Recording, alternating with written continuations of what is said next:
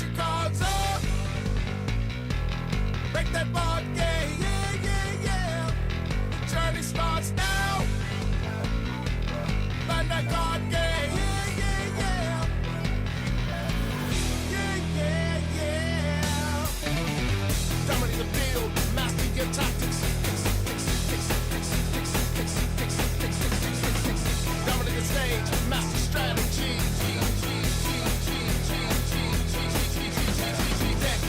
Deck to the world. United the world, TCG, yeah. Stack to the top. United the world, TCG, yeah. Bandai card game. Break that board game, yeah, yeah, yeah. Journey starts now. Bandai card game, yeah, yeah, yeah.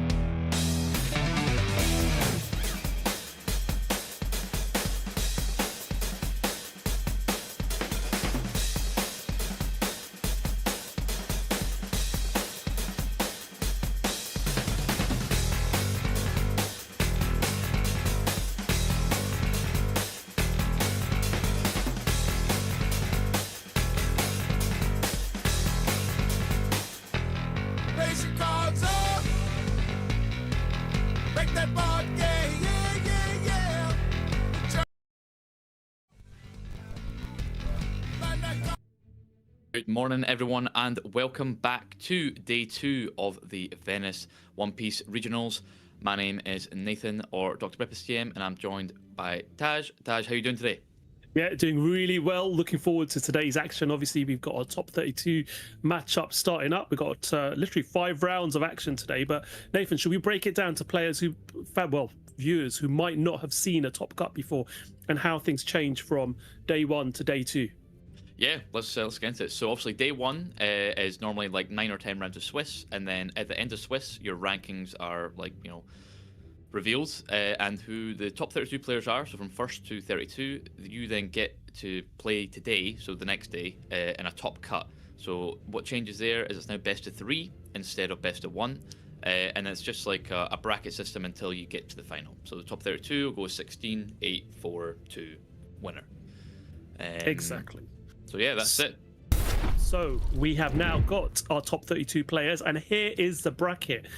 And yeah, you might think, wow, there's a lot of blue-yellow there, isn't there? Indeed, there is. Nami is representing massively in this bracket. Actually makes up half of our 32 players. 16 Namis being represented here, as you can see in this bracket. So quite a few mirror matches. We've got quite a few NL there as well. Not as many as we have seen in more recent regionals.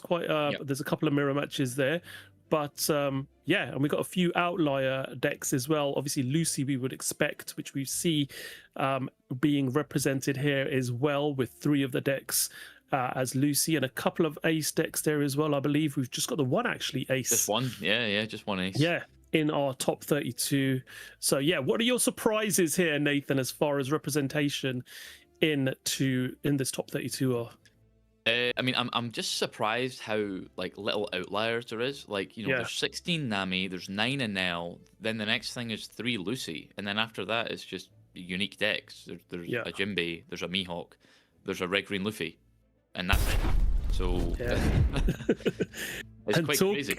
It is indeed. And talking of Red Green Luffy, we've got Hassan here on Blue Yellow Nami, but his opponent today is Don on Red Green Luffy. Mateo is indeed piloting that deck that we are going to see as a one-of represented in the top 32. But Red Green Luffy, I mean, I think this is, we've said this, it's a really powerful deck now. We saw it played yesterday as well.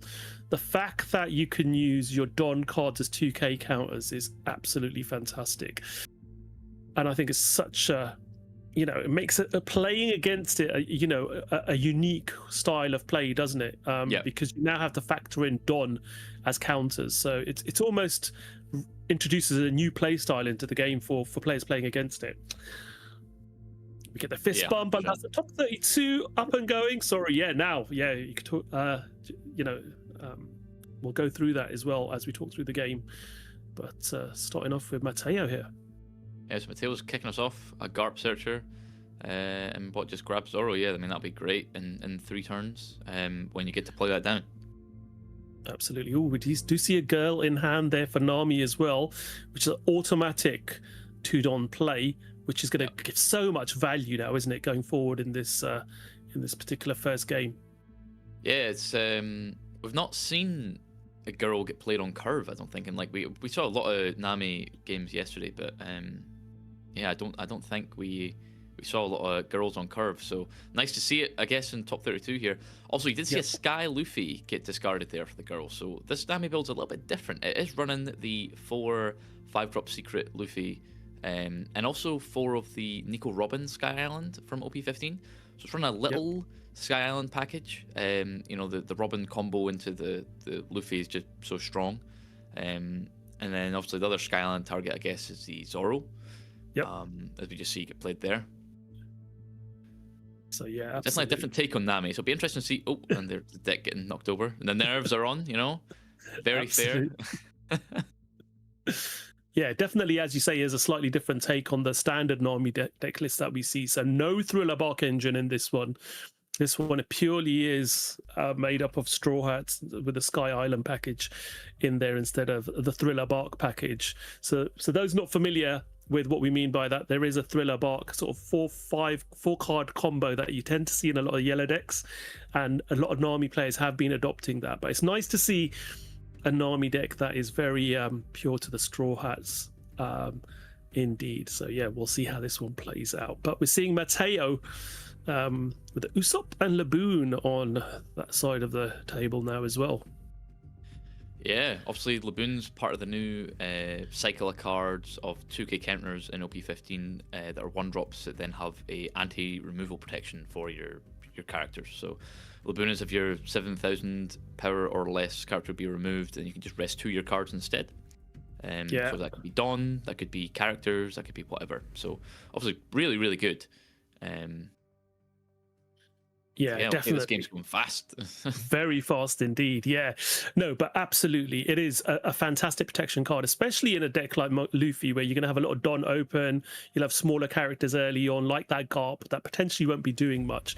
So to give your characters protection, and that's just removal, like means removal off the board. Even if you're bottom decking like you would do with some blue cards, it does mean that it does protect them quite well. And especially with, we do see like Silver's Rayleigh played in some of these yellow decks, and there are 3 copies in this particular Nami build, so it can protect you from a Silver's Rayleigh removing your character off board. But we are now seeing Mateo trying to formulate a way forward, starting off with a swing here with Usopp. Yep, so 6 into 6. Do see that countered out with a 2k counter, the form of Baby 5. Probably see 6 into 6 again, maybe. Oh no, we're gonna load it up. Ooh. Thinking about it. Having a little think. So we do have Hassan on 4 life at the moment. Mateo's gone down to 2. Yeah, I mean the Nami is obviously the Nami character being able just to rip a life bypasses through all the counter the Luffy could have. Exactly. All right, yeah, just passing, swing 6 twice, get 2 2Ks out of hand, and have 10k counter. Yep. Sounds good. It does indeed, yeah. So let's see how Hassan now responds to this. Yep, so we're on a 8 now, right? So I mean, we could see Robin come down probably. May as well get your free heal. Yeah. So that's what we're going to do. So heal 2, and then leader effect to draw 1. Nice, draw into another 2k. And then, yeah, girl effect. Dawn on leader. No point swinging. Yep. 10k counter there. Exactly. And this is the thing, isn't it? You're pretty much having to sort of sit back where you normally would be pinging those little 5k, 6k, 7k pokes against your opponent, trying to force 2 cards out of hand. You can't do those 7k swings because they're just going to rest a couple of Don cards, and it really doesn't sort of work. So we are seeing the Luffy now. Yep, so this is attacking double attack. Double attack, so 2 life that is now taken. Seen what there? So, of course, yeah, the Zoro from turn 1 that we searched. Yep. And we're now seeing an 8k swing coming in with the leader. We do see leader effect fired off and a Zeus there to take it up to 9. And now Usopp's end of turn effect restanding the Dawn. So we're up to 3 Dons at 6k counter and 10 Don turn. Well, what do you expect on a Nami side on a 10 Don turn? We just seen that dropped. Yep. Edward Newgate on curve. Yep. Good. Almost like you're playing a Whitebeard deck. Absolutely. Yeah. So deciding what to put the 2 Don under, decides to put it under the Zoro there. Probably wants to swing with a Zoro, so then it's in the trash to potentially be able to bring out later, maybe. We do know that it can be a target of certain cards in Nami decks, but there is no Thriller Bark build in this one, so we are swinging with the Nami as well, actually. Yeah, it just makes it more efficient there with a Don distribution. Yep.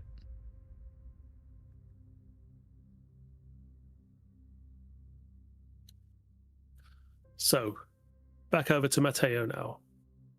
Both these players are playing very rapidly this first game. I think very conscious of the fact that they know it's a best of 3, and they want to make sure that if they come a cropper this first game, they've got a good opportunity to take it to 3 games. So both players playing at a fairly steady pace. And we do have the double attack being countered away now by our Nami player using leader effect.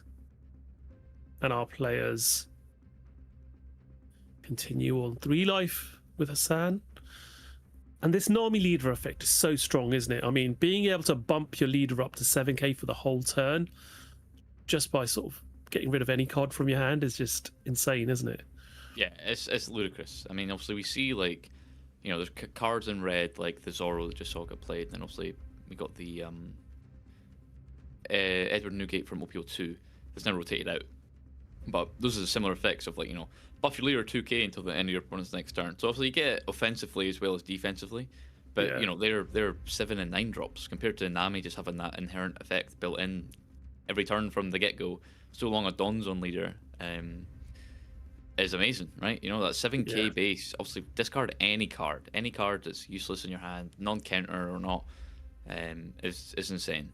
And thanks to, like, the 10-drop Edward Newgate in blue, you're getting such a big body that has the effect to give rested Dawns out when it comes down. Yeah. And obviously in Nami especially, that's, like, fantastic. Exactly. So we've got another Edward Newgate being played now. Just deciding where to put that 2 Dawn. Based on the fact there's 4 Dawn open, you'd want to put it on one of your bigger bodies, maybe. Yeah, I think maybe the Robin.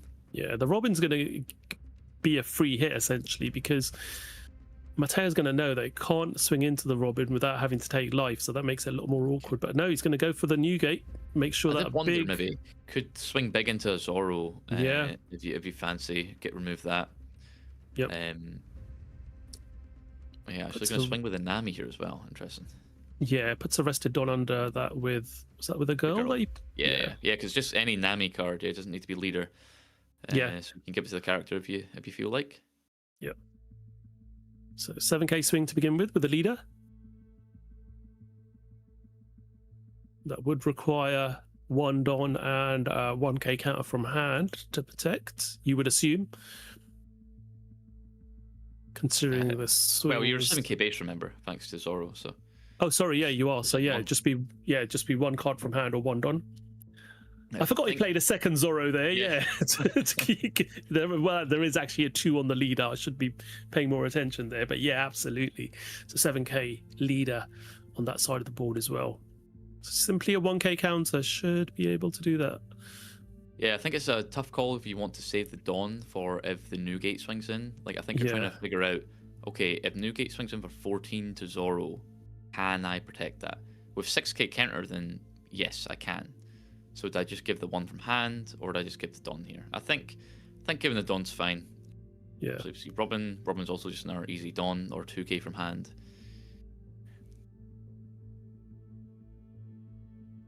Yep. Dawn card. Dawn. And now we Right. do see the swing into the Luffy to get Yeah, rid of it's that too- double attack. Too much. Yeah. I think it's fine getting rid of the Luffy here. Like, obviously, it's a great card, especially into Nami. The double attack is actually incredibly potent. But when it's at this point of the game, where Nami's like chaining Edward Newgates back to back, you're always going to be a big blocker that you just can't get through. Yeah, So the exactly. double attack is pretty meaningless. Because even if you swing tall enough to, you need to swing like 14 realistically with the Luffy to get like value, because then the block with Newgate and then 2 cards for hand, I guess. But Yeah. Nami would do that happily, and then the rest of your turn is going to be nothing because you just spent 7 Dawn on Luffy. Exactly. So let's see what Mateo is planning here now with the 10 Dawn available. There's a big Edward Newgate blocker in the way there, 12k blocker. So one of the attacks is definitely going to be absorbed. So how do you get around this?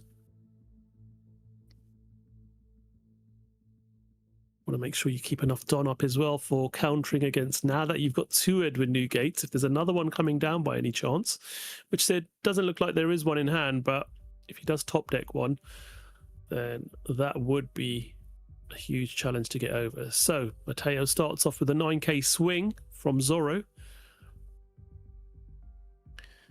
into life by the looks of it. Seeing a lot of counter now in Nami's hand. Obviously, Edward Newgate has the other effect of on play to draw 2 trash 1. Yeah. So you're just getting to filter more through your hand. Obviously, because earlier on, Nami's hand was like very, very bricked up. So like 1 2k counter and then 3 non-counters. So after 2 back-to-back Newgates, and obviously draws and taking life and stuff, we now have a hand that's full of counter. Yeah, there's a Borsellino in there as well, so that's just going to be great next turn if we've got nothing better to play. So we do see a block from the Newgate there for the first 9k swing. Now Mateo, having just had a look at on army players' trash, he's just considering what the best way to formulate this is going to be. Yeah, it's quite interesting just immediately ripping the block there. Normally you want to keep the blocker up to sort of like, you know, mitigate the future like attacks that are going to happen. Like blocking straight away, normally you're like, okay, well now I don't need to worry about blocker, now I can just math out. But because Tails' board is like so small and not really impactful like characters, like obviously Zorro's good, you got the 9k, but no Shanks or anything like that, any big bodies that can really punish the Newgates being rested right now. Yeah. And the important thing is as well with Red Green Luffy is when you put Dawn on characters, it counts as given Dawn and not rested, so you're not able to restand at the end of turn with effects from Usopp. Yep. All right, okay, we're just ripping straight into life here. Wow. Yeah, going 10? 10 into life. Nami's leader effect has not been fired off yet, so that would be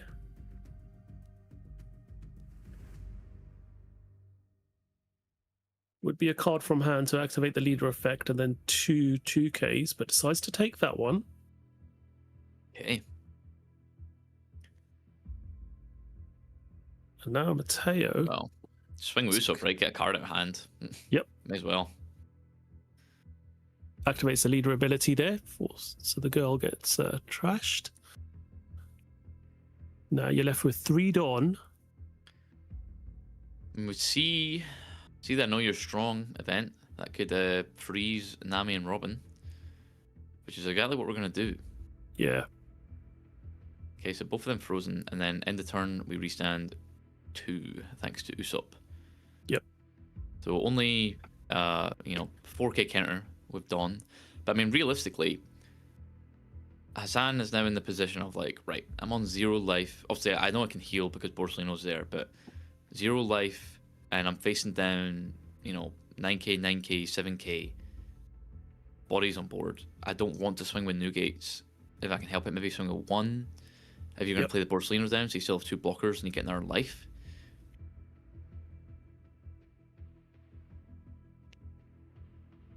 Yep, there are 2k counters in hand as well. The form a couple of Zeus there I can see. I think you definitely want to swing with a Newgate this turn, just so you could get something through. Because having your Nami and Robin stunned is very, very unfortunate here, especially when you're in this position where you need to like heal and play a little bit defensively. Yeah. I think we do have the Silver's Rayleigh in hand as well, but that's not going to be much good with that Laboon on the board. Well, actually, you'd have to rest Dawn. So you could get rid of the Usopp potentially. But as you say, you want to press that life as well, but with our Luffy player still being on 2 life. So let's see what we start off with. I think it's going to be a 10k swing into life. So immediately 4k counter used in the form of the Dawn, and then a Laboon on top. Yeah, so we're going to see Borsellino come down. I mean, I think Hassan's decision here is, do I swing with a Newgate or not? I think you're kind of fine doing it. I mean, I suppose you risk like. I mean, it's open deckless actually. Yeah. Like I was gonna say, you're risking like some green rests, that could come out of nowhere, but I don't think we have any. I think we play one. We play one Dead Man's Game. Yeah. Well, So that could do it.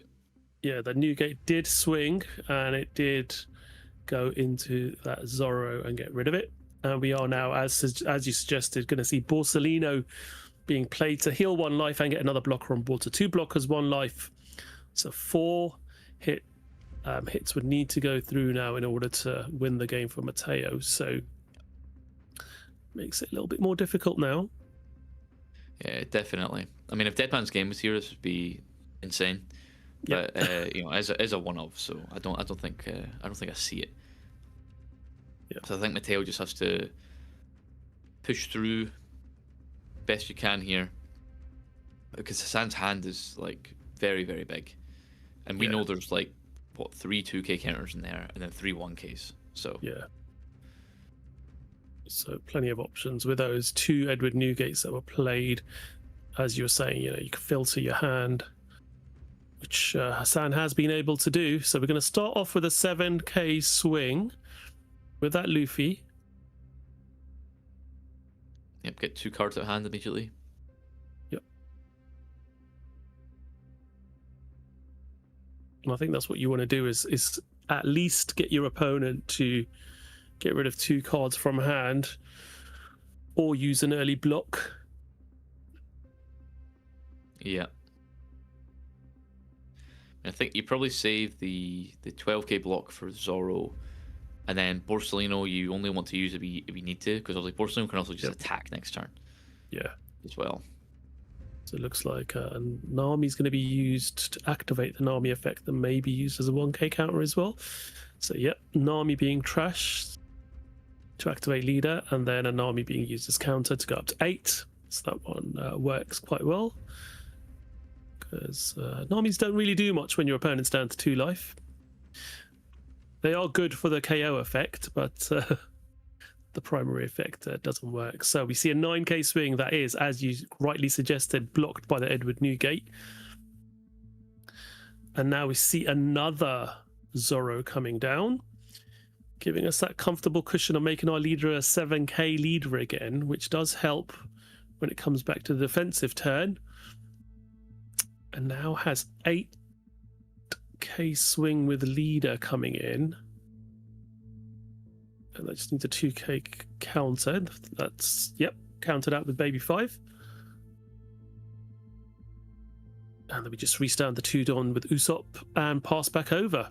So what can Hassan do here now?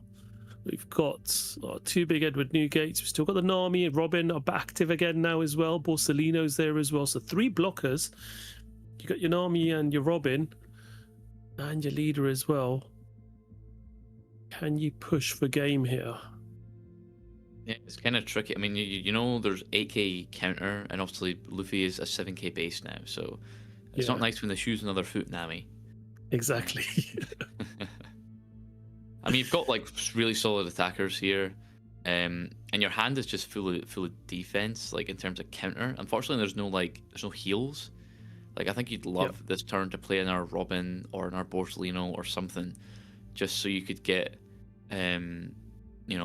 value there and kind of maybe think you can live next turn.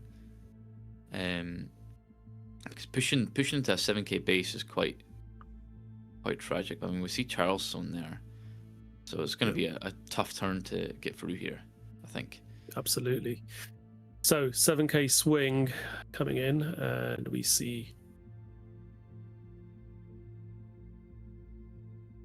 that was... I mean, that was a Dawn on a counter. Mateo forget that he's a 7K base. Yeah, right? I think he might have done. That was done. just 7K swing, right? Yeah, it was a 7K swing, and he counted out 8. Yeah. Counted up to 10, sorry. So a bit of a misplay there by Mateo, over countering. Now got Nico Robin coming in.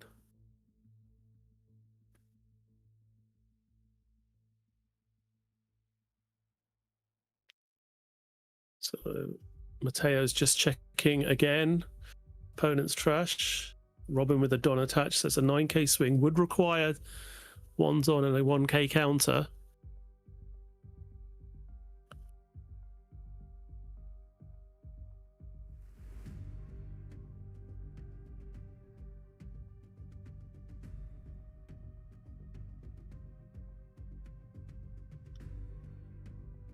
Just considering now the numbers here and how many swings are going to be coming in. I think he's considering Charleston here. He is indeed. Yeah, so there you go. Again, over countering.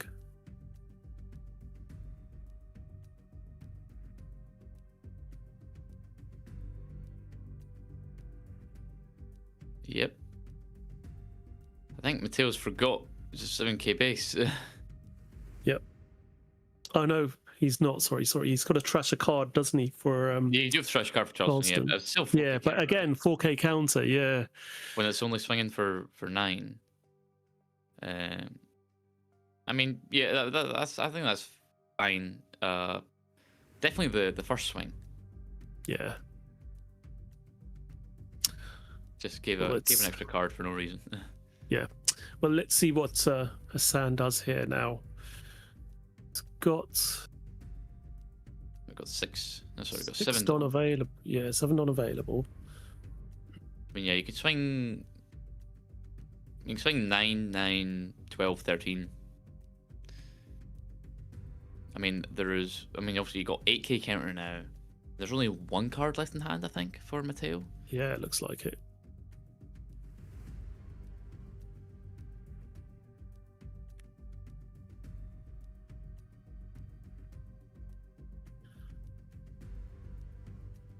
Okay. 7k swing with Nami. Yeah. So this is just a Dawn. So hopefully just 1 Dawn is used.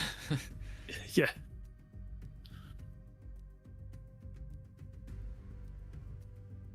$7k swing, 6 Don left available.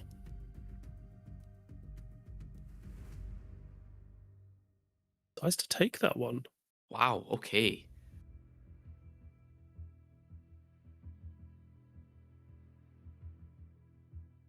Feel like you would just Dawn that one. Yeah. Oh, why not? Yeah, I mean, exactly. there's still, well, I suppose there's 6 Dawn left, but I mean, now Lethal's like more possible, I think. Yeah, if you divvy up these Don.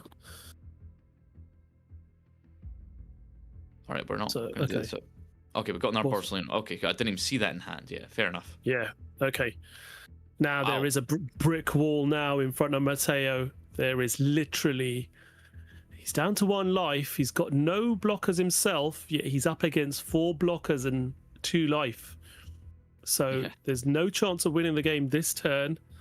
How do you sort of formulate a way through this wall now? This is just starting off with a 9k swing. And the thing is, Hassan can just take the life as well.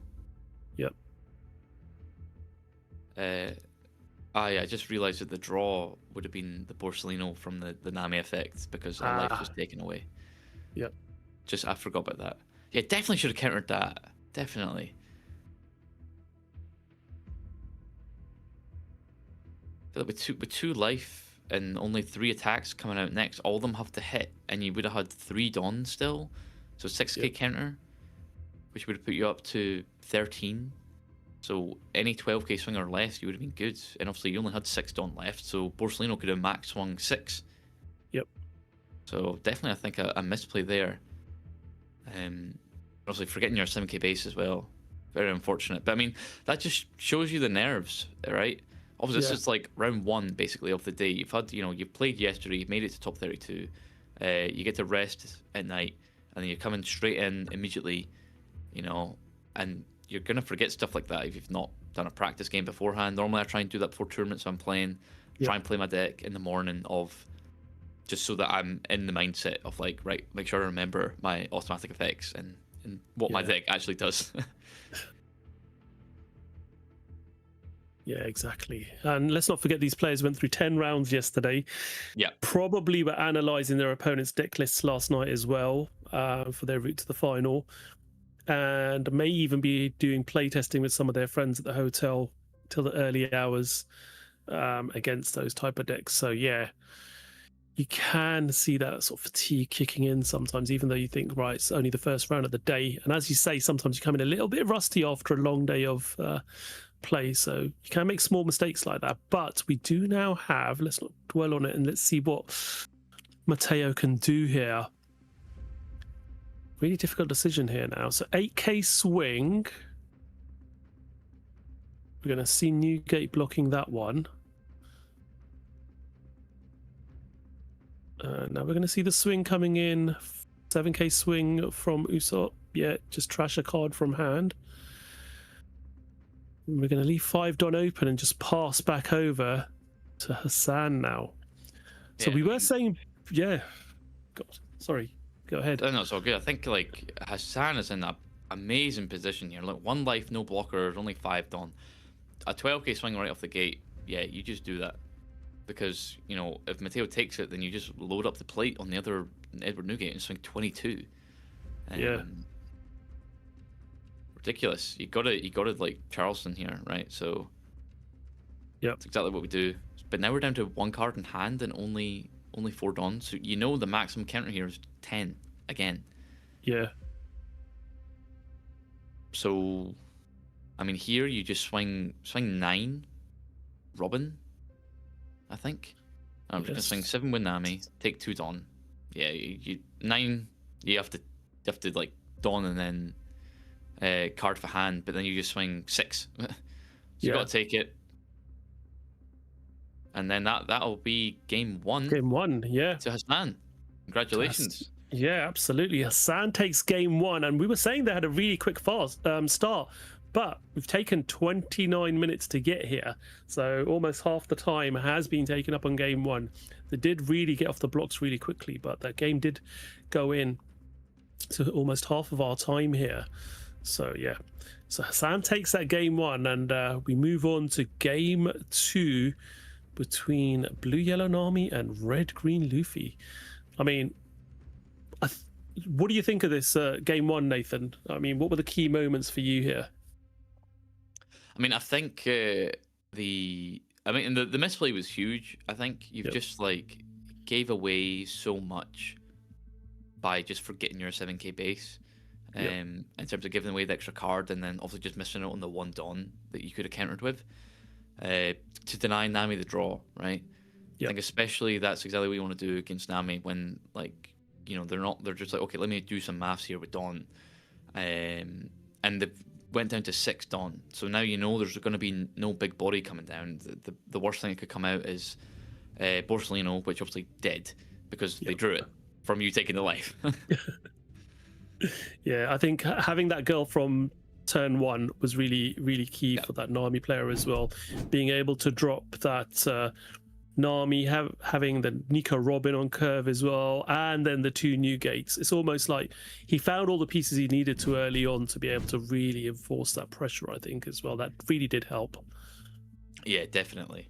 And I mean, the good thing is as well is that with the girl out going second, obviously turn 4, or not turn 4, Dawn 4, you know, you play like a Marco or like Skyland Zoro, then you get the Dawn leader, and then next turn you're on 6. So normally you play Nami down, which means, you know, Nami's getting the rest of Dawn's your leader anyway. Then the girl will give another one, that's 7k, which means you're getting rid of 2 Dawn from Red Green Luffy at that point, and that they would have only been able to play probably Sanji the turn before, so you might actually be able to get through some cards in hand if you have the 6k body on board from last turn as well.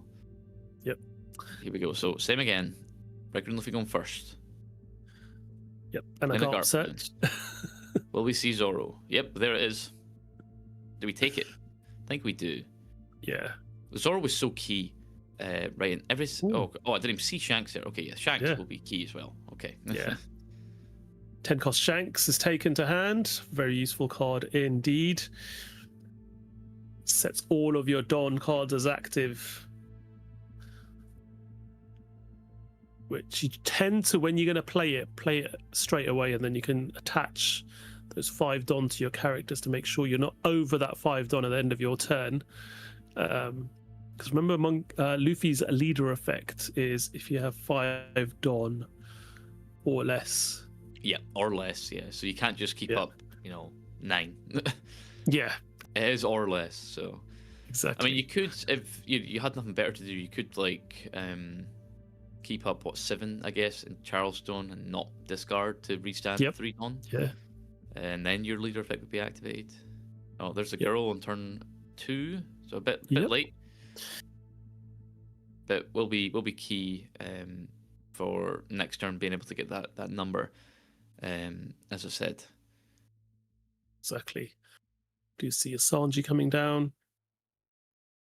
And a 6k swing going into leader, forcing at least 1 card out of hand. And we see Leo being trashed to activate leader ability there. And Laboon comes down as well to add a bit of protection on the board. Now that our opponent is getting to that point, they can play their Silver's Rayleigh, but we are seeing Nami to drop our Luffy player down to 2 life again. It's almost like a deja vu here, isn't it? Yeah. With what we're seeing. I was just going to say, it's pretty much exactly deja vu, because we're going to probably see another 8k swing. Yep. Yep. So you mean you leader and then give it 2k? Because I don't think you want to go down on 1. No, you wouldn't You at this stayed on stage. 2 for so long. I think you definitely want to do that. Exactly. You're below the Nami threshold of 5-drop Nami of getting ripped. Taking a life, getting burned, and you're still at a healthy amount that you could somewhat mitigate storm for any lethal turns. But wow, okay, we're just taking it. Oh, there goes me.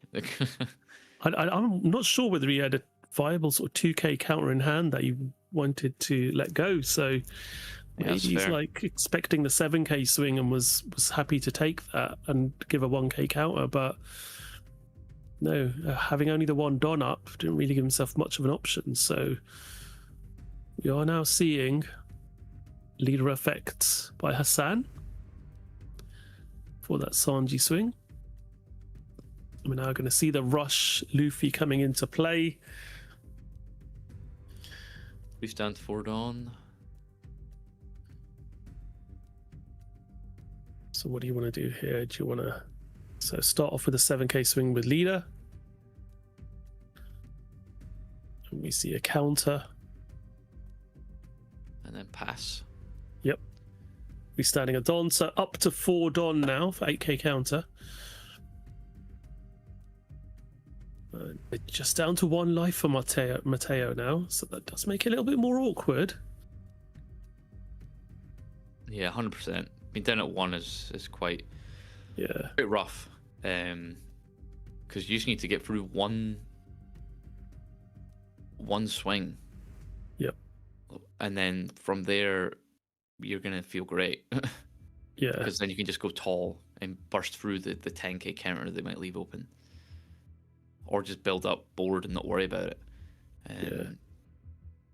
Okay, so we are going to see Sky Island Robin. Wow. So finally get to see it. That's good. What do we have to play? Yep, the combo and Bell Luffy. Absolutely.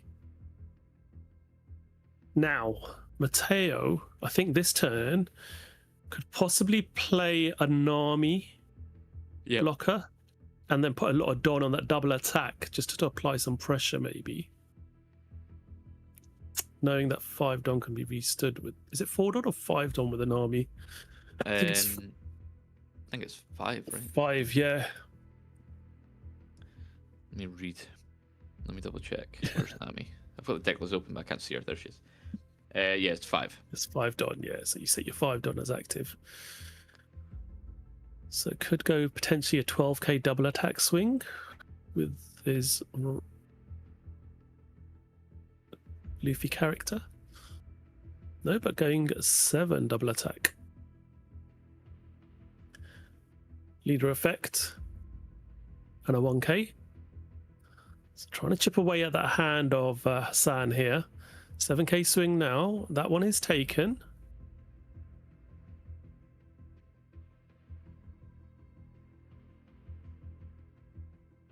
I think Mateo being at 1 life for the next turn is going to be like brutal. I think you're facing Yeah. down so many viable attackers, right? Bell, Luffy, Yep. Robin, Nami, Leader. They can all like waste your Dawn, or Exactly. swing high enough to. All right, okay, here we go. We're gonna see a stun. All right, Luna. Woohoo. Well, that's good. Yeah, that's a good play. Yep. So now that Ben Luffy's out the equation, Yeah, you've well, and chipped- everything else. Yeah, I think you're Yeah. fine now. I think you play Robin Yeah. here as Hassan. Yeah. We're on 10. We could play Newgate if we want. Yep. Yep. Set up a big blocker. Good to go.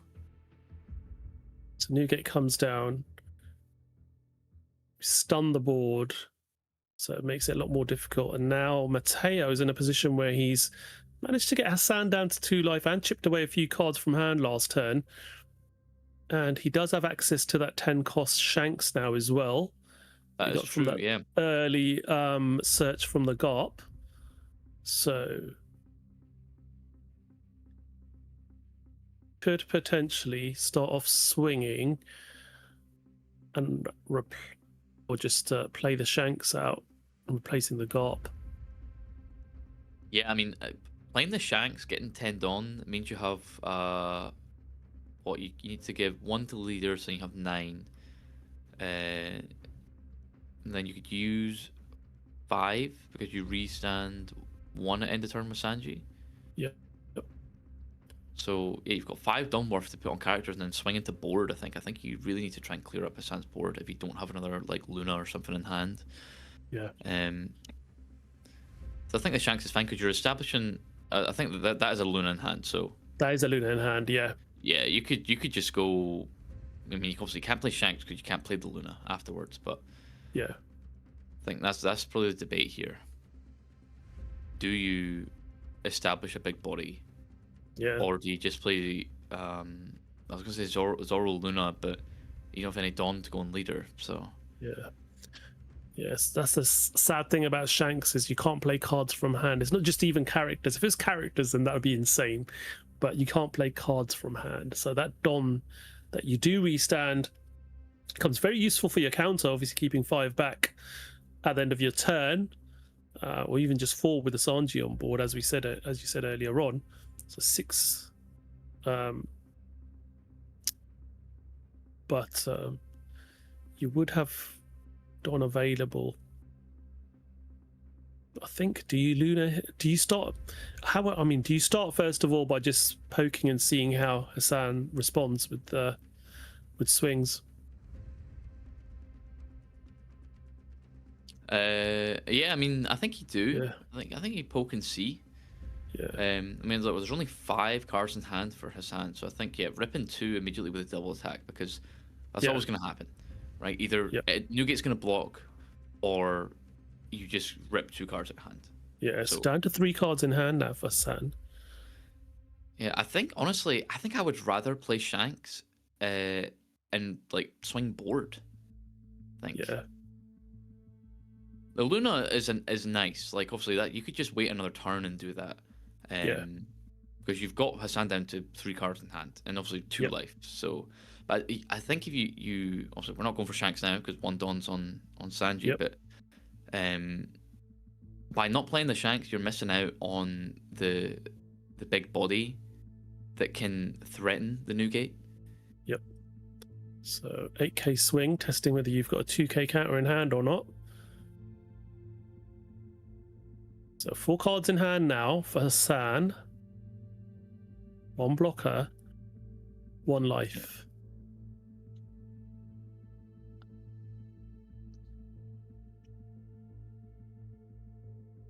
Kind of Luna Okay. now. Yeah. Yep. Luna. And then you've got 6 Dawn left. Stick 2 on your leader. Swing 7 and then restand 1 with Sanji. Yeah. I was gonna say it's kind of pointless because you just Newgate block for free. Yep. That's your last swing. Yeah. But Hassan nearly went to counter there and then remembered. So Yeah. even though there's no you're not losing anything by resting your leader. Like that Exactly. can't get Luna or anything. Yeah, absolutely. I mean, I can get Arlong, I guess. OPO7 Yeah. Arlong or OPO6, pretty sure 6. can stun it. But obviously, you know, that's green and also not played in any deck. So Exactly. So let's see now. Tend on turn again for Hassan. What does he have? He's definitely got Nico Robin in hand there. No Newgate. yeah, no Newgate is unfortunate. I think you just. I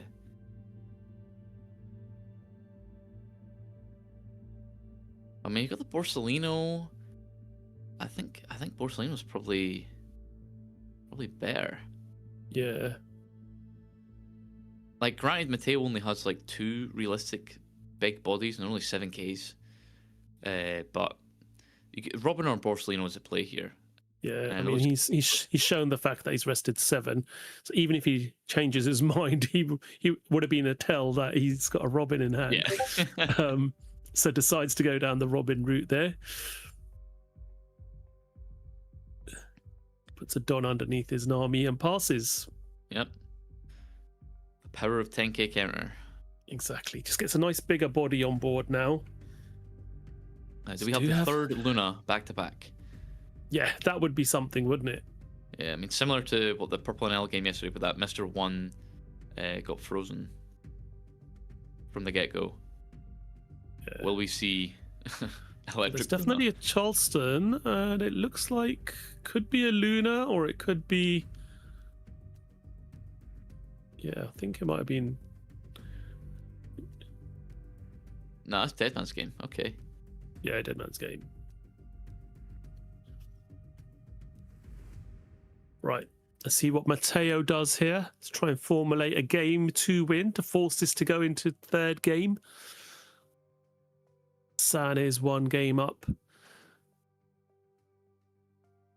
If Mateo cannot get through here, it will be game over and his journey ends here. So what can he do to win this particular game?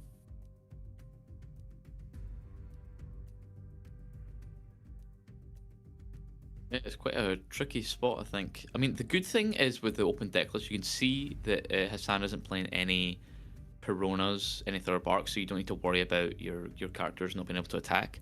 Like, obviously, in this matchup, normally, you would expect, like, oh, Masanji or Luffy's going to, you know, get Perona if a third bark trigger comes out. But, you know, you don't need to worry about that now.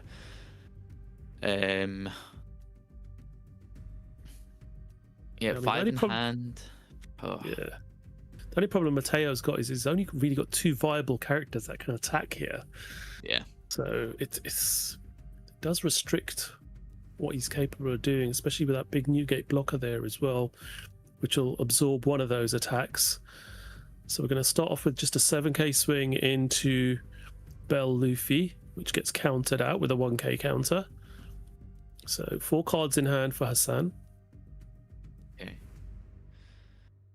I wonder if that 7k swing was just to get a card out of hand so that you could try and Deadman's Game and go for game here with double attack Luffy and Luffy leader. Yeah.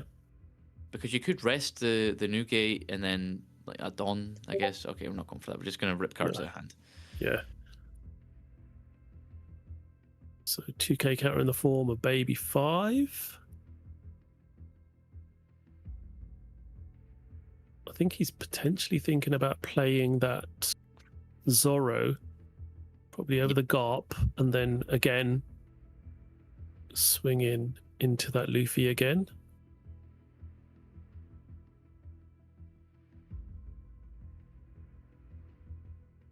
Yep, looks like he is. Play the Zorro over the Garp. Give your leader plus 2k and then swing into the Luffy one more time, and that will absorb the block. Now leader is on 7, and now we're going to see a 9k swing again going into that Luffy. Are you going to give us 3 cards here? 2 cards, sorry. I mean, do you just... Doesn't look like there's a 2k counter in hand, does there? Not sure. Yeah. It's got a Borsellino girl, and I don't know what the third card is. Oh, yep. Borsellino and Leo. Okay. Leo, yeah. All right, so wow. Obviously, thanks to Zoro's rush, right, you're able to swing 9 twice into the Bell Yep. Luffy. Obviously, you did have one free block with Newgate, which we used. Yeah. But yeah, I think Hassan just needs to go for game here. Honestly, Yeah. I think You've there's got- a Charleston in hand, which will help. You've got the Nami blocker. It was a 7k base, but like, your board is insane. Like, Yeah. look at this. This is absolutely ridiculous. Yeah.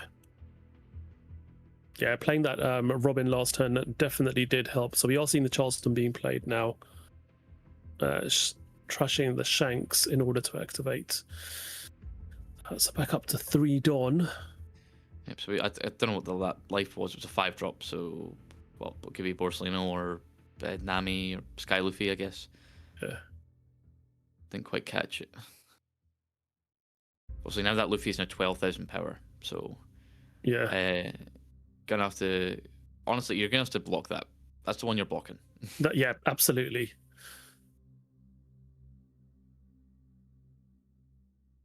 So 9k swing with Nico Robin. Plenty of Don up as well. 7 Don still up. So Yeah, do you 7 give still up? up? We can what? Give 3 to Nami to go 9, and then Yeah. 4 to Leader to go 9. Yeah. So you can go 9-9, 4 9s, Yeah. 2 12s. And then you've still got the Luffy, that's a 12k swing, isn't it? And then Yeah. if that's taken and there's hardly anything left, you can swing for game with that Newgate. I mean, we see the Deadman's game that could be used as just a 1-drop 3k, but I think Mateo needs to hold on to it Yeah. to win next turn. So that's going to be like the last card to be used for a counter. Exactly. Yeah, So- we're going to see. 3k counter. Ooh. So now It's just gonna be 2 Dawn left. Yeah, it's going to be quite tense this now. Let's see. Is it going to be the 9k swing as you suggested? There is a Zorro in hand there as well.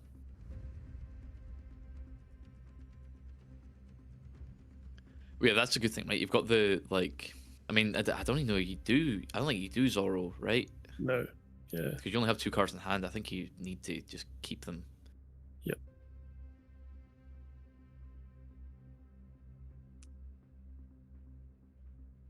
So Zorro and a Robin? Sky Island Yeah. Robin?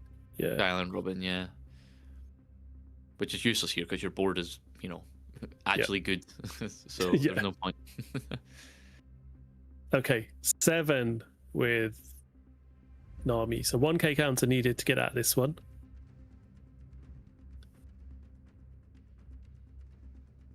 Okay, so he uses a Don for that. And we now have 6 Don left. 11k swing with Leader. Wow. Yeah. I mean, honestly, I think that's fair because you swing 11. Oh, but you take. Wow. Okay, that's not a good sign. No. Okay, Zeus now added to hand off that. 12k swing with Oh, no. Newgate. Forgot about Sky Luffy, or can we not stop the 17? Yeah. Yeah, So we that can. block just, I mean, that was probably, not the way to do it. If you could have blocked the 12, if you could have counted out the 12k, you would have had to. Yeah. Either way, you'd have had to use an event, so that Luffy would have got bumped up again by another 5. Yeah, very powerful indeed. But yeah, Nami, as you can see on the screen, Nami Leader, your turn once per turn. This effect can be activated when a card is removed from your or your opponent's life cards. If you've got 7 or less cards in your hand, you draw. Super powerful indeed. Keeps your hand size so strong throughout the game, which is why we see players targeting sort of characters, trying to just chip away that hand size as much as possible. And then Don times 1 on your opponent's attack once per turn. You may trash 1 card from your hand. This is the key. This leader gains plus power during this turn, becomes a 7k leader by you just trashing 1 card because you've got a Don underneath the leader. Makes it so difficult to get through, and you can get that from early on as well. Really protects your leader and your life, and then you've got so much heal as well, haven't you? Yeah, I mean, it's like protects you early by just becoming a 7k base for those like first 3 turns of attacking, where realistically you're only going to be attacking like 5 or 6 or maybe even 7. So having that ability, and obviously you could just take the life too, because you heal so much in yellow, right? Yeah. And Nami, you heal a lot. You might be like, well, I need cards in hand, so I'm just going to take this if you're going to swing at me.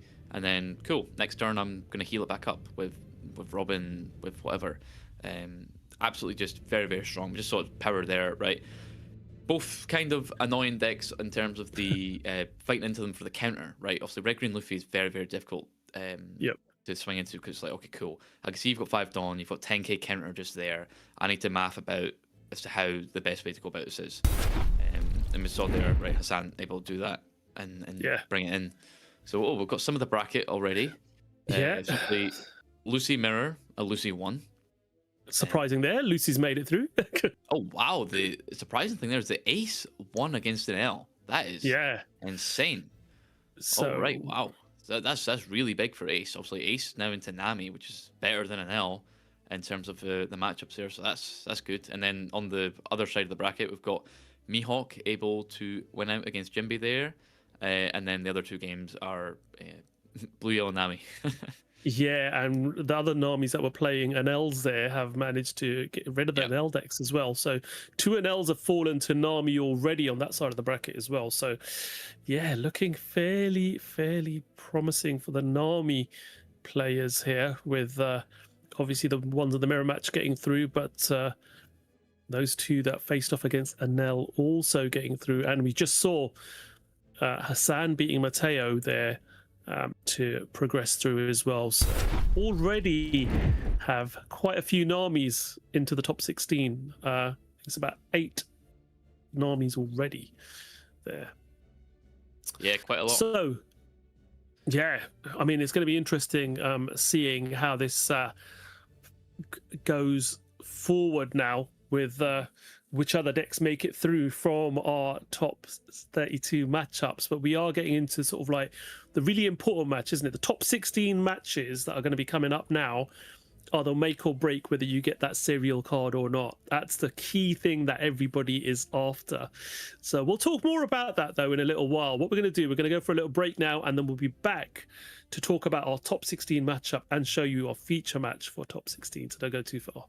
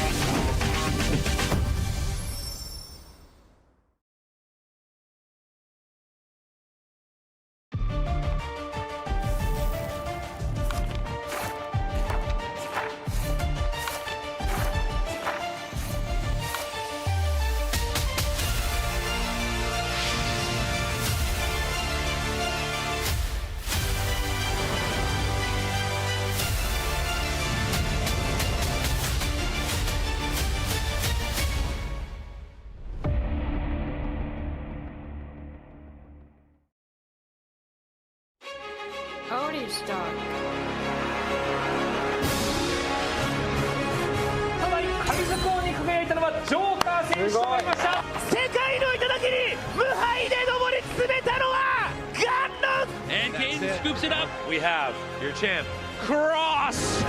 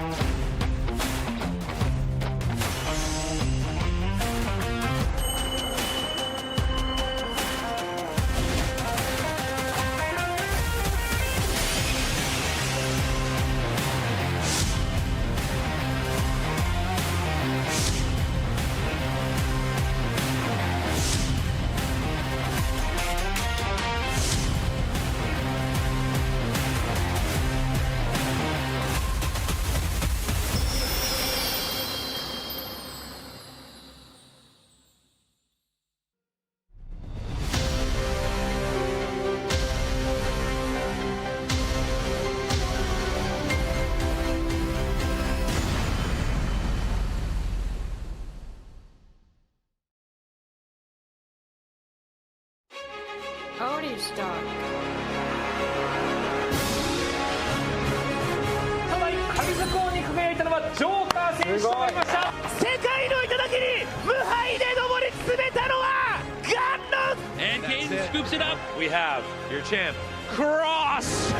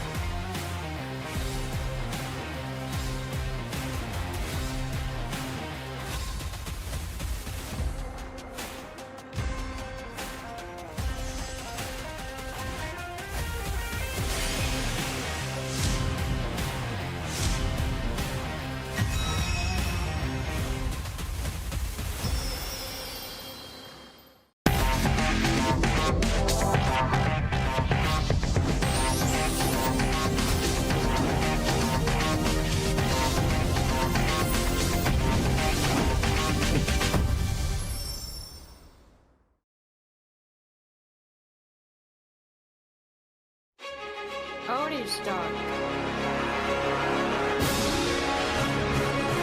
ただ神作王に輝いたのはジョーカー選手となりました。世界の頂に無敗で上り詰めたのはガンノン And Kane scoops it up. We have your champ, Cross.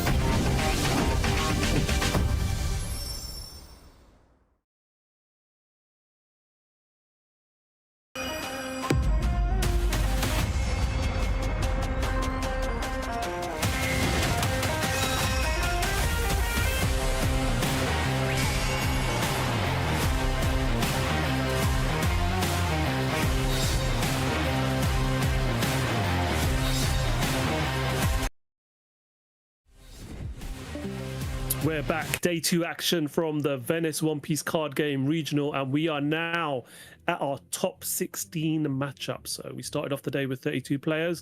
Half of them have fallen to the side, and we only have 16 players left to decide who's going to become our Venice regional champion today. So Nathan, we've had an interesting run up. Obviously 10 rounds yesterday, top 32 matchup.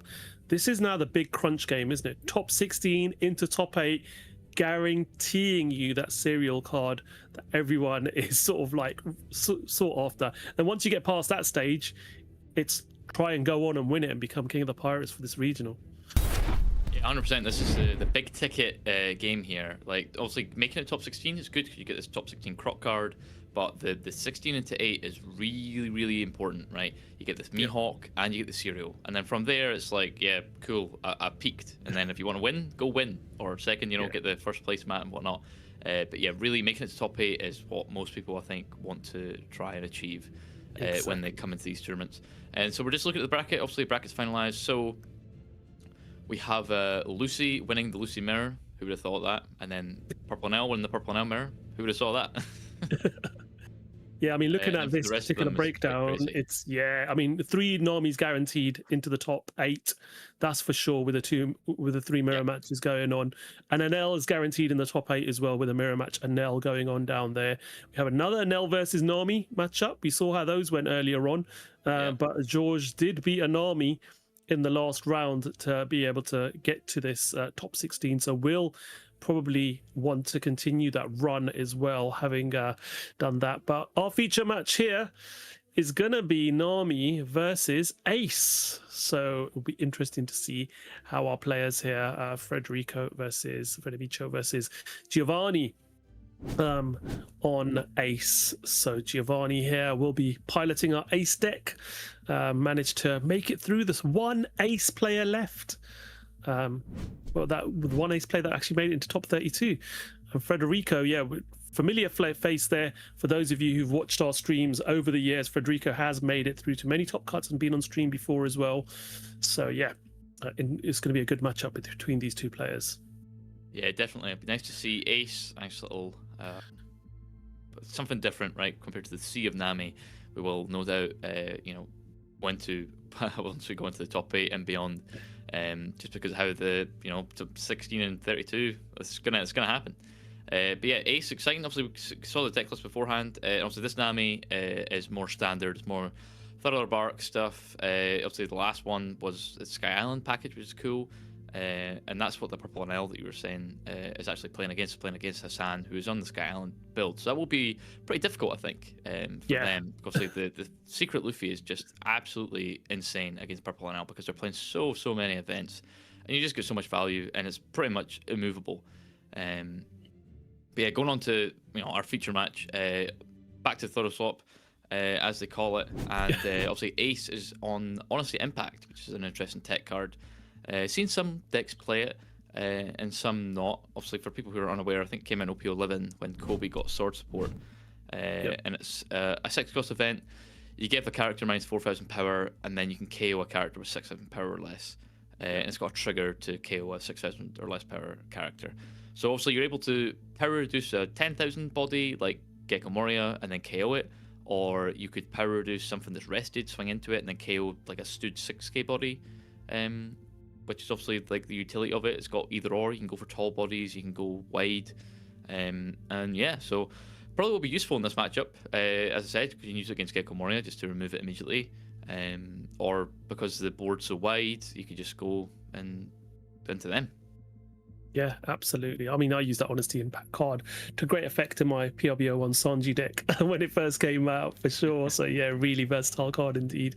But yeah, this is going to be a really good matchup. Really looking forward to this, seeing how the Ace player plays into this. And obviously both players have got access to that 10-cost Edward Newgate card. Yep. So important in this matchup as well, isn't it? So yeah. Yeah, it really is. Obviously since Blue lost Red Rock due to the block rotation, the Edward Newgates just get to stick around. Obviously, Honestly Impact is quite useful into them, obviously, because you can power reduce them to 8,000, and then you can swing into one if it's rested, or if you swing for like 8,000 with Boa beforehand, and then they block it, and then you go, okay, cool. Now I'm going to power reduce it and swing into it with my Newgate. Got you. Yeah, exactly. I mean, we still have removal options with blue. Obviously, we know that we've got stuff that can bounce stuff back to hand or freeze it. So Jozu is a really good option, obviously, that we know can deal with the 6 cost or less. And then we have also got our Boa Hancock as well, the 6 costs that's seen a lot of play in decks featuring blue colors recently as well. So we've definitely got the capability of seeing that as well.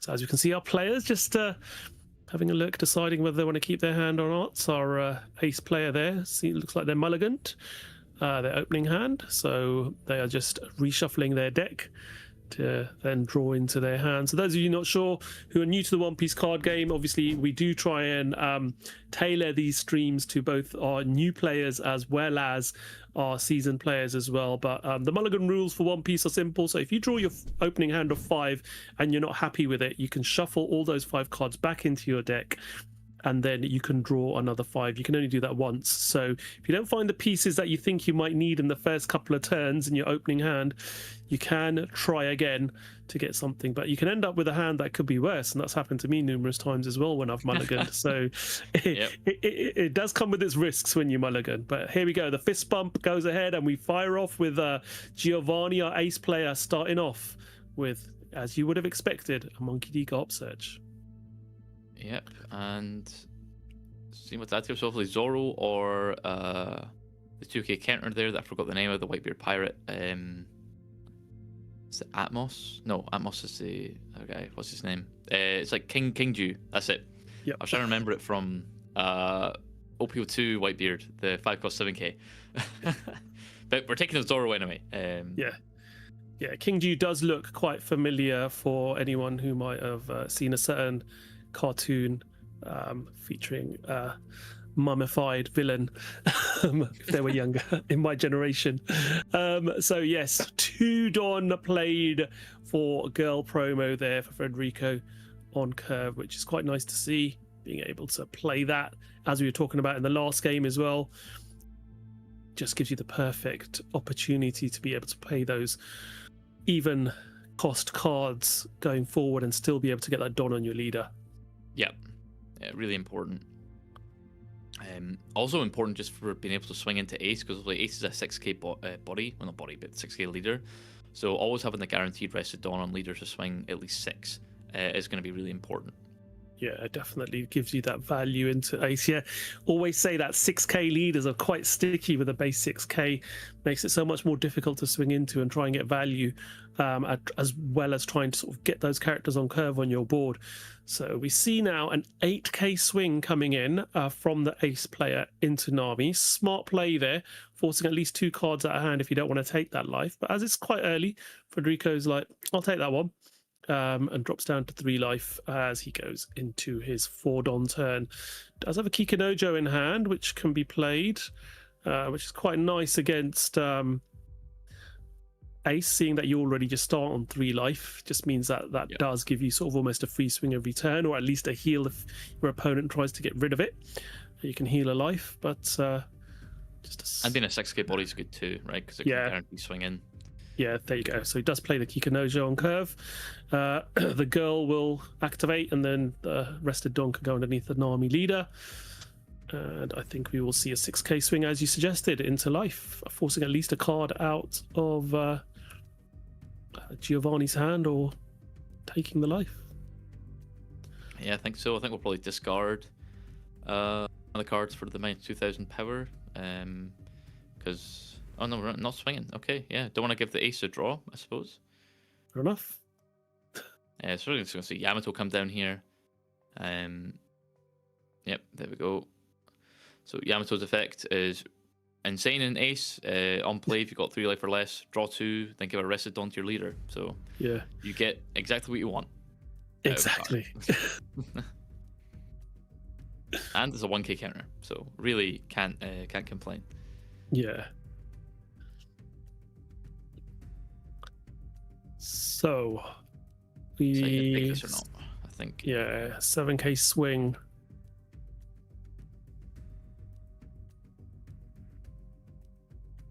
Asking Giovanni, how many cards do you have at hand there?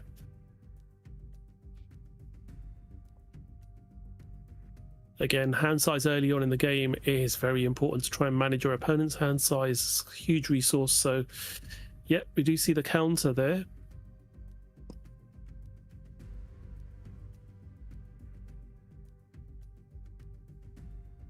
Now passing back over to Federico. 6 Don available. What will be the play here?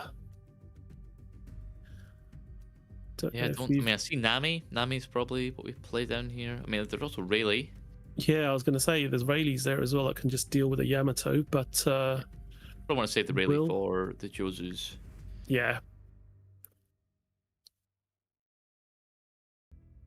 Yeah, Nami's really good in this matchup because the ace doesn't get the leader effect of the draw from taking a damage.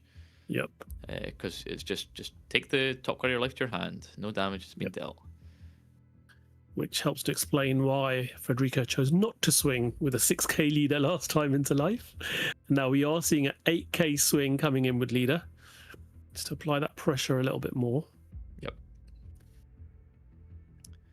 Just ask for 2 cards at hand. Normally you would want to take like the first big swing into life as ace, but since you've had to take the Nami swing here, you do not want to go down a 1. Yeah. Having that Nami taking that life does make it a little bit awkward. Yeah, as you say, you don't want to go down to 1. So we are using leader effect there.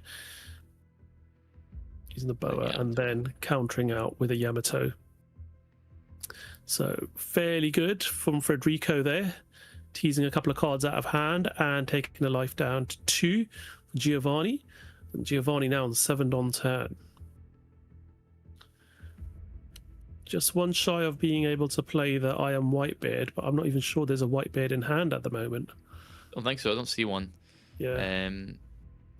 A little bit of an awkward turn. If they've got Zorro, we could play down, but there's no rested Dawn to give the leader, so kind of missing out on that.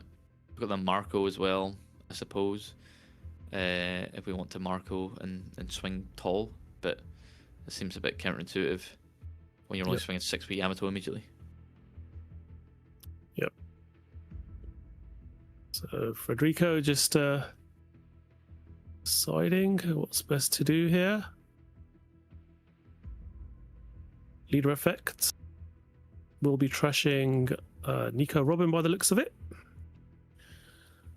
to push the leader up to 7. Here comes Zorro. Yep, Zorro comes down, now making that ace leader 8,000 power, which just sounds crazy, doesn't it, until the end of Federico's turn. That's 8 into 7. Insane.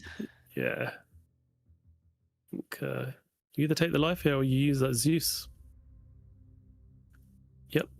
Life taken. And it is a Edward Newgate for Federico there. That's good. That will mean next turn, after this particular one that Federico's starting, we'll be able to fire it up. This is the 8 Don turn, I believe, for Federico now. So seeing our Robin in hand, so we'll probably see that come down. Yep. I mean, the Zorro here is good into now. Even though you're not getting the Donald leader, you are setting up that you're an 8k base, which means that the Nami can't really swing into face. So yeah, we'll just swing into Yamato. Because if you play Robin down, you're not going to have enough Dawn to make anything in the 8k. Yeah.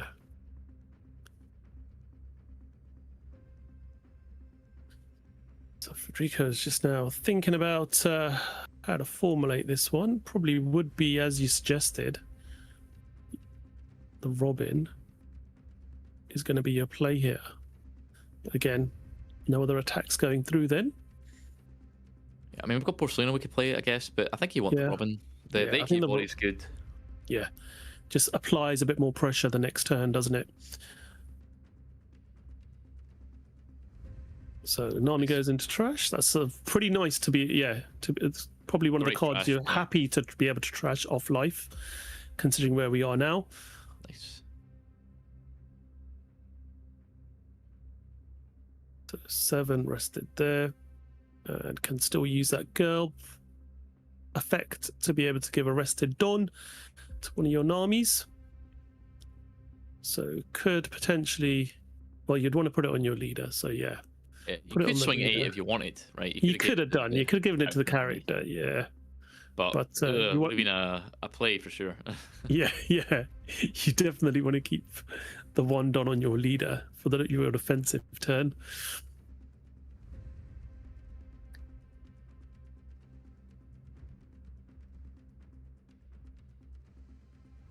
So yeah, there you go. Swing 7 into 8. Let me see if I can pretend, bait out of a Cheeky counter for the swing, reason. He might Yeah. forget he's +2k. Yeah, we had it earlier on, didn't we? So Exactly. so sometimes it's just worth that cheeky swing. So Digging yeah, for Newgate here, and we got it. Oh yes, let's go. yeah. I was worried we would not see ever Newgate, but I was getting rid of the Honesty Impact. Yeah, pretty. Yep. Got another one in hand anyway, so I don't think you particularly want to when there's no Gecko Moria to be seen. And honestly, like, the bodies on board aren't particularly good things to KO. Like, obviously, Kikinojo will heal 1, Nico Robin, you get dealt damage. So yeah, so we do see now 2 Don being applied to the Zora, making it 11k swing, and we also have 2 Don underneath the leader. So 8k swing coming in to begin with. So we are going to see leader effect fired off plus a 2k in the form of Zeus. So Nami is now up to 7. Another 11k swing coming in. So 11 into 7. This one I think you take. Yeah, 100%. I think you take. Ooh, got a trigger. Just deciding on whether to trigger there or not. Usually when you're thinking about a trigger, it's the Thriller Bark type trigger. Just trying to think what it could have been. Yeah, I would say it's probably one of the Thriller Bark triggers, or maybe the Rayleigh that you'd consider. Maybe, yeah. Yeah, it looked like it was Kumasi. Yeah, I think you'd rather the 2k. Getting out like a hogback is kind of redundant. Yeah, When you're going to want to play a bigger body this turn. exactly.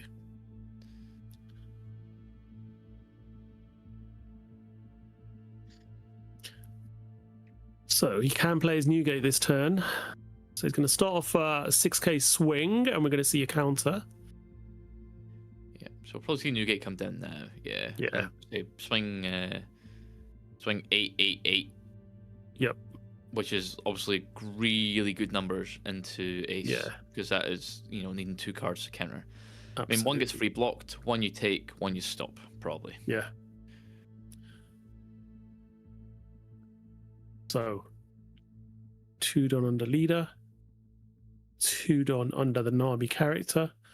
So swing 8 with a Nami character into life.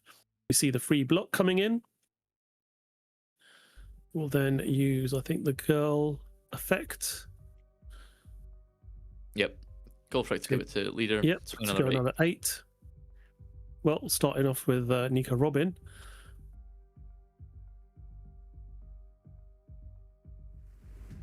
We see our leader swinging in for 8 as well.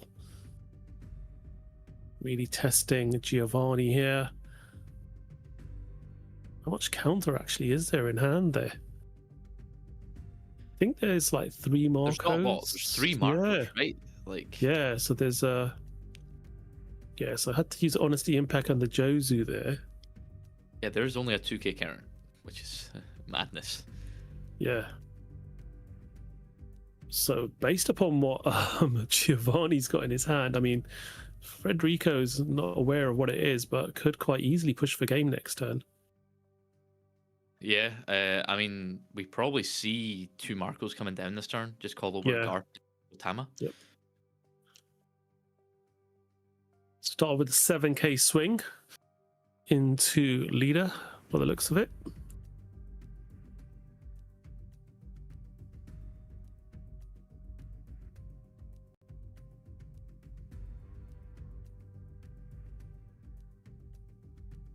Rico now firing off leader effect. 2 Peronas used there, one for the leader, one for the counter. We now see 9k swing into 7k leader. Another 3k counter needed here in order to avoid this particular attack. I think you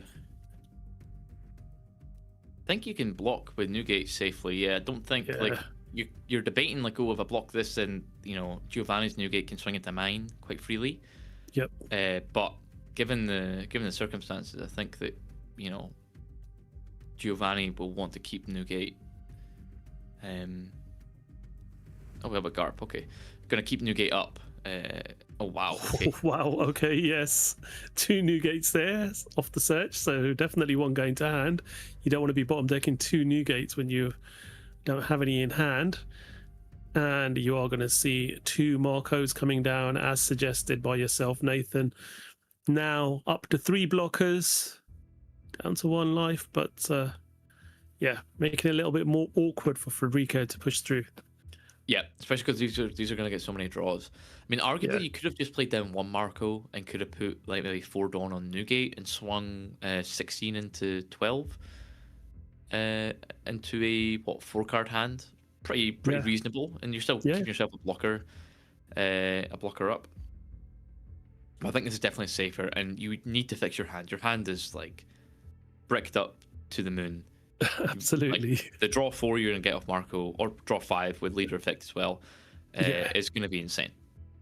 Absolutely. So 4 cards in hand. One of those is a Goldie Roger. Obviously, Goldie Roger is if either player is on 0 life, your opponent can't activate blocker. The minute the blocker is activated, they lose the game. So makes it a lot more awkward. So we start off with a 6k swing. That one is counted out.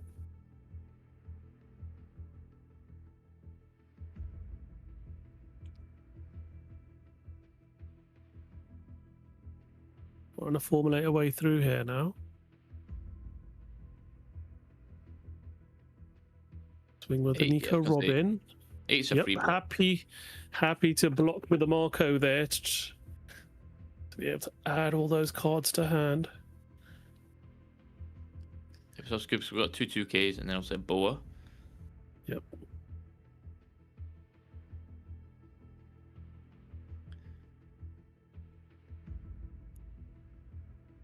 Federico still not used any Don yet, so just trying to test the waters here.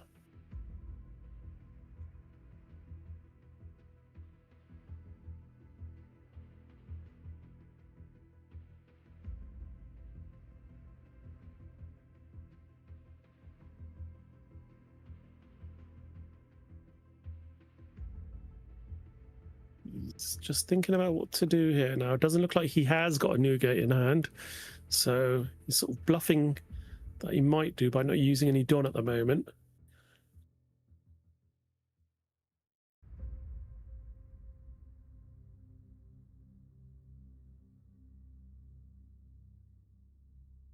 Yeah, I'm not seeing. I mean, I think you probably want to play a Borsalino this turn. Yep. Leaves you 5 Dawn.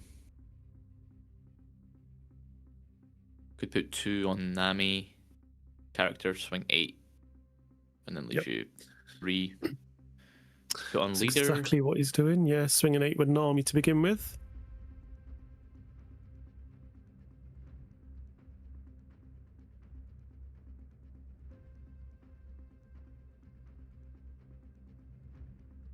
Eight Don up.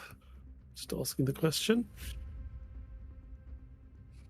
Leader effect and counters out of that one with a Uta.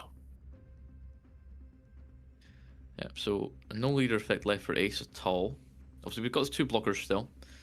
Yep. So yeah, exactly what I said was happening, right? 3 Dawn leader, 5 Dawn Borsalino, play over girl. Yeah. Boom. Might be tempting to, you know, maybe swing it to Newgate or swing it to Zorro, but the Marco would just block. Yeah. So there's no point swinging with your Newgate because it just exposes it for the next turn. Exactly. Ooh, all right. Okay. Wow. Well, I stand corrected. Well, yeah, the block here. I mean, I guess you're Borsalino and then you're healing and getting our blocker up, and you're in no danger of getting KO'd. So may as well get rid of the blocker while you can. Yep. Right, passes back over now, and Giovanni now has. Well, yep, he has passed over now. I was going to say there's not really much more he could have done, Federico there. Passes back over, and now Giovanni on the Tendon turn again, and immediately resting Tendon to bring out Edward Newgate. Yep. So we do draw 2. Draw 2 trash 1. Ooh, Shanks there. Yeah. So yeah, keeping that for next turn. I mean, obviously Shanks is promo Shanks. For those who don't know, it's on play when attacking. Your opponent can't activate blocker this turn. So it's like a pseudo Roger, but you don't need to be at 0 life. Yeah. Which is an important thing. And obviously against Nami, very important because they run a lot of blockers, right? There's the Newgate, which is a big blocker, and obviously the Borsalinos, which are blockers. So being able to turn them off is very important. Yeah. Can be a sort of good prelude to playing Roger, can't it? The next turn. Yeah, play the Shanks, get your opponent down to 0 life, and then the next turn you can play that Goldie Roger. Okay, debating whether or not this trigger is worth instigating. Probably not. No. Yeah, I mean, you've got to feel bored. Like, I don't know what trigger you would actually happily do there.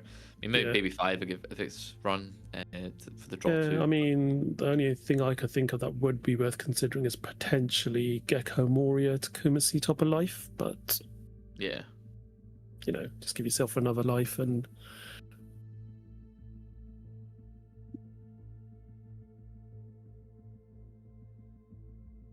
Seven cards in hand, I think, for Giovanni. Yeah. 2 Borsalinos, a Zeus, a Gecko Moria. Kumasi, I think. Yep.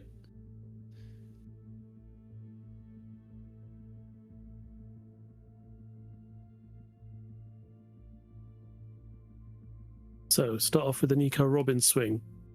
Yep. Easy 8. Just taking it. Alright, okay, so I mean, I think Giovanni wants to Roger next turn. I think is what we're going for. Yeah. Like that kind of sets it up. So I think if I'm Federico here, I probably Borsalino again just to get the heal. Yep. Or Gecko Moria. Either's fine because you know your blockers are going to get turned off anyway. Yeah. But definitely get a heal. So then. Oh, for sure. Yeah. Next turn we're looking at what? 12k, well, 6k, 12k, 12k, 13k, and then a 9k with Zoro. Yep. So 6k swing teases 1 card out of hand.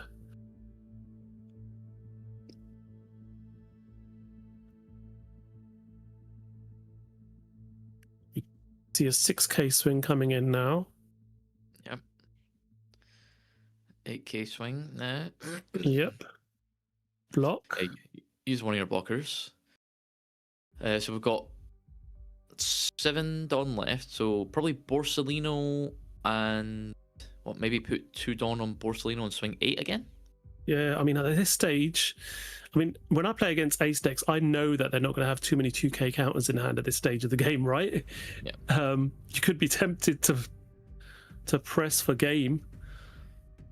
Alright, so here's 8. Yeah.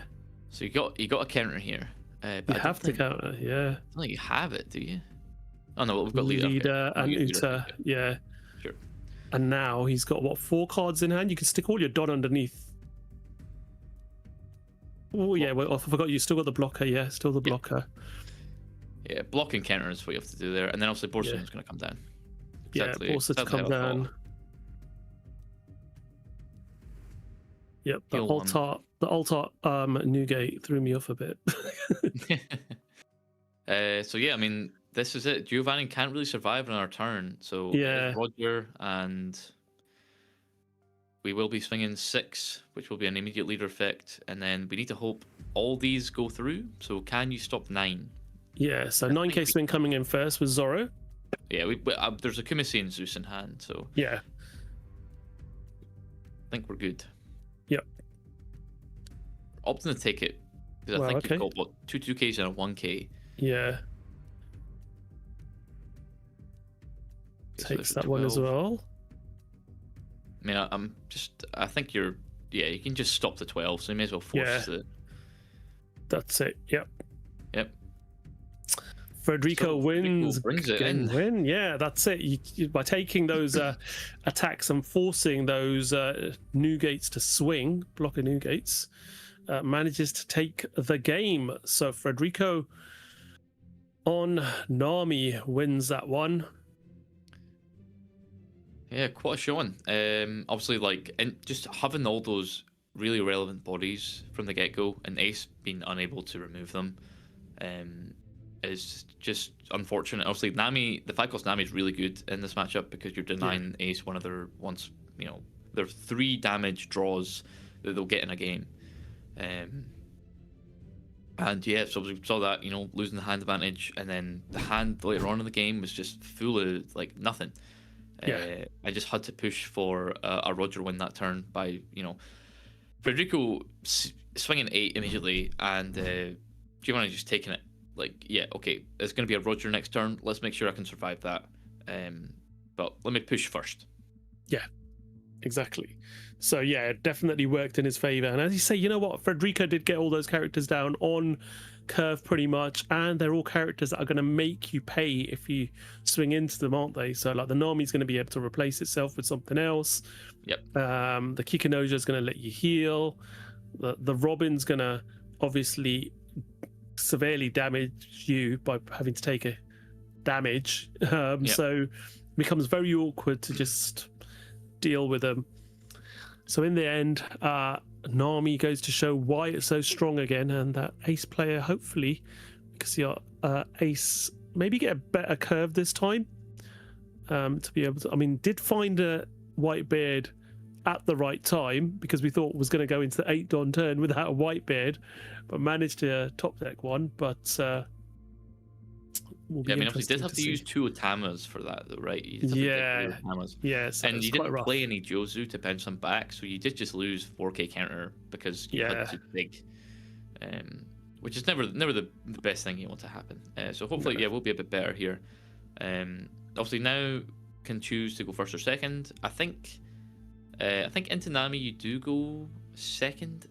Obviously, Zoro's good on curve, but I think you would rather just get the new gate on 8 Dawn turn.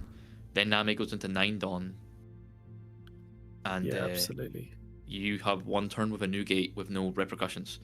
Yep. And exactly what we've seen here, so going second.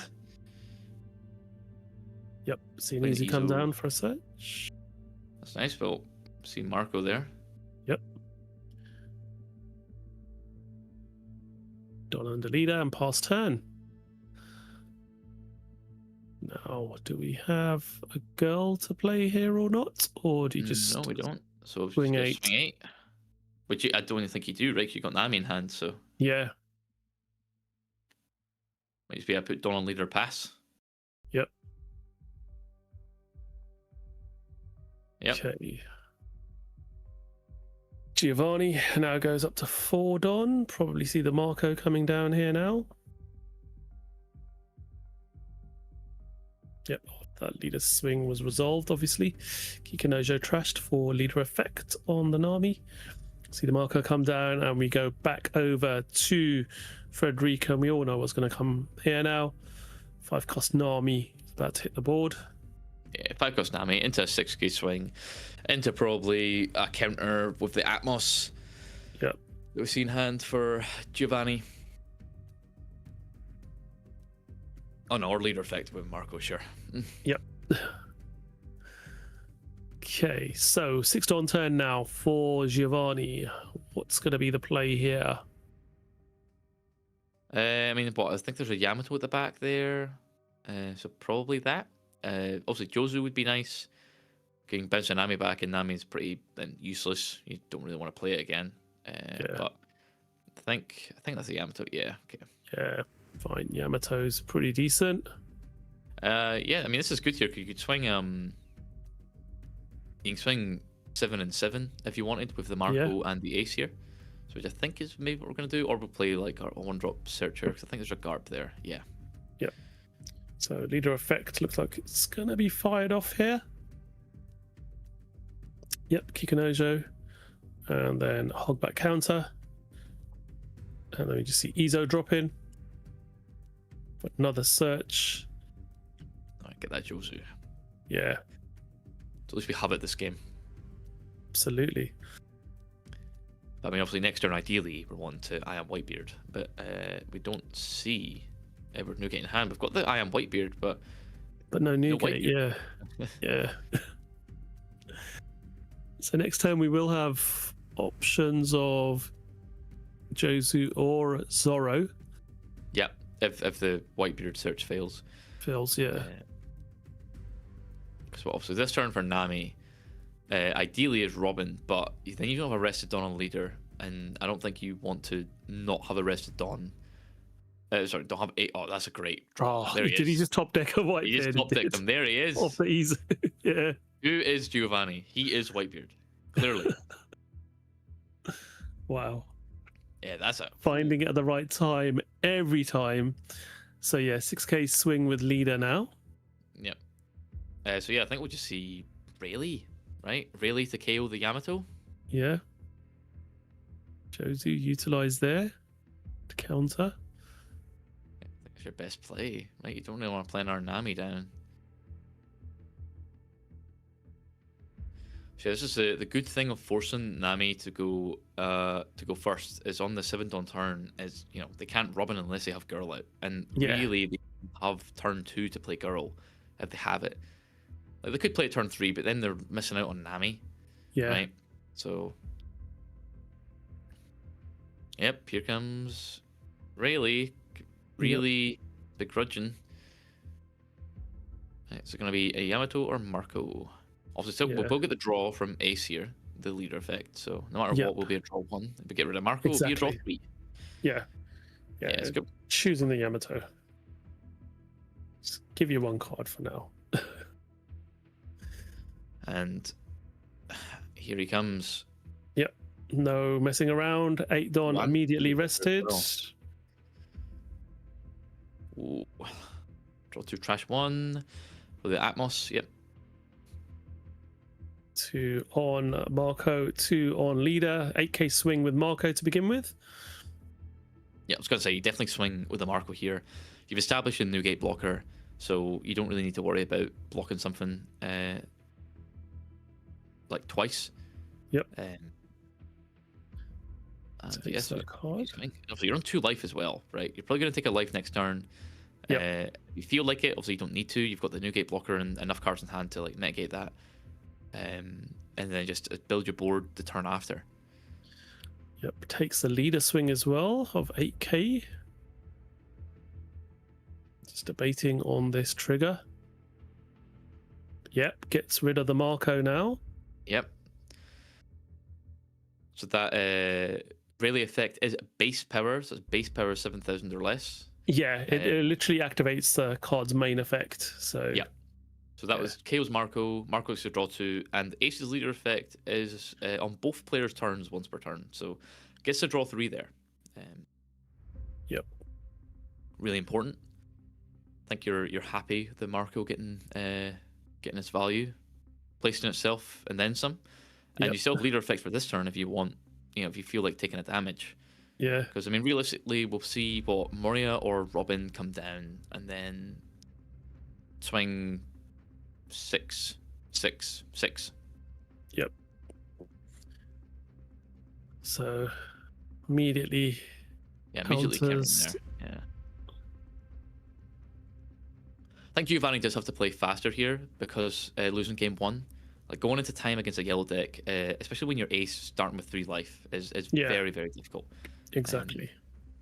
Definitely need to try and clean up game 2 fast as you can, so that game 3 you actually have a solid chance of being able to finish the game in time. So another 6, another 2k. So we've still got leader effect. Yep. The minus 2,000 power. 6 again. Yep. Was leader effect, I think, used there. Yep. Yeah, interesting we didn't use the Newgate blocker. Yeah. you're not really at risk of anything. So I feel like you just wasted a card for no reason. Yep. Nothing in blue or yellow can deal with a rested blocker when there's nothing else on board that can swing. So maybe playing a bit too fast and just making sure you get use of all the cards in your hand. But yeah. Passes turnover, 3 life now, 1 Don open. That's not really there for anything. And Giovanni now drops another new gate on curve. 10 drop. 2 Don attached to leader, 2 Don to the other new gate. So we start off with an 8k swing. I mean, interestingly, we can actually go for Rayleigh here. Rayleigh doesn't really have a KO effect, right? Unlike the Kiku, unlike the Nami, unlike the Robin. You can actually remove that if you feel like it.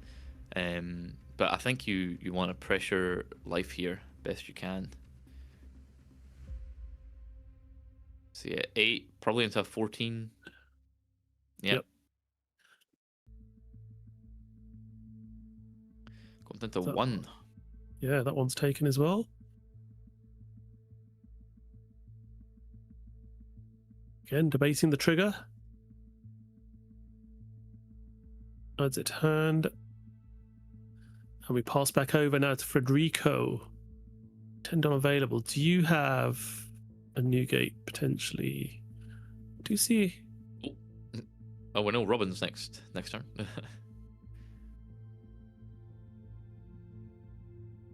Right, okay.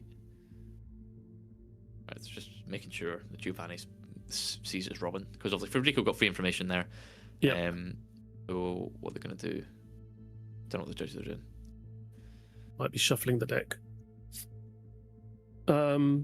Yeah, so Federico does have a Marco in hand, a Silver's Rayleigh. Nami's not going to be played, but what else do we have here? You got the Gecko Moria, right? So I think it's probably what you go for this turn. Ideally, you're wanting to. Oh, okay, Go for the Newgate. Okay, I was going to say ideally you want to Newgate, but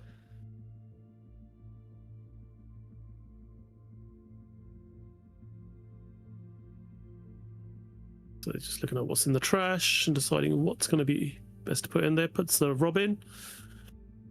The Robin that we saw from the top deck. Now it's definitely public information as it goes to the trash. So 2 Don underneath the Nami character and the leader as well here now. Yeah, so we've got 6, 7, 8, 8. So counters out of that first attack from Silver's Rayleigh. We now have Nami swinging in 7. That's countered as well. Yep. So we probably want to get the free block here off one of the 8s. Yep. And then maybe take the Robin if it comes down. I mean, the good thing is next turn we have the Zoro out, so that's going to be good. Also, Zoro is going to be great next turn if we play it down, because it gets the free character rush into Rayleigh without any repercussions. All right, yeah, we're just taking that there, so go down a 1. Passes back over now. Yeah. Now, what are we going to see played here? We do have a Roger in hand. We've got the Zorro, which is now going to make our leader 8k. 3 Don left open. We're going to see a 9k swing into a Rayleigh. So 9 into 7. Yep. Do you want to counter this? Yeah, I think you... I mean, you could have made it 10, I guess. But yeah, 9 is solid. As you see there's the 9 into leader.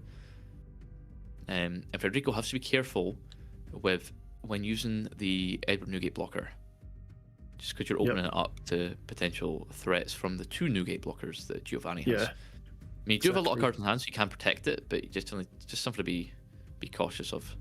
So we're going to leader effect to get rid of the Moria, and then another 2, and then give us a Nami. Yep, that takes it up to 10. Yep. And we swing 112. I mean, you probably just block and counter here. Yep. Block with Newgate, counter for 1.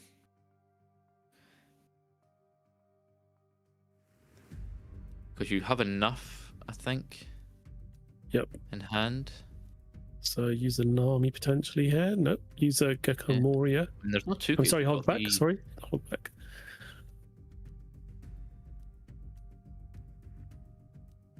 Alright, yeah, so actually using both blockers. We got an Uta? Yeah, we got an Uta. Okay. Yeah. Yeah, that's fair enough. Obviously, you were exposing yourself there to no blockers and, you know, 4 attacks coming on down. But having the Uta, fantastic card. Absolutely amazing. Yeah. Gets -4 cost if you've got a 10,000 power character on board, and it's a 2k counter. So it's a 6 cost, 4k blocker. So it's immune from, or like it's just outside the range of quite a lot of annoying like resting cards at rest cost, like ground def and stuff that negate blockers. Just really great. And obviously pushing Nami to 0 life when next turn is going to be Roger, which we know Giovanni has, and I think Federico is trying to figure out the best way to go about that. So obviously we have a Borsellino, which is good. Obviously heals us in as a blocker. The blocker is irrelevant because we know Roger's there, but Yep. you know, you can't assume they're going to have it all the time. Sometimes if that's your out is them not having it, you just got to play to that. Yeah. But it's definitely very tricky that you are dealing with an 8k base. Yeah. Leader. Yeah. Makes it really difficult. The Nika Robin swing was just countered with a Yamato. We now have 12k swing coming in, which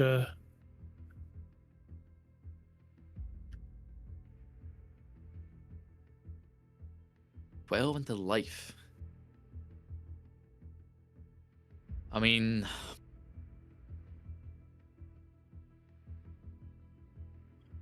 do you take this or do you block? Is the question. yeah. Okay, So we'll use them Izo first. first. Yep. May as well. Automata hand, which is quite nice. Put the Jozu back. I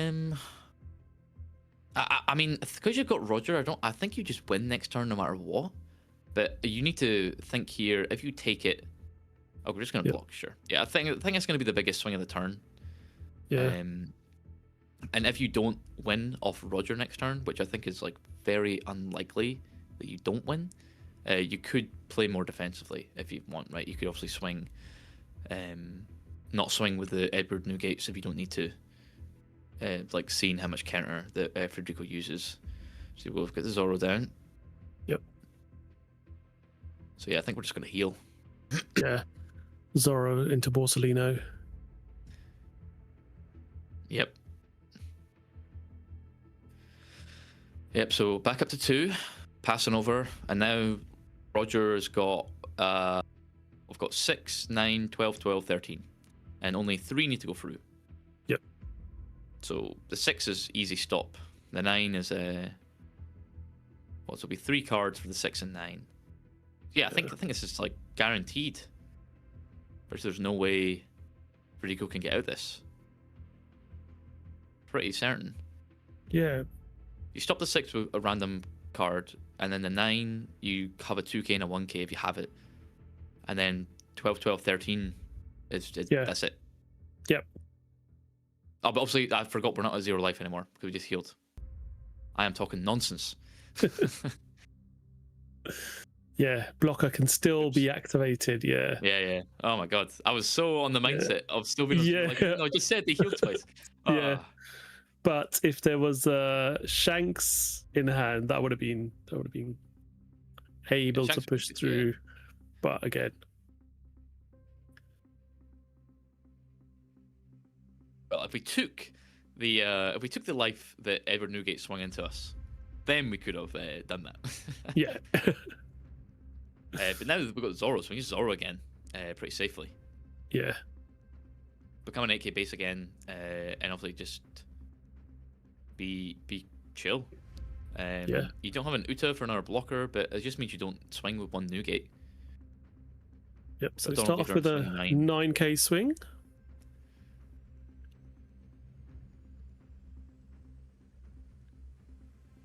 How do you respond to this?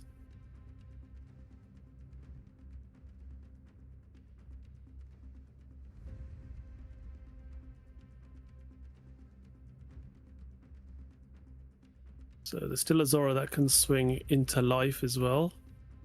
Yep. So And then there's a Zoro that can swing into characters as well. So just having a look at the trigger there. What's in the trash? What thriller bark potential trigger is that? There we go. It is Gecko Moria. Ooh, let's bring the Marco out.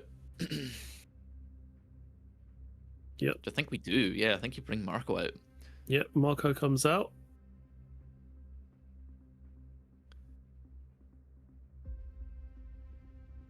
That was So, 10.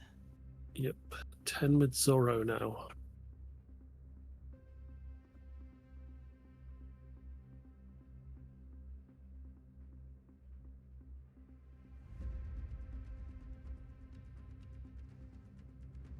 It looks like he is going to block with the Marco now. Yep, blocks with the Marco. Draws Yeah, 2. what a great trigger that is, right? Yep. Yeah, I'll get a blocker and then draw 2. Wow. Yeah, And stop an attack, obviously. Great. exactly. 12k swing coming in now with Edwin Newgate. We are going to see Borsalino block that one. Yep. And then pass his turn back over, leaving 1 Newgate blocker up. And leader on 8,000 power. Thanks to that Zoro that came down last turn. Yeah, and obviously now we've got another 9k body for next turn. Yeah. Have to worry swing about. into. Also, the Marco was really good because it meant that Federico's hand actually gets to build up quite a bit. Yep. Got another Borsalino in hand that we probably play this turn. Again, swinging 12 with Newgate. Makes sense. We're gonna block in 1k. Now you've got to push through an 8k leader. Yeah. Get 2 of these 3 remaining attacks through. Because there's no chance of surviving the next turn by the looks of it. So you're just going to swing 8 into 8 here? Yeah, he's just going to go 8. Forcing 1 card out of hand. We still have 2 2Ks and leader effect as well, and obviously a life. Yeah. Yep. And now the 2 small swings are coming. So Yeah. we've got obviously 10 on, so we could go. What are we doing? We're going 10, 10. 11. 10 and 11, I think. Yeah. So I mean, maths here. Yeah, you just take that for sure. Yep. And he just draws a new gate off that. Yeah. And here comes Yeah. Borsalino. Yeah. So Borsalino, Roger here just yeah. closes this out. Yeah. You call There we over go. cart. You go 6, 9, 9, 12, 12, 13. Yep, there we go. Roger comes down. 6k attack to begin with. So leader effect, get it up to 7. 9k swing coming in. Do you have 3k here? Yeah, which we Yes, do. you do. 2 and a 1. We're feeling pretty good. Obviously, like a trigger Moria could get you out of this because you could Yeah. bring back the Zoro. Absolutely. So it's not guaranteed because yellow exists. And I think we've got enough counter for this Zoro as well. Yeah, so, Yuri and Perona going in. so yeah, if any of these last life is Gecko Moria, then we're fine. But if not, then Oh, yeah, okay, it was a Kumisi. Yeah. I don't think we have enough, so we'll go to 2. 9, 10, 11, 12, yeah. yeah. Right, so game 3 going now. So Giovanni won game 2 there. Yep. That did take a lot of time. So It did indeed, yeah. And you saw Giovanni was trying to play it as quick as possible, but now 12 minutes left on the clock. By the time our players have shuffled their decks and sort of yeah, set up we're and gonna ready, have we're like 10 minutes. 10 minutes, yeah, for this last game. And it's going to be favoured into Nami for sure, especially with Ace starting on 3. Yep. We're expecting that Nami to drop on curve or close to it to be able to get that life down to 2.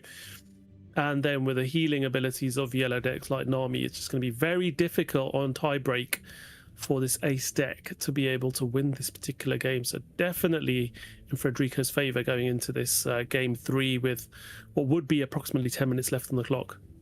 Yeah, especially because you're getting to choose to go first or second now, right? So you're going to choose to go second as Nami.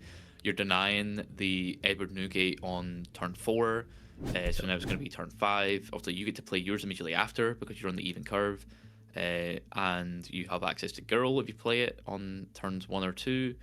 And importantly, you could, even if you don't have Girl, like we saw last game, right? We didn't have Girl on curve.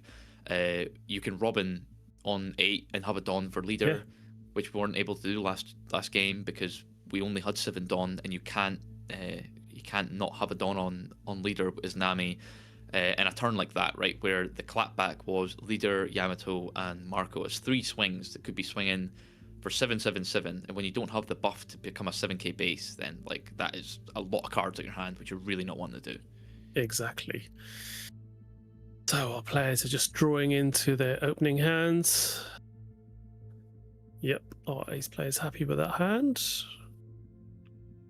Giovanni. And Federico now deciding to mulligan that opening hand. Just reshuffling the deck.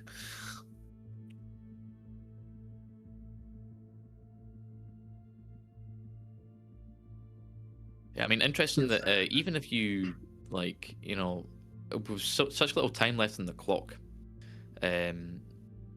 mulliganing is also just like an extra time to shuffle, right? So I was going to say it's like in football, taking the ball into the corner flag and just wasting a few seconds, or going down injured for a few minutes. It's almost like an extra so you know, couple of minutes. if you're in that position, even if your hand is like reasonable, you might, you know what, I'm gonna mulligan anyway because I want to waste a little bit more time because obviously I'm favored in this now format of a game where there's 10 minutes to go.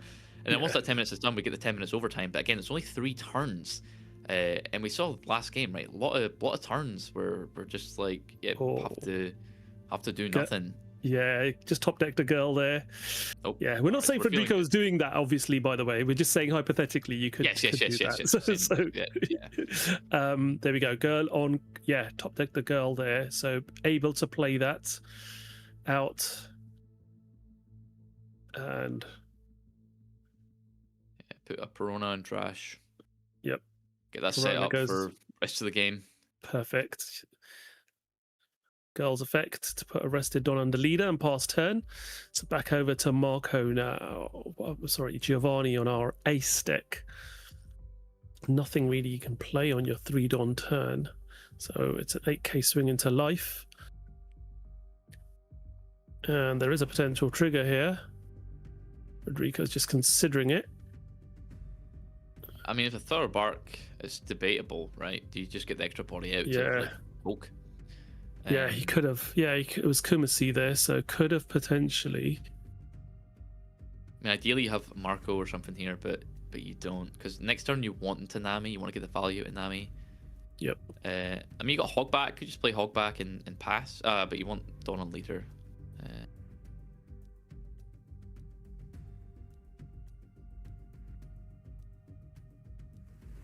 Yeah, tough spot. We're just doing it. I don't. Yeah, the Dawn leader is not important this turn because there's only 1 attack coming in anyway. Obviously, I guess unless Giovanni decides to.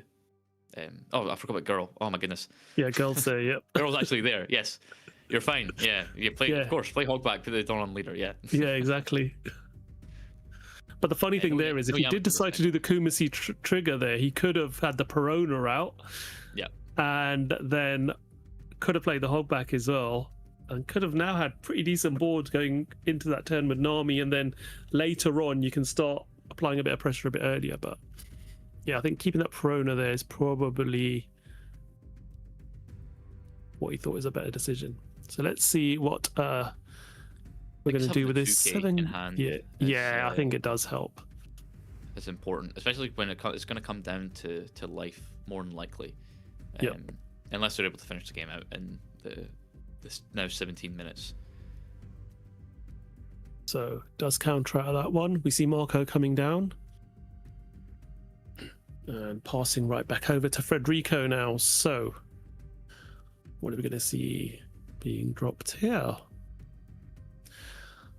Yep, we are going to see life being ripped away from Giovanni there, down to 2 life. As that Nami comes down. 6k swing with the hog back to begin with. Yeah, I was gonna say, like, you can go 6k with hogback, 7k with leader. Yep. Counters out of that. 7 with leader now. Counters out of that as well with leader effect and passes back over. So Giovanni. So we're now going On to a 7. So we've got Zoro. We've got the Jozu this time as well. Yep. So we could Jozu the Nami back if we feel like. Starts off with a 6k swing into life.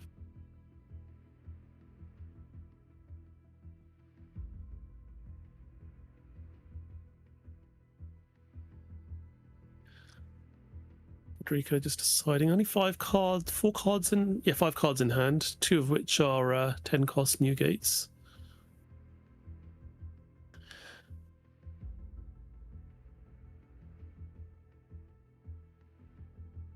So it's going to activate leader ability, I think, here. Yep.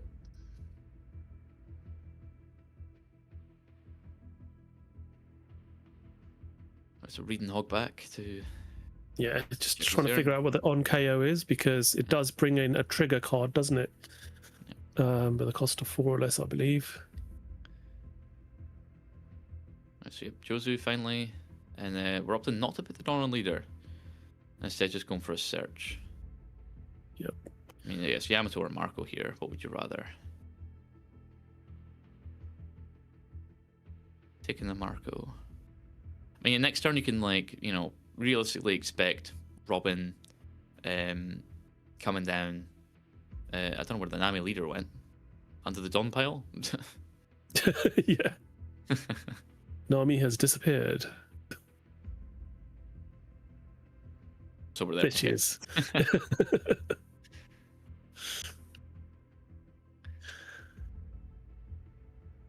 I mean, yeah, Robin or Moria, what would you rather here? Yeah, this is where, I think Moria's going to come down. Place, I think it's just only Perona, really, isn't it? Yeah, Yeah. on top of your life.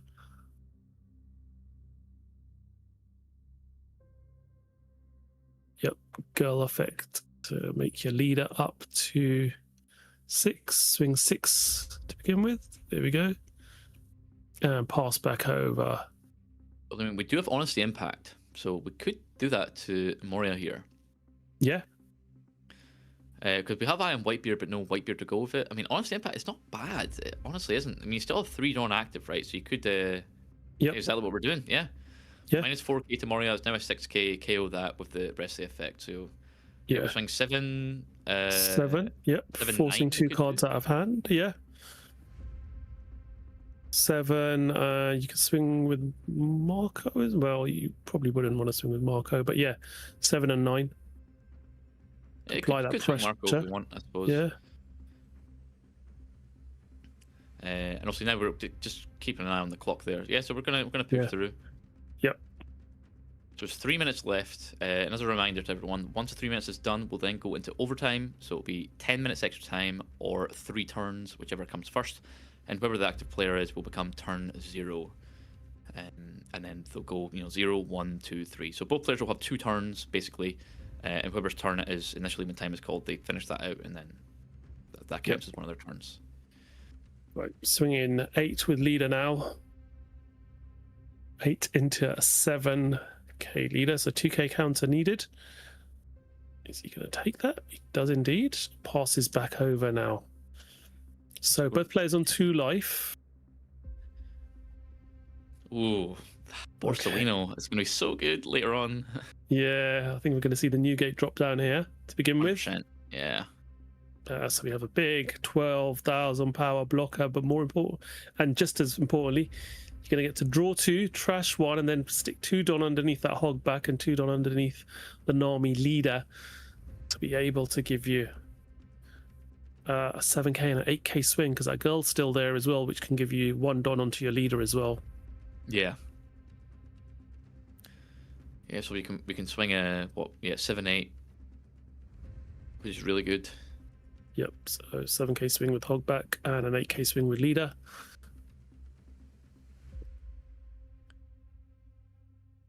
So Obviously, Ace's hand is quite low. We've not had a draw off leader effect yet. yeah, Because we can't, like, Giovanni understands that when you take life, also we see it there because of, like, we've got no counter, but when you're taking life, you that's it. You can't heal like Nami.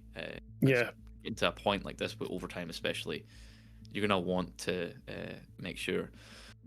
So 1 minute until we go into overtime, and you really, really, really don't want the L deck to have the last turn in overtime. So ideally, you can finish your turn super quick here, yep, which I don't think we're going absolutely. to be able to do because we just have other stuff to do.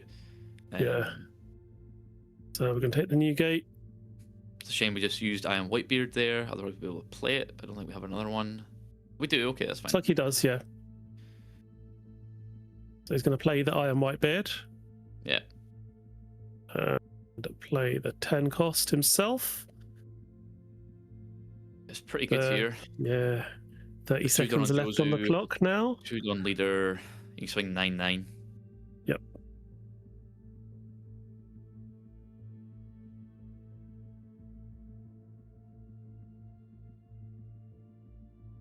Okay, we're going to swing with Marco. So we can go 8. 8. 8. Yeah, starts Or- off with the 7k swing. Yep. So we'll be overtime now. See the timer. Yep. Going into the negatives. So Giovanni is active player, so he is turn 0. So it means that Nami will get the last turn, which is ideally what you don't want, but you can't just go your turn to make sure that Nami's the active player when time gets called. You don't want to give up 3 swings here. Exactly. So 7k swing with the Jozu. Leader effect up to 7k. 1k counter with the girl promo. There we go. So that deals with the first swing. 8k swing with leader. 2k needed here. Kumasi in hand. So could deal with it if he decides to. I think there's a Perona in hand as well. And we're taking our time on this decision here. Yep.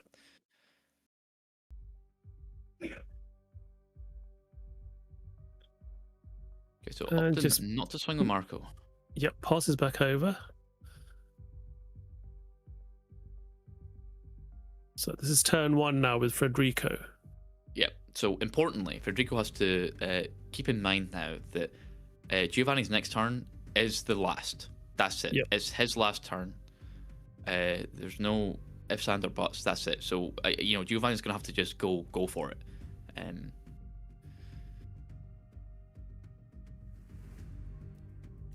Federico understands that and just plays another blocker now and blocker Newgate. Set up 2 12k blockers. I think you're more than happy. Crashes Nico Robin.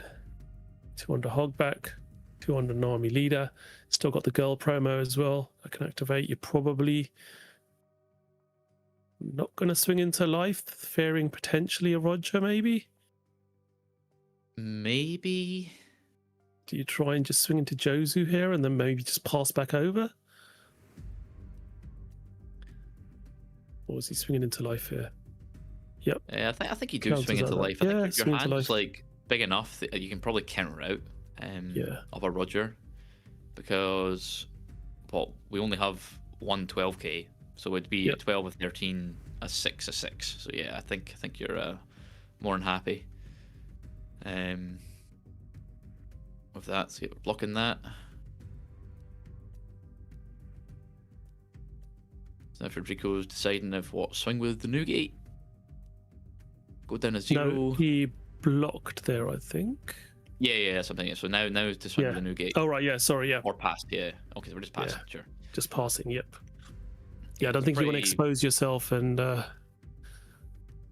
swing I with don't the think new so. gate. You're in the more comfortable position here as the player who's going to go last now. So Giovanni's last turn now, before it passes back over to Federico, has to reduce Giovanni Sorry, it has to reduce Federico down to 1 life. Yeah, but I mean, looking at the hand, we've got what, 2? We've got 2 Borsalinos that Yeah. Federico's going to hold on to them unless. Yeah, You know. depends on the time though, because there's only Yeah, a minute and a half left. Well, I thought it was 10 minutes and. Oh, sorry, it is 10 minutes. Yeah, in Top so Cup. we've got Yeah. loads of time. Yeah. Yep.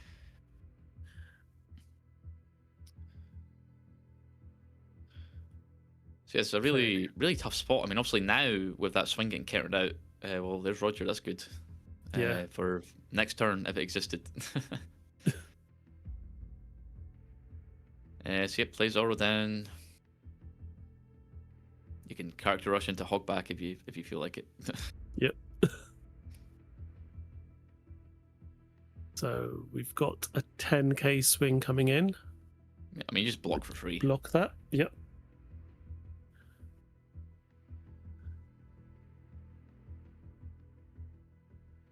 And that's it. Yeah. That's so it. Yeah, game. He passes back over, and yeah, because Federico is on 2 life. Yep. He wins the game because he's not going to be helping his own life now, is he? So yeah, Nami wins this one. The one solo ace that was left in our top 16 falls to the wayside, and Federico wins his serial card, so he'll be very happy with that. Makes it to top 8, takes a lot of the pressure off now going into this top 8 matchup now. yeah, definitely big win there. Very unfortunate that it did go a time. Obviously, it's really difficult playing into any yellow deck in time. But that's just how it is. You know, you got an hour to finish a best of 3.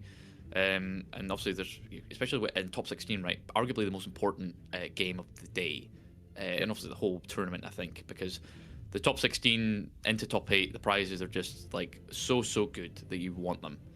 Yeah. And that's just how it is. But yeah, so obviously we'll be taking a quick break now. So we went to overtime, so we shouldn't be too long before we come back for top 8, where we'll see who we get to watch. Thanks.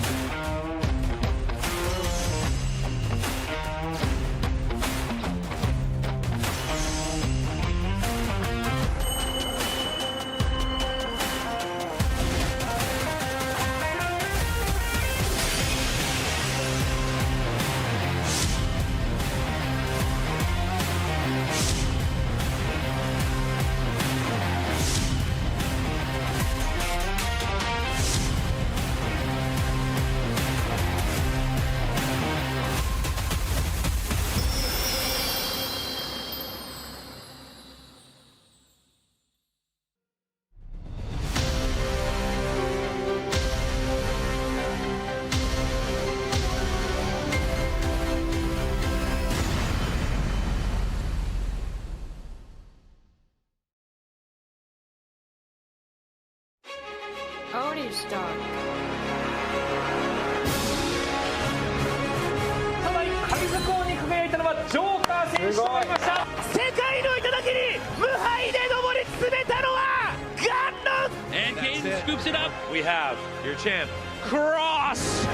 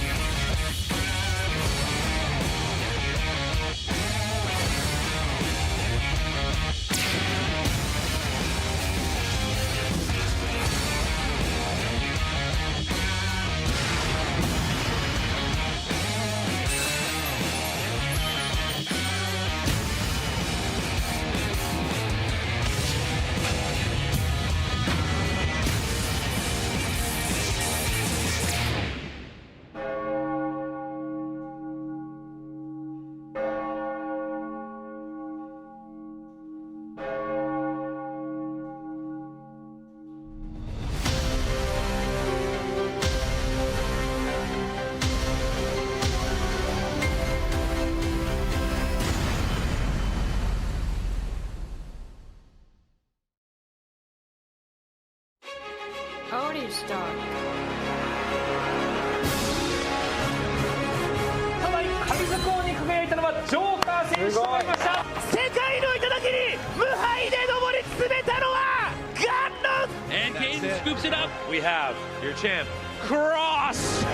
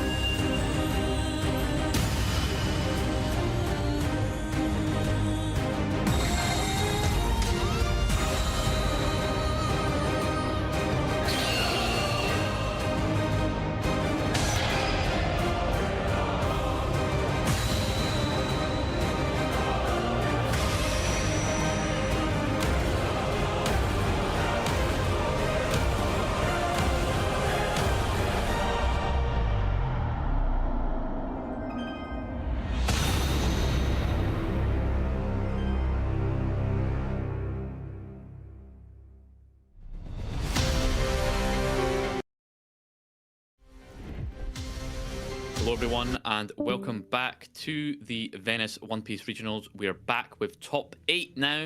So we went from 32, 16 and now to 8. Taj, how are you feeling? Feeling good. A lot of pressure off these players now. There's not any additional prizing for finishing top 4. Obviously, if you finish in the final, you do get additional prizing. So players will be playing with a lot less stress on themselves now, being able to know that they've secured their Gear 5 Luffy serialized card. So yeah, this match should be a lot more relaxed. But yeah, looking forward to this one. Another top matchup. We've got 8 players left now. Looking at the bracket in this regional, we've obviously got we've got an Anel versus Nami there, with Fabio versus Federico. Maurizio versus Hassan. We've got the Nami mirror match, so guaranteed Nami there into the semi-final for sure. And a feature match here is going to be Mohammed versus Angelo, with Mihawk against Blue Yellow Nami, and we've got another Nami versus Anel on the other quarterfinal matchup. So as we said, Mihawk versus Nami here. This one should be an interesting one. Angelo, again, another familiar face that we've seen many times before in Top Cut. So again, both these players know what it's like to be here in Top Cut for sure. Mihawk, interesting. Just the one that made it into the top 32, and it's made it here to top 8 now as well. Yeah, very interesting. You know, Mihawk is a good deck, but I mean, into like Nami and Nell, it's quite tricky. But you know, it's got the tools to get there, and obviously, evidently, it has. You know, even then, it ranked ranked 15th yesterday, I think, Mohammed. So you know, 15th out of the 1,000 people, and then able to bring it to top 8. Should see some good Mihawk gameplay, I'm sure. And it's nice to see like a face of green in the sea of purple and yellow blue. Yeah, Mihawk is definitely the sort of stronger of all the mono green decks out there at the moment. So good to see it here. Obviously, Nami's not a slash leader, so it will just be a 5,000 power leader, not a 6,000 if it was up against a slash leader. But it's got an activate main once per turn, obviously. You may rest one of your cards if there's a character with a cost of 5 or more. It's up to 3 of your Don cards as active, and afterwards you cannot play character cards during this turn. So it does let you utilize those very useful event cards in green with additional Don, but that Don could also be attached as well. So you can't necessarily play characters, but you can attach that Don as well. Yeah, definitely very versatile. See the players already set up. Looks like they've done mulligans and whatnot already. There's the fist bump. And yeah, kicking us off with Mihawk going first. Yep. So Mohammed here with turn 1 pass. And we go over to Angelo, our Nami player there. And perfect start to your game. Able to play out girl on your first turn. Yep, couldn't ask for a better start. Yeah, decides to Getting trash. further bark and trash as well. Yeah, exactly.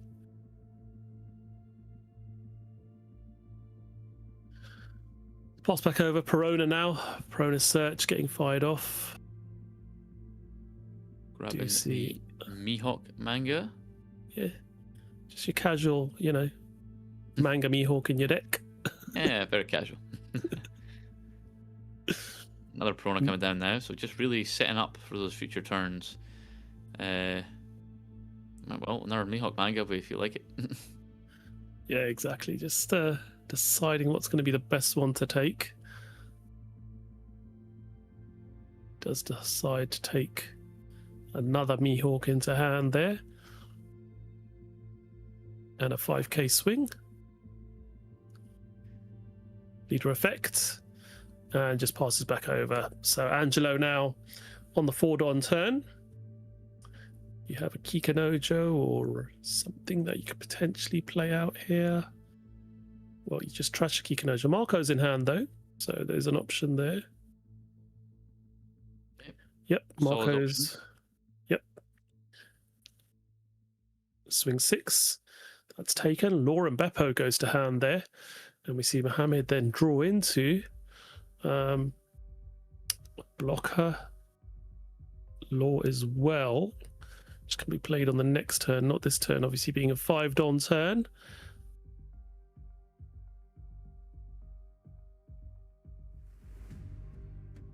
Deciding Tough, what to... tough spot here. You've got the OPO 7 Bonnie that could Yep. raise a Dawn, but you know, then it's only 5 active. But Yep. you know, Nami's going to come down anyway, so you don't really stop anything important there. Whereas next turn you could potentially stop a Gecko Moria coming down, which is important. So he's got the free block with Mihawk there, and there we go. Now Bonnie frees the Marco. Yep. And 5k leader swing. effect, tapped in the Perona, resound 3 Dawn on the other Perona, and swing 5. So getting our card out of hand for Nami, probably. Yeah.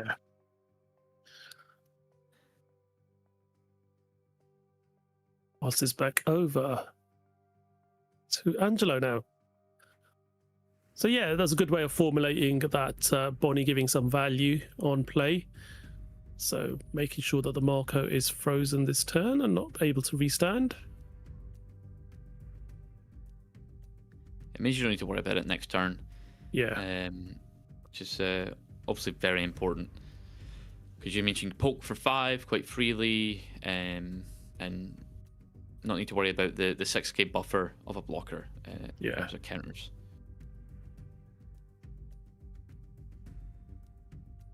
So Angelo drops another Marco down for 4. And we see the girl effect giving one of those rested Dawn to the leader. Now swinging 8 with Nami leader. And that life is taken. So Mohammed down to 3 life now. As turn passes back over to him. So another Marco established on the board. 7 Don turn now. I've not been able to take a life off of Angelo yet, so probably try and see a push this turn. Try and get something. Yeah. So starts off with a 5k swing with Mihawk. That one's going to be, well, thinking about blocking it. Yeah, thinking about. I was just going to say you probably don't block in case you get I Know You're Strong or obviously Luna. Ideally, you want to use them a bit later where they can get the Nico Robin and stuff. But I mean, right now, if the opportunity arises, I don't see why not. Stun down 2 blockers that have the opportunity to draw 4.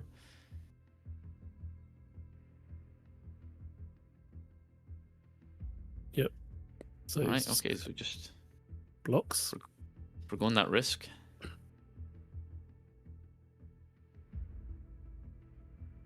Yep, just checking how much Dawn. So you'll be on your 8 Dawn turn next turn.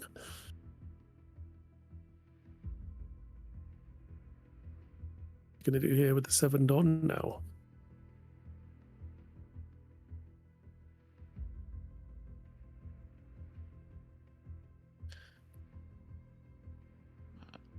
Okay, playing down Law.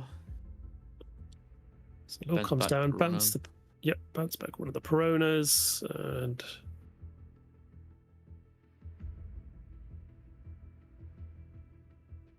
you could play down the Bonnie there. Yep, that'll get the on-play effect because you've got 8 rested cards to draw 2 trash one, and then set a Dawn card as active.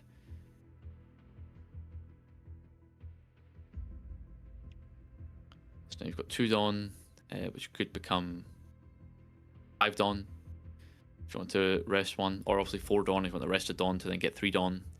Yep. Then you could swing in with Bonnie for 7.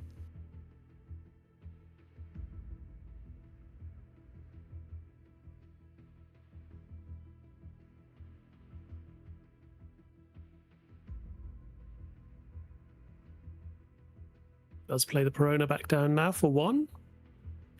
Let's go searching yet again.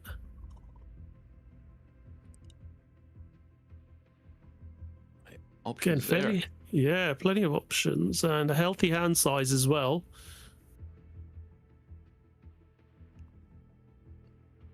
I mean, we can use that event if we want, right? We could rest one of the Peronas, restand 3 Dawn.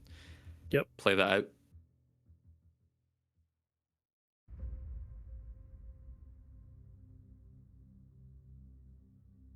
And stun the 2 Marcos if we feel like it.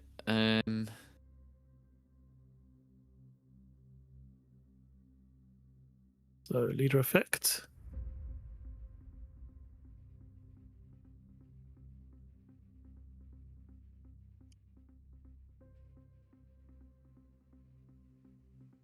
Just having a look at his hand again.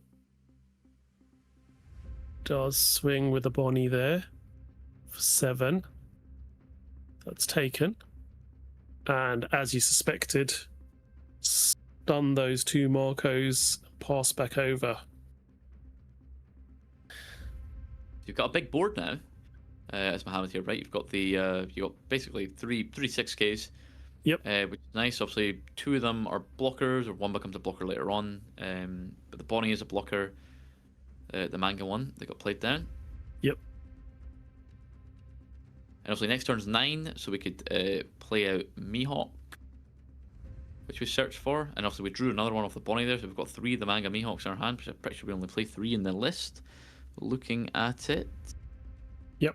Yeah, just 3. Yep.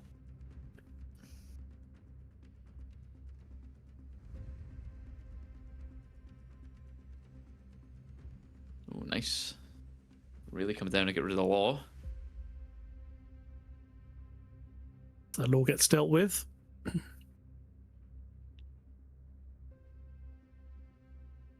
They're going for more board control rather than the traditional, you know, play Robin, heal, play Moria, heal. So 8 into Bonnie now. Yeah. Bonnie's gone. It's allowed to go. Pass back over now. So just from what was promising board state, as you were saying with the characters there, just down to Bonnie now as a viable attacker, as along with leader. His markers are still rested, obviously, until Angela's next refresh. So 5k swing with leader to begin with. Trying to force a card out of hand. Leader effects. What's he going to trash?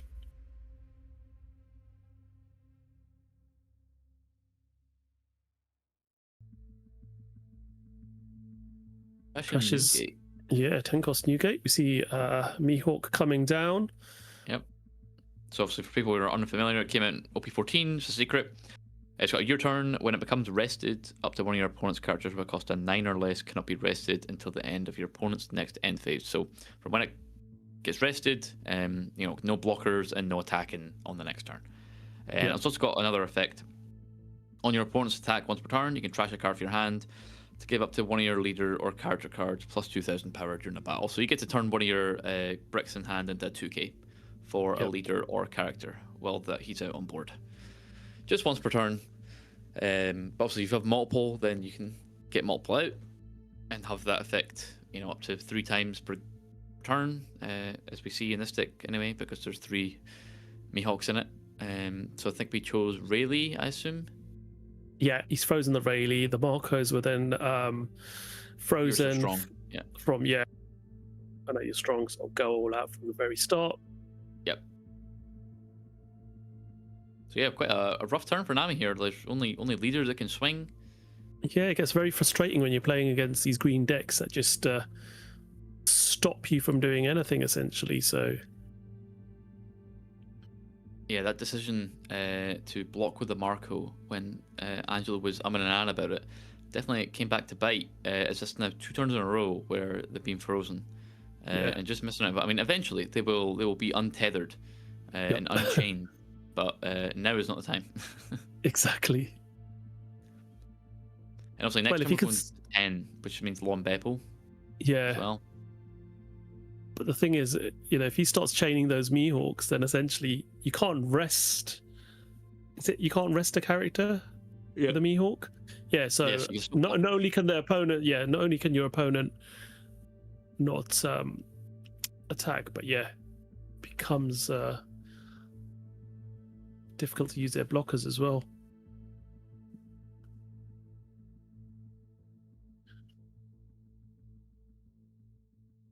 So we see Nico Robin coming down now.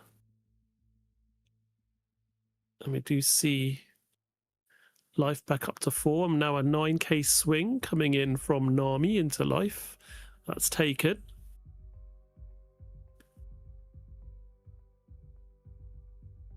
And we pass back over to Mohammed now. So what's he going to do here? Yeah, so now we're in the green best case, right? You've made it to the late game. Now all your annoying big bodies have the value now. So then we're going to opt to swing into Marco's. Just try and keep the board on lockdown. As we keep chaining back-to-back bodies. I see a lot of Beppo, and obviously we've got 2 Mihawks there as well in hand. So ideally we're wanting to play them out. And we are only on 2 life now, so gotta be careful about that too. Yep. So we see the hogback counter.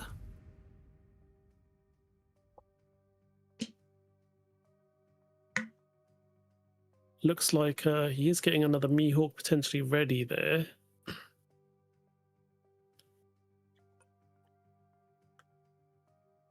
Yeah, I think you want the Mihawk now.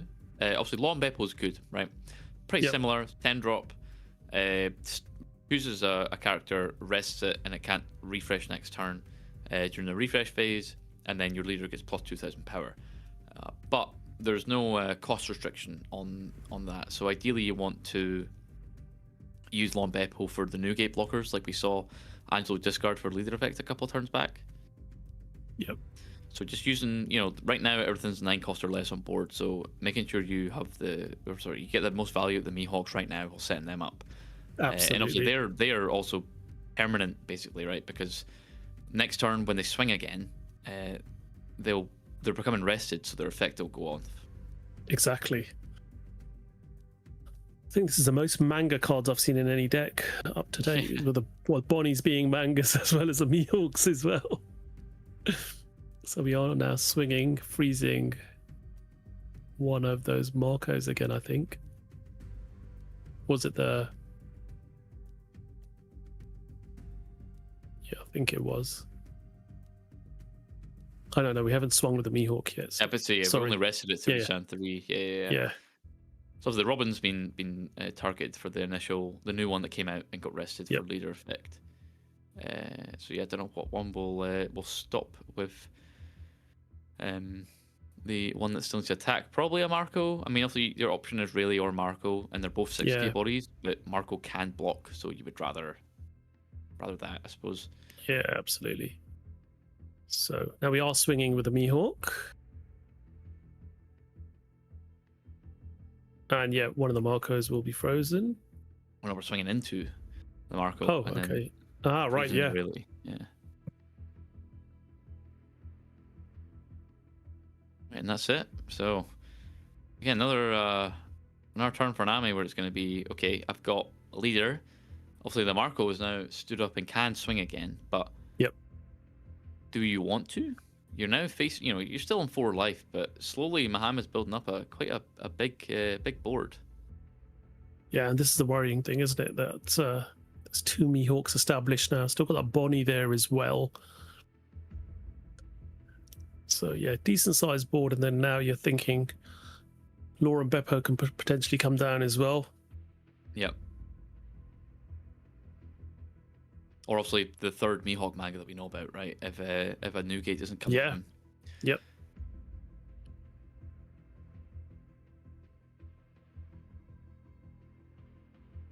So we're gonna swing with the Marco. I think you should just get the value out of the swings you have on board whilst you can. Yep. Especially because the Mihawk, you have no meaningful way to deal with the Mihawks. Yeah. That they are just gonna, every turn they're gonna swing in and they're gonna stop your Robin, your Rayleigh from being able to do anything. Absolutely. So that life's taken.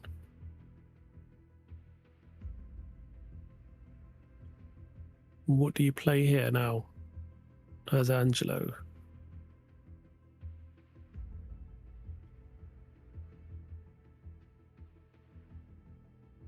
Moria might be an option. He's asking how many cards do you have in hand? It's about 10, I would say. A lot of cards in hand. It's about 10 cards, I would say.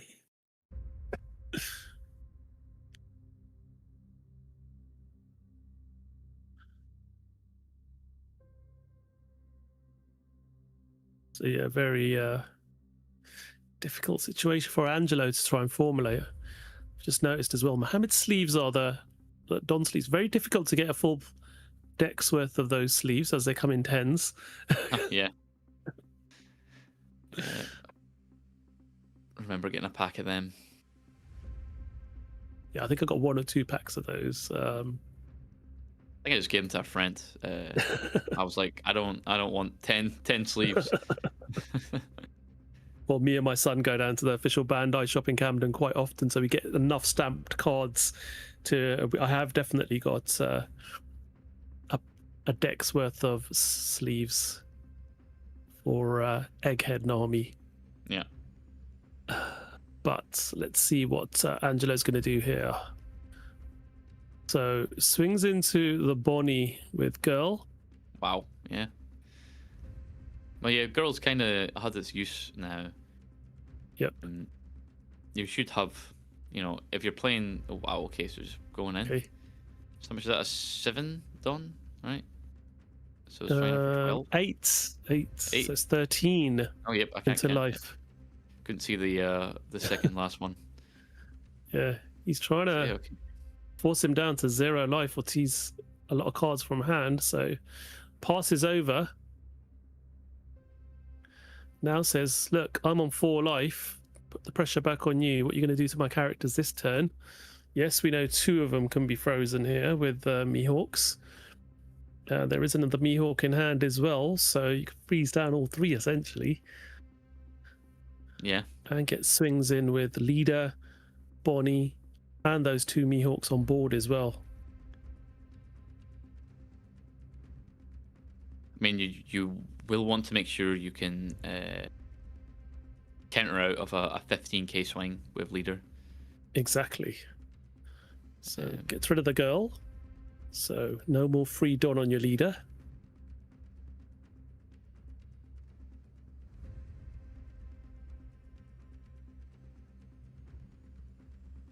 Wants to check the Checking trash trash. there. So Yep. yeah, no Piranhas, just Hogback. Yeah. So he wants to know what's there potentially from triggers in life that could be fired off. Do you push here? Is there any defensive options in hand as far as blockers are concerned? I'm not too sure for Mohammed here. I think we saw the Manga Bonnie, right?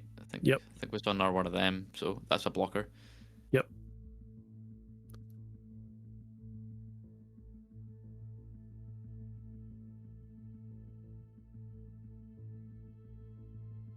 So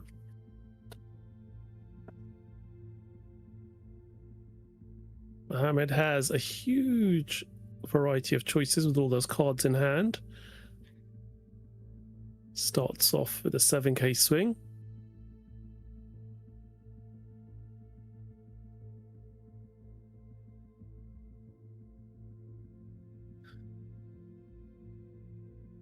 Leader effect to 7k leader now, and counter from hand. Yep, we're going to see a 1k counter in the form of Nami.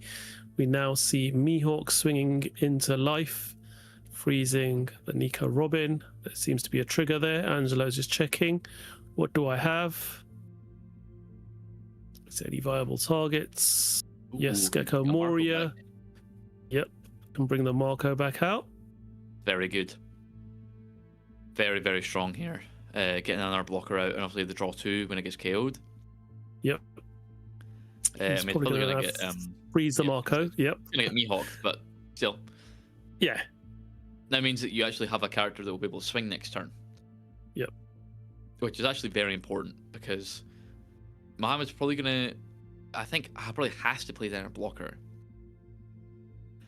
Just because I don't think there's enough counter to stop a 15k swing with Leader. Yeah. So I'll have to play a blocker, but now there's an extra character that can attack. Now you get to, you know, divvy the Dawn up a little bit better, and try and just get through Mohammed's hand because, you know, I don't think Mohammed's really countered out anything. We countered the girl swinging into. Oh, another one. So Kikunojo looks like it might be the target here. Yep. So there's another character.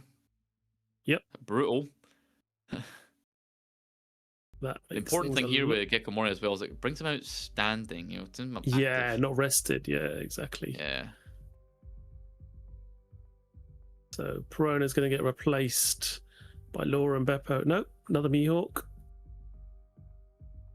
Oh, sorry, yeah, there's a rested Don underneath there. There was 10 Don being used there, but it wasn't. It was 9 Don to play the Mihawk. So we have now got 2 viable attackers. No blockers for Mohammed, as he suggested. Yeah, so, you know, must think I can stop a 15k swing. Yeah. Is that Scratch Mana Poo? I think that's a 2k counter, isn't it? Yeah, it is a 2k counter. Yeah, okay, so we've got Rayleigh, Marco, and Nami that can swing. Obviously, now it's a 16k swing that we can do, right? We can swing 16, Yep. 6, 5. So, honestly, maybe you do it. I mean, 2 Dawn up is quite menacing, but I don't Yeah. know. A 16k swing is pretty difficult to get out of. That's obviously 5 2ks. No, sorry, 6 2ks.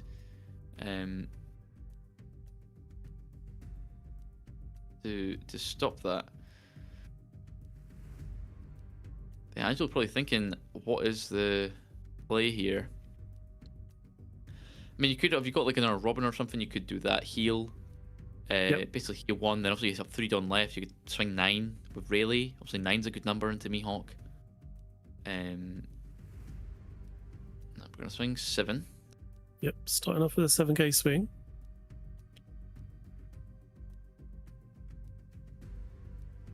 $3k encounter required here.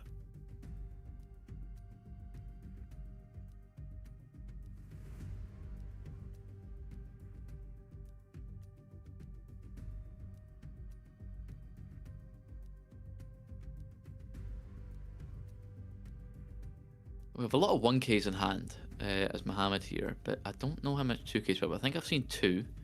Yeah. I don't know if we have Well, any- we know that the Scratch Mana Poo is one of them. Yeah. Does he want to use that? Because it's known knowledge.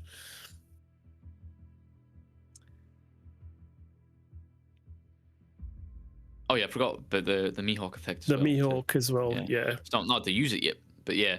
So that's that one done. You know, Yep. turn a card into 2k counter. Yep. Then we've still got that effect 2 more times.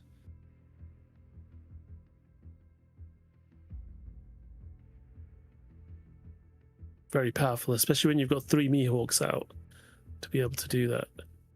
7k coming into leader again.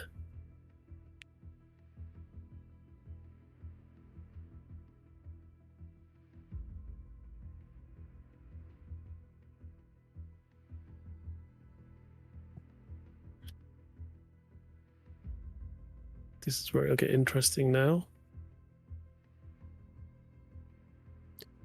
Suspect.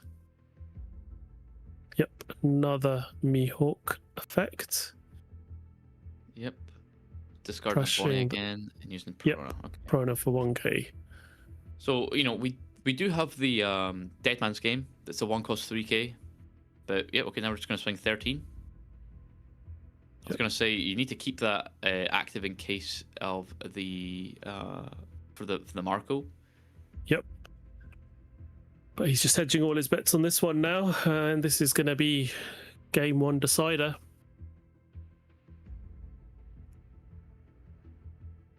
Yep, should be. Unless we get another like Thitherbark trigger into another Gecko Moria trigger, because then Yep. you could play over one of the Marcos, then bring that Marco out with Gecko Yep. Moria if it goes Thitherbark, and then the Moria. But also that's low odds, especially when we've already seen 3, I think, right? How much have we seen? Yep. Just counting now, right? 3, no, 4, all 4. Yeah, okay, so that's impossible. Yep. Yeah, I think the only thing to be worried about is Perona, I guess, but you just swing with Bonnie first, and then you're happy. Then you've got 10, 10, 10, 10. Yep. Alright, yeah, nice. So swinging 13, 9, 11, 13, 14. That's enough. Yep.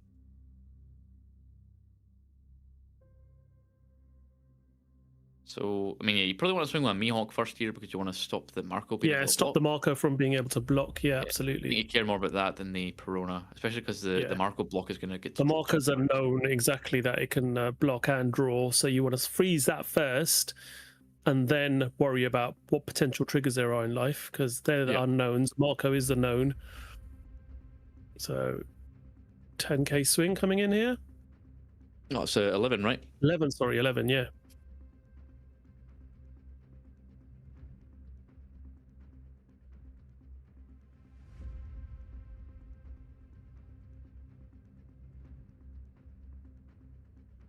Really tough here.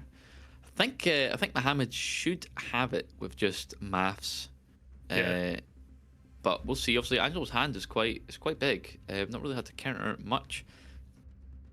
And obviously, leader effect will become 7k base. Yep.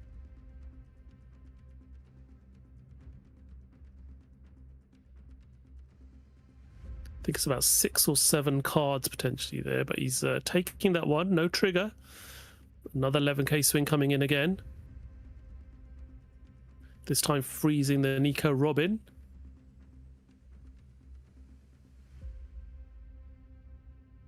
Seven cards in hand now.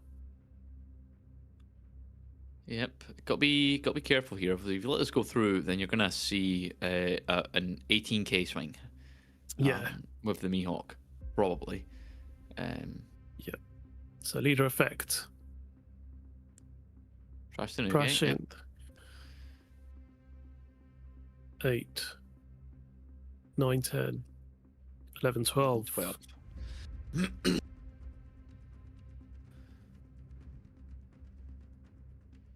Okay, so now, I mean, you could swing 9 with Bonnie. Yep. Or not, or 11, yep. Starts off with 11. Freezing the Rayleigh. 7 Don left. I mean, yeah, only 4 cards in hand. Yeah, feeling pretty confident there. Interesting that you freeze the Rayleigh. I think I would rather freeze the Kikunojo because, worst case, if Angelo does survive this, then you could swing into the Rayleigh with the Bonnie. Yeah. Because it's just 6 into 6. Also, when the Nami's a 7k base, you can freely swing into something lower than it and not have to worry.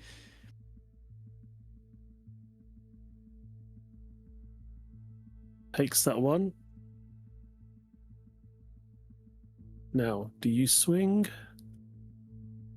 How many cards has Angelo got in hand here?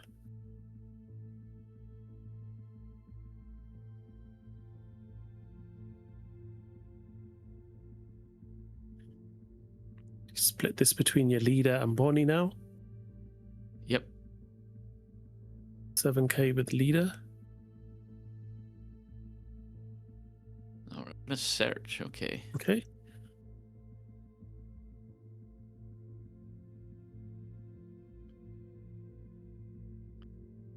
All right. Wow, that's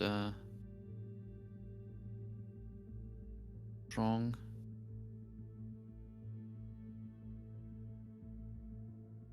Right, wow, so we're just going to swing, how much is that? That's 7?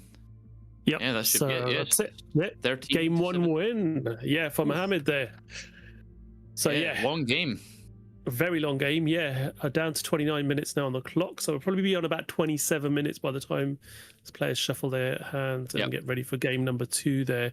But those Mihawks, gosh, being able to chain them one after the other and get 3 down, and the shift they put in turn by turn, don't they? It's just constantly stopping your opponent from being able to attack or block. Is just frustrating indeed for our Nami player. Yeah, definitely. But I mean, after the Namis we've seen, I guess, so far over the course of the weekend, it's nice to see Nami having to deal with the frustrating things, right? Yes, absolutely. I was going to say, yeah, exactly. You can't be frustrated when you're playing a deck that's so frustrating for other players to play into. So yeah, but was a bit. At times I was like, oh, is Mohammed being quite risky here, not having a blocker on board and going so big? But all those cards in hand and knowing that green has events as well that allow you to sort of bump up by 3,000 or 4,000 just with a single Don or a couple of Don can make things a little bit awkward as well when doing the maths. So yeah, good game 1 win there. And now we're going to be going into game 2 to see if this Mihawk that's been here since the solo Mihawk in our top 32 can make it through to our semi-final and be one of the last 4 decks standing. Yeah, we'll see. Obviously, a good showing there. That's the strength of 3 Mihawks back to back to back to back. And obviously, as you said, right, the repeated effect of because it is just on your turn when it gets rested, it's able to immediately get used when it comes down thanks to the leader effect to rest it. And also, it's in really no real danger because it's a 10k body. Obviously, into matchups that can power reduce, like an L, then like that's scary because then you're exposing a rested body that can get swung into after power reduction. But when you're against Blue Yellow Nami, nothing to worry about. A 10k body is like very, very nice, and nothing can really comfortably swing into it. Yeah. Yeah, makes it very, very difficult indeed, and just means it's sitting there doing it every turn. And again, on your own turn as well, giving you that plus 2,000, crashing a card. Almost sort of more ace leader effect built into the Mihawk character. Yeah, pretty much. It's quite nice, yeah. Also, didn't really see it much until the Nami went very big. Yeah. But, I mean, you didn't really need it, right? Just deciding to take life instead. Exactly. So we have Mohammed starting us off, 1 Don turn, and gets a Perona search off straight away. Yep, so it looks like you're going to take the Smoker. Yep. Yep. So that's from OP10. I see a nice SP there. And that is, gives it, oh, sorry, it has Banish. So obviously that's really good into yellow decks. Denying the life to hand, denying the trigger. And as well as Door, just solid body, right? It's a 5 cost 7k. It has the ability to restand Dawn. Yep. And yeah, again, we see Girl on curve. So yeah, that's good for Angelo as well, making sure that that girl definitely does help. So we're kidding Killer coming down this turn. Quite a versatile card. Saw it's from starter deck 24. On play, does a search for you, and then your opponent's attack, you may trash it, and you set one of your Don cards as active. So does give you Really sort strong. of second purpose there as well, especially in decks that do have events that run that would require Don to be activated. Does help. Yeah, it's such a very good effect in Mihawk, especially because you're able to rest it quite freely with leader effect once there's a 5 cost character on board, and if the opponent ever decides to swing into it, you can just use the effect to sacrifice itself and get a Dawn active. Yep. For them to waste an attack. Also, it's a 2k body, so smaller bodies can swing into it, like, you know, an L. We've got all the Satori, Ohm, Shuras can swing into it quite freely. Yep. And obviously, like, you know, in the mirror, I guess, like Perona in itself can swing into it quite freely. And any other deck that runs like a cheap searcher, which is most decks. Yeah. True. And we are going to see that Smoker coming down now.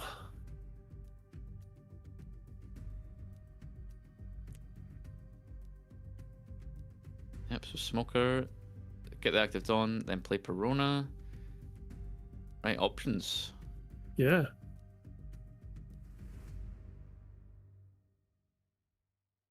Just having a look at the hand. Got 2 Manga Bonnies already, so you probably don't take third.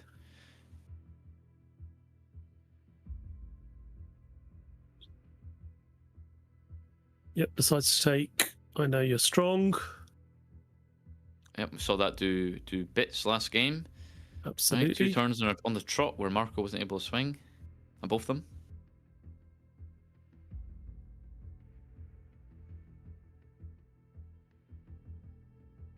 So, effect there.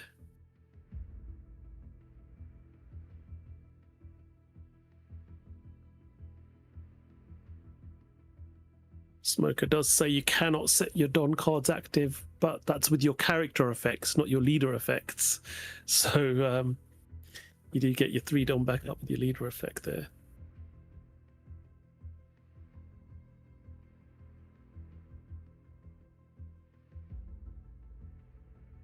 So 6 Don available to Angelo here now. Will we see a Nami this game? Yeah. And obviously next turn Smoker's going to be able to push life. And being a 7k base is just perfect numbers for Nami. You know, already asking for 2 cards, and even when Nami becomes a 7k base, then still asking for a card. Yep. You definitely want to stop that attack for Nami. Like, you do not want to take a banish hit if you can help it. Absolutely. Like, giving up the trigger and giving up the card if it's not a trigger. Yeah. It's just, yeah, really, really tragic. See Marco swinging for 7 there, getting the draw off Nami leader. We've got 5 Dawn. Yep, here we go. There's Nami. Yep. So big swing this turn. So it's going to be 2 7k swings and then obviously a life rip. Yep. So yeah, just taking it. Wow. Well, down to 1 life already, Mohammed. And facing an army that's still on 4 life. I mean, this is how it was last game, pretty much. But thanks to the Mihawks, was able to rip through that. But obviously, we are now, you know, only on 7 Dawn, so we're not anywhere near a Mihawk. Obviously, it has to be next turn, and even then, you're not going to be able to swing with it until 2 turns. So I don't know if we'll get the same value as we did. Also, the card in hand is ludicrous. Right, you can keep them if you feel like it. There's no hand disruption in Blue Yellow Nami now that Puddin got restricted. Yep. So leader effect plus hogback to make sure that banish 7k swing doesn't come through.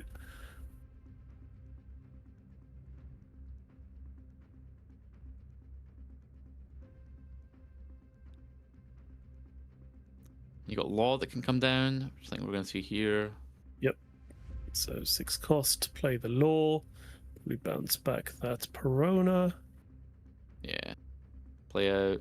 Well, we've got the other Perona now, which is good. Yep. That's the one we're going to play. So similar effect to Mihawk. It chooses 2 characters and they cannot be rest until the end of your opponent's next turn. This one is cost restricted. It's a cost of 5 or less.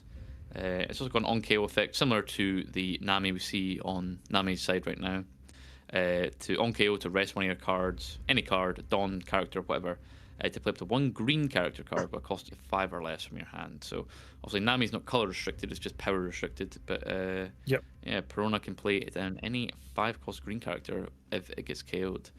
But we probably won't see it get KO'd, I wouldn't think. And thankfully, the Law that got played down that can enable the bounce to play is now blocker as well, thanks to the effect. When you got 1 life or less, it becomes a blocker.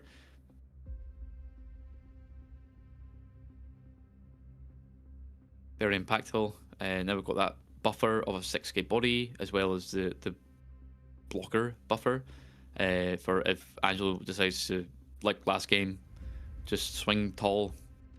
Not really worry about getting your big bodies out. Yep.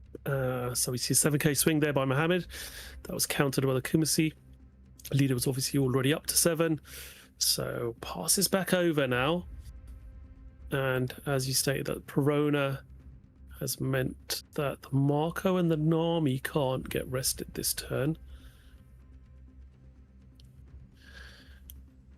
So 8 Don available. We see a Nico Robin. Nope. We're going to see a Gecko Moria coming down here. Kumasi going to the top of life. And Girl effect and a 6k swing from the Nami leader.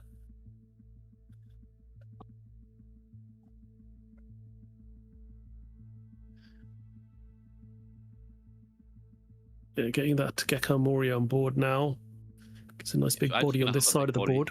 Yeah. Yeah, which you didn't see last game, but unfortunately, Mohammed does have Mihawk, and it is 9 Dawn next turn. So that Gecko Moria will be stuck.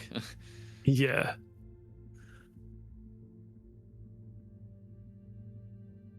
Okay, as you stated now, back over to Mohammed. 9 Don turn. Starts off with a 7k banish swing. With Angelo just on 2 cards in hand. Yeah, so that's a good swing. It's get rid of your hand. Yep. Or take it, or you could block with Marco and 2k. Yep. I mean, you're on 5 life, so I don't think you care too much. Yep. But okay, we're just gonna block, no 2k. Block. Just drop. 2 cards, yep. Now he wants to see what can you bring out with Kumasi.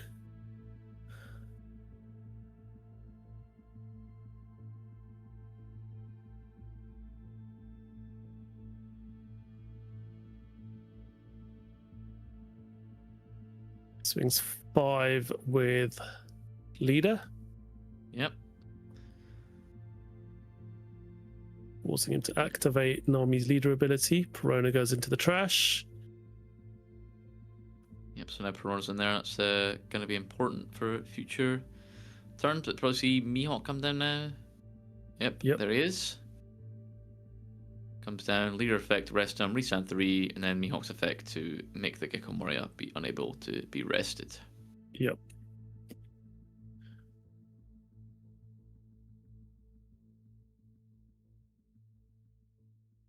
So 3 Don left. Obviously, we could swing with Perona if we want. Yep, there is opportunity Play to do that. down. Or just pass, yeah. Yeah, passes over with 3 Don up. Now, go up to 10 Don for Angelo.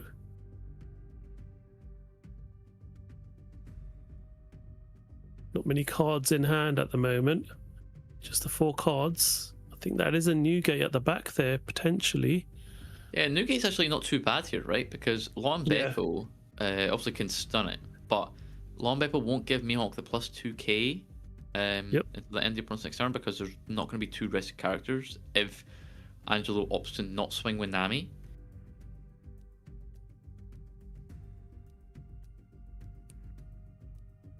Could be an argument to maybe do that.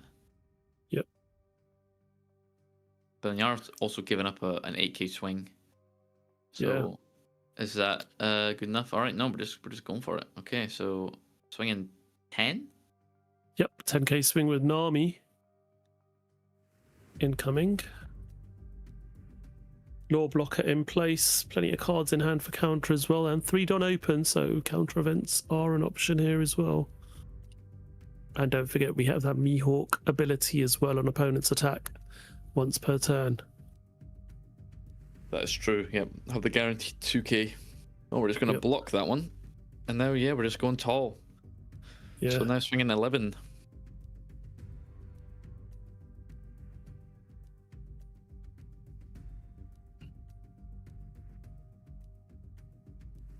Yep, Angelo quite happy still being on 5 life, saying, well, you know what? I can probably just try and either force cards out your hand or get you down to 0 life without the threat of losing and keep the pressure on you. So yes, does drop down to 0 life, and Angelo passes over now.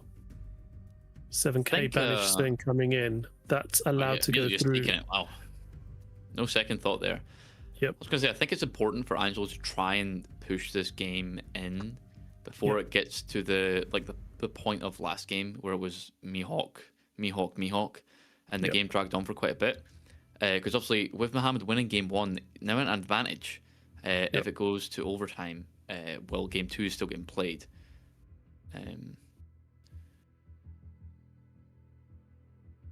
Definitely makes sense just to push in. Yep. I think we'll probably see a 5k swing from leader to try and force the leader ability activated. But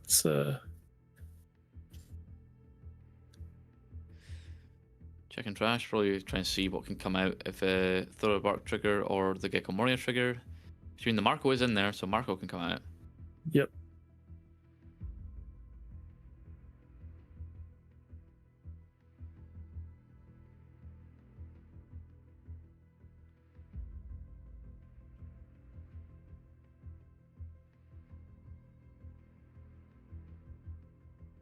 And again, I think similar to the last game, got to be cautious of if you can counter out of the 15k swing.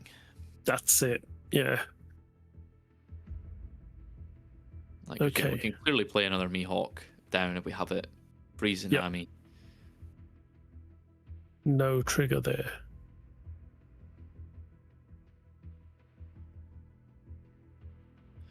So Leader and Perona still available to swing with here. All dot available as well.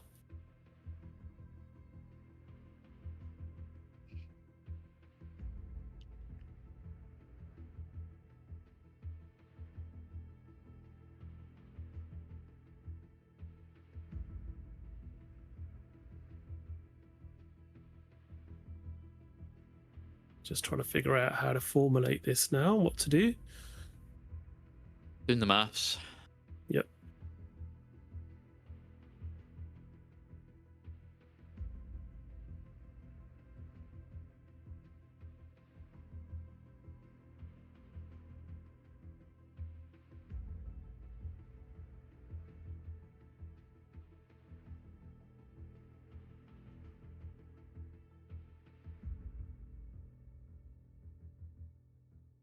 Really tough decision here, clearly, for Mohammed. Yep. Right, yeah, I was just going to say, I think I saw a blocker loss. We're probably going to see that come down. Yep. Bounce Laboon. Lay out the blocker, Bonnie. There's 8 rested cards, so draw 2, trash 1. Resand the Dawn, so now we've got 5. See Coffin Bolt there. I think it's only played at a 1 of in this deck, so that'll be nice to get that down. Yep. Up to 5 Don now.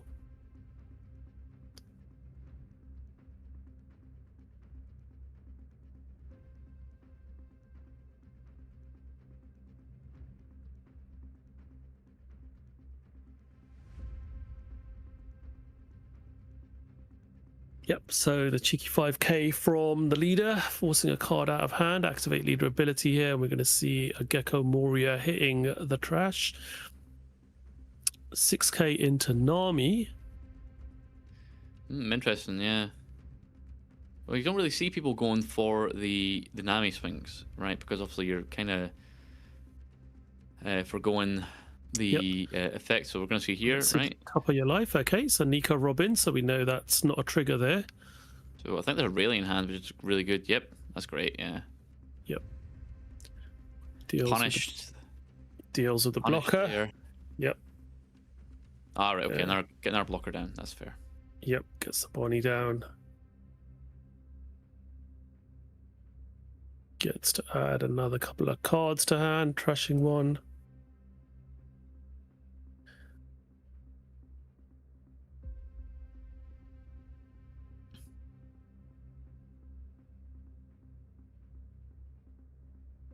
Okay, so play Coffin Boat, draw 1. Rest the Resting boat. the Coffin Boat. Beast down 3 Dawn. Pass back over. So 4 Dawn up. Does have the Bonnie there as well as a blocker now. Yep. Obviously, Rayleigh can now attack, so we do have 2 swings. Yep. But I mean, Mohammed's hand is like probably like 11 cards or something. So Yeah, it's crazy how big his hand has been in both these games. But yeah, he's got 4 Dawn open as well. That just with counter events that you have in this deck, that just also means that makes it a bit more difficult for Angelo to do the maths and figure it out. yeah, Also I have don't the think Mihawk's effect as well. All right, okay, so we're going for that's at 4, so 10. 10 into 5, so it needs 6k's worth of counter here. So Mihawk effect and 2 2Ks. Yep. Or 4K counter event, like we see there. 2K, easy. Yep. Then now with Nami, boom, easy block. Look, yep.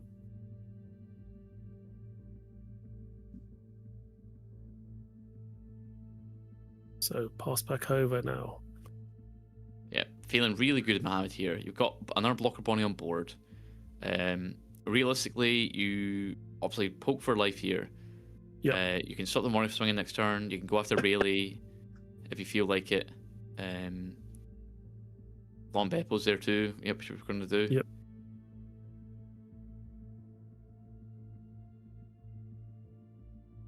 So now become a 7k base. Restand 1 with Smoker. Do Coffin Bolt, restand 3. And now swing 10 and 3 to Rayleigh. Yep. Just taking that.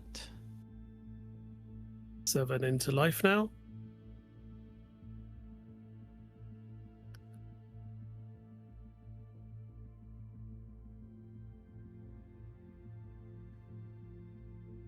Takes that Taking one. a 7. Wow. Just in case there's a trigger there, I think. Yep. Yep. Which there Okay. is. Because we know that Banish Smoker swing is going to come in as well. Not anymore. But not anymore. Yeah, exactly. That Prona comes out, stopping the Banish swing coming in, and we are now going to see the Perona swinging in into the Perona. 7 into 5.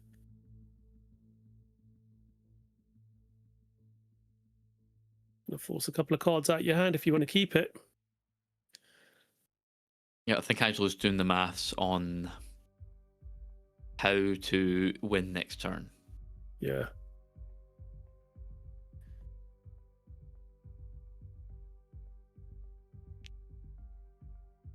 Is the question. Yeah, keeping it, yeah. Yep. I mean, I don't think you can survive next turn the onslaught that's going to come down because, I mean, Mohammed's board is ridiculous, right? We've got Yeah. Lot Beppo, Mihawk, Perona, and Smoker. So I think you need the character to get through the blocker. I still think Mohammed's fine because 4 don't up and again so many cards in hand. But Yeah. as Angelo's only out, so you got to go for it. Yeah.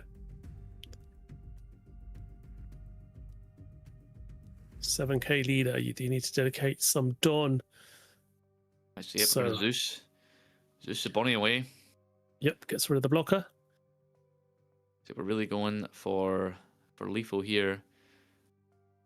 Girl on to leader. And it looks like So there's 4, so go up to 11, go up to 14, go up to 17. That's it. Yep. Yep. Mohammed beats the Angelo's Nami and makes it into top 4. Yep. So again, very long game, and also that was only 2 games, so that's a 2-0 victory for Mohammed Yep. there.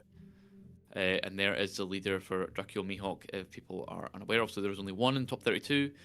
So it's got the flavor text that is sometimes relevant of the if your opponent's leader has a slash attribute, this leader gains plus 1,000 power, which means if you're playing against other slash attribute leaders, it will become a 6k leader into those matchups. So obviously that's incredibly strong, and that's important for the mirror as well. You will both be 6ks. And it's got the activate main effect we saw many times during that game. Rest one of your cards. If there's a character with a cost of 5 or more on either of you and your opponent's board, you can set the 3 of your Dawn cards as active, and then you cannot play character cards during this turn. So if you do that during the end, get more aggressive power, or as we saw there, keep 4 Dawn up for events that were needed there for the big swing. Yeah, we got karmic punishment in this one, and obviously the billion world, fold world, as well. Useful events, and that's what I was saying. When he's leaving that much dot open, you can't really calculate mathematically what he's got in hand because could have events. You're like, okay, 2k, 1k counters fair enough, but when that Don's open, figuring out what those events are is going to be very, very difficult indeed. So that is our top 8 matchup concluded. We've just been informed we are going to be showing you both semi-finals. So we are going to be showcasing both of our top 4 matchups for you as well. So we've got another 3 rounds of action for you, essentially. Both our semi-finals and our final yet to come as well. So going to be interesting to see those matchups and see what we've got there. So Mihawk's definitely made it. So that's one Nami that's fallen out of that potential top 4. We'll find out what our other top 4, other 3 decks are in our top 4 shortly. But yeah, good matchup there. It just shows how strong Mihawk is into this Nami. Done pretty well, probably. I don't know how it fared against the Anels, or if it's seen in many Anels on its journey here in the last, for the 10 rounds yesterday and today as well, into the top 4. But yeah, it'd be interesting to see how he copes if it does face an Anel. Yeah, I think it would be quite difficult for Mihawk, but I mean, we'll see. Obviously, I don't know how they done in Swiss yesterday. Probably played against someone else. Very crazy run if you didn't, I suppose, in this the way this meta is. But yes, obviously both top 4s. That'll be exciting because see both semi-finalists and then into the finals. That will be quite an action-packed afternoon for us. Yeah, so I think probably going to go on break shortly. Probably waiting on the other game finishing up, and then we'll be back with one of the top 4s. We'll probably do the other match first, so not Mihawk, because we just had them. So we'll do them second, and then it'll be on to the finals. Yep, look forward to seeing you soon.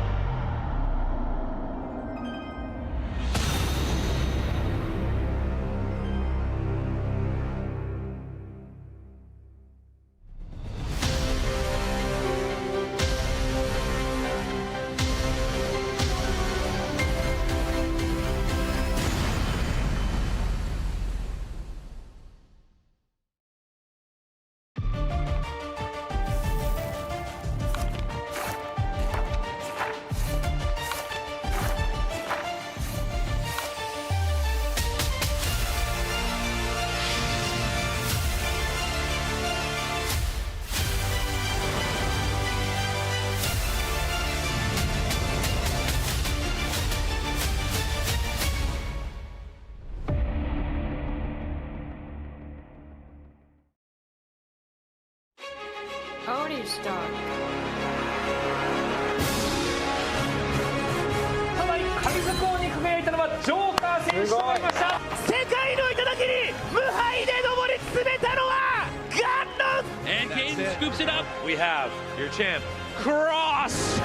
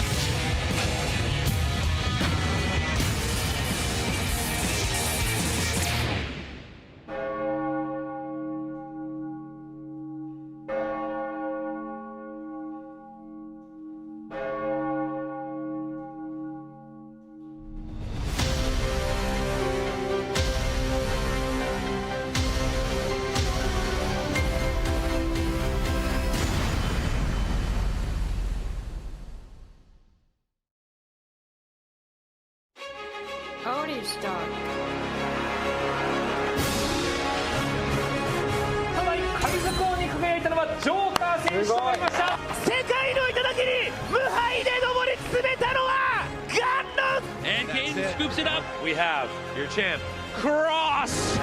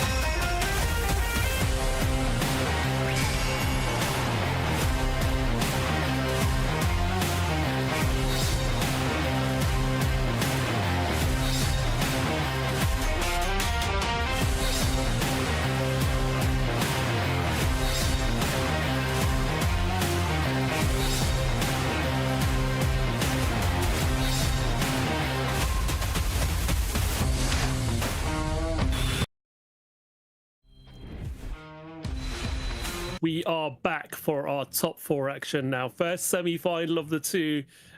We saw Mihawk taking a win in the last matchup, didn't we? And we're going to be featuring now 2 of the other players. So we're gonna wait for the Mihawk match to be the second of the top 4 that we show. But the first match we're going to show is, can you guess it, Nathan? Can you guess what decks we're going to be seeing? Oh, I guess Nami, and maybe an L. I can't remember. Oh no. It's just No, Nami.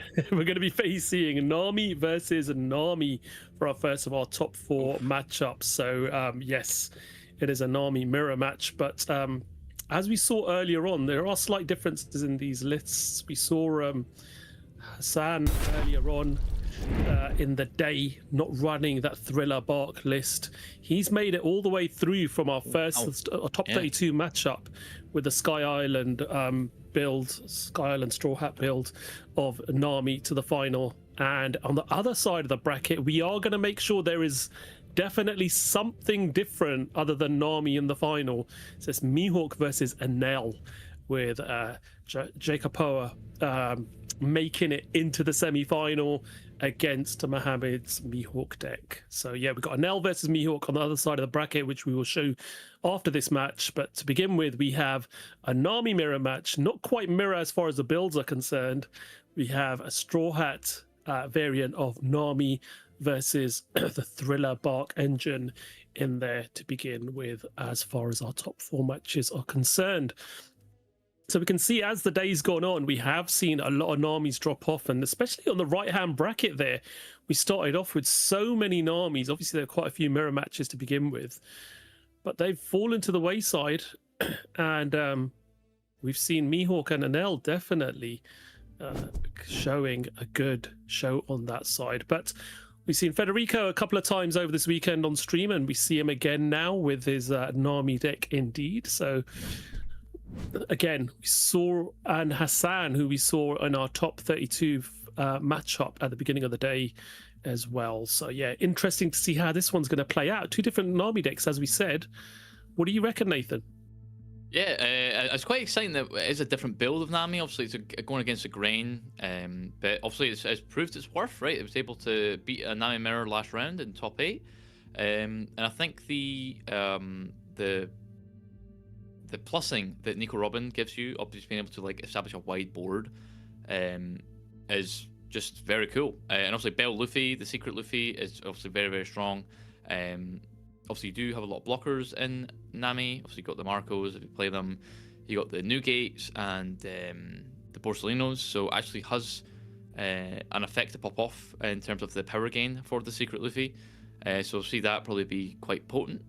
But yeah, we'll see if Hassan's able to, win the mirror like he did the last round in top 8. Yeah, absolutely. So the fist bump there, both players kick off, and we have Federico starting off with 1 dot and pass. And do we have? Yes, we do, because he's rested his 2 dot immediately. Hassan does have the gold promo on curve, which is a great start indeed. So trashing the Nico Robin, giving a rested Don to the leader there. Yep, couldn't ask for a better start there, going second. And yeah, obviously, so it is open deck list as it is in Top Cut. So I don't know who the higher seed was, I can't remember. I think it was Federico. Possibly. Right, yeah. I mean, obviously, if you're seeing the Nico Robin Sky Island build, you probably don't want to let them get that off on curve. So yeah, makes sense. Yeah, 7k swing now coming in from Federico into Hassan. Federico is the higher seeding of the 2 here. And passes back over. So we have Hassan down to 3 life now. Forward on turn. Do you have a forward on play? Starts off with a simple 5k swing, leader effect.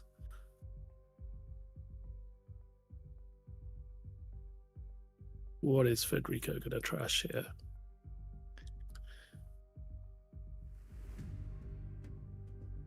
Okay, the Kumisi, right? Then we're playing Zoro, Tetsuki Kinojo, heal 1, girl effect, pass. Yep. That is quite smart, actually. Like, if you're only going to be swinging with your leader, you know your opponent's either going to counter out a 1k or trash a card to activate leader ability. So why not just swing first with a 5k rather than a 6k, and then reveal what you're about to do? So Hassan using smart technique there as far as sequencing is concerned. Yeah, it kind of gives straight away from information.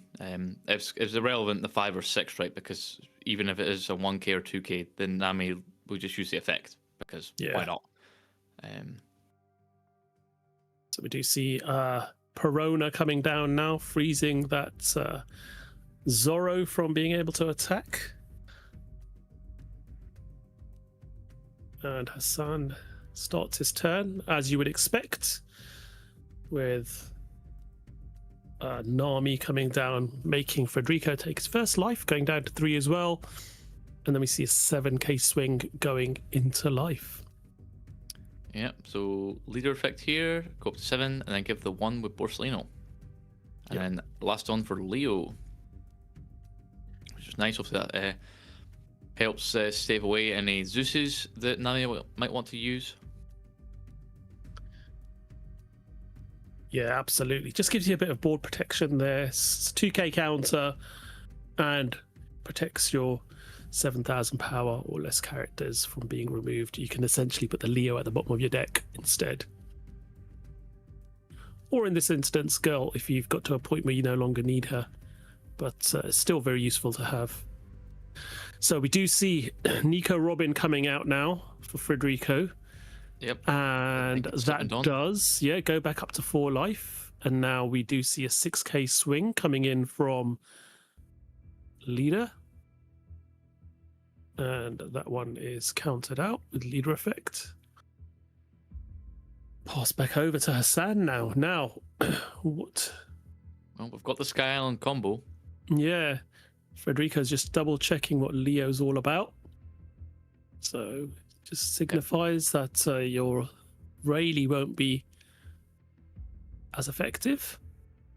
Yep. It's interesting that obviously you've got a Sky Island combo there, but you only have 4. You only have 1 space on board right now. So obviously you could play Robin, which we're going to do anyway. I wonder what you call over here. Is the question. Yeah. Is it Girl? Yeah, it looks like it. It is? Yep. Okay, yeah, I think you'd rather have the Leo. And Yeah. also you'd rather keep your 6k bodies for, because obviously, next turn, or turn after, being able to have the only 1 Dawn commitment to hit 7 is going to be really important. Obviously, Luffy has Rush because there's 6 more Dawn in the field, so we're swinging 7k in.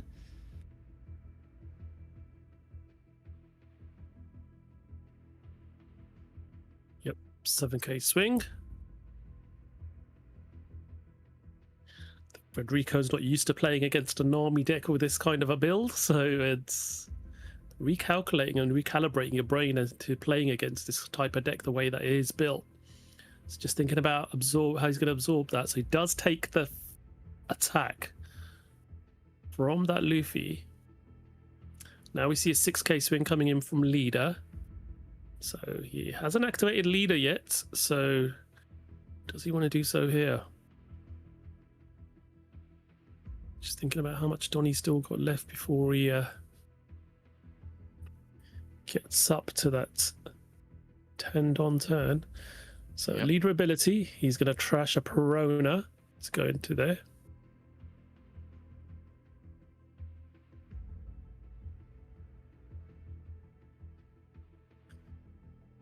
So we do now start the turn for Federico.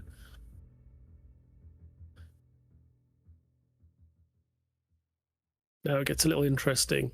We do see quite a menacing board on Hassan's side now, don't we? So very wide. All potent attackers. Yep. Obviously, Luffy is rested, so we could swing into that. Yep. Also, it's a 7k base, so you are, I guess, going against that 7k base before discarding a card for like Nami, right? Like the leader. But it's such a strong card, especially when later on in the game you're going to want to get down some blockers. And that threat of random power, you know, on average, it's probably 4. I think 4 is probably the most consistent cost in the deck. I think looking at Hassan's build, Yep. Maybe 5, maybe more 5 drops, but you know, 4 or 5k power on a 7k swing for just blocking, it means that your Edward Newgate doesn't freely block it. Yep. So either rip swinging 9 into it, Hassan letting it go. Yeah, with 5 cards in hand, you don't really want to get down to a really poor hand size and overdo it. But yeah, let's that one go. So that's the big swing coming in from Federico as far as base power is concerned, absorbed into one of his characters.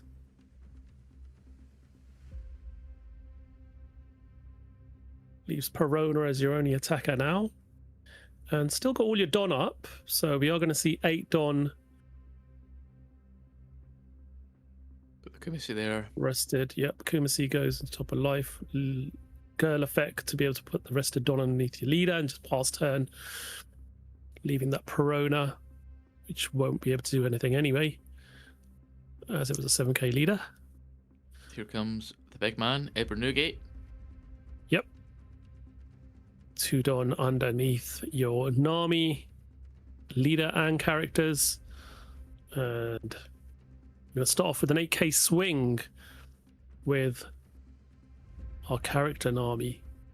Yep. Obviously remembering about Perona there. Obviously Perona's in trash and Kumasi is on the life.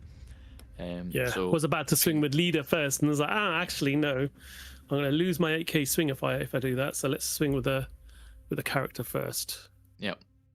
Obviously, that's an important thing that you're probably grazing over, right? Is that Federico doesn't have to play around Perona in this mirror because Hassan's not playing any of the Third of Bark stuff. So that's going to be quite interesting to see how Federico sequences his turns compared to Hassan having to play around the Perona. You know, obviously forgetting there momentarily because he himself isn't playing any. Yeah. Having to remember, oh yeah, that is the standard. And my 8k swing can get stopped by that. Absolutely. So get a few attacks in there, take a couple of cards out of hand, take 1 life. So Federico back down to 3 life now, and we've established a big 12,000 power blocker on the board as well.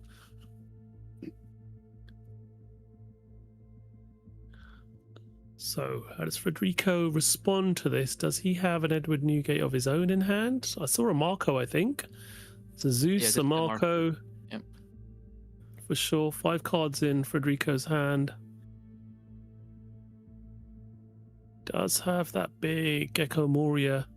It's an attacking power. Could potentially maybe deal with that Nico Robin. Yep. Yeah, I don't see a Newgate. I do see, like, I think 3 Zeuses. So that Leo is proven to be annoying. Yeah. Because Zeus would be good here, right? Being able to get rid of the Nami if you feel like, if you want to risk that anyway, or the Zoro. Yep. Obviously Leo just stops that dead in the water. I mean, you're happy keeping the 2Ks in hand, but definitely do want to clear up some of the board because Hassan is winning that at the moment. Yep. So 8k swing is taken.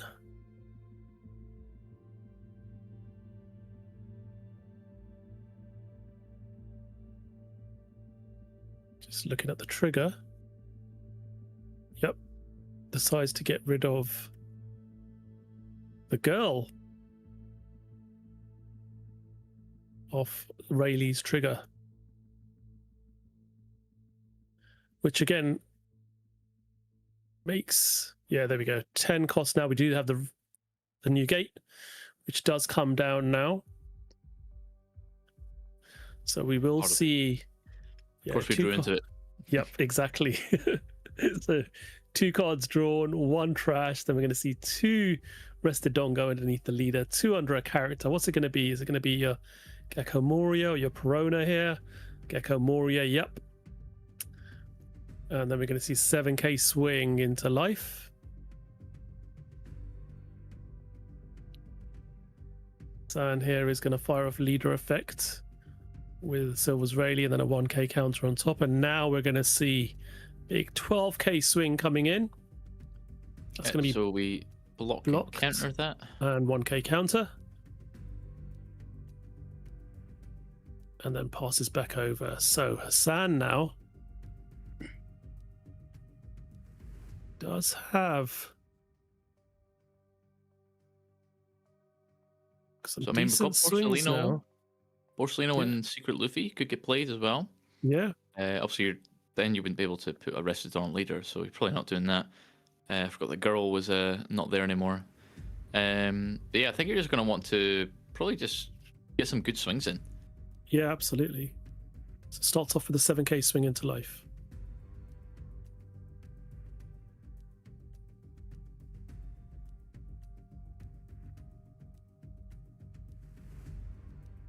Federico just considering what to do on this one. Takes the first one. Considering a trigger here.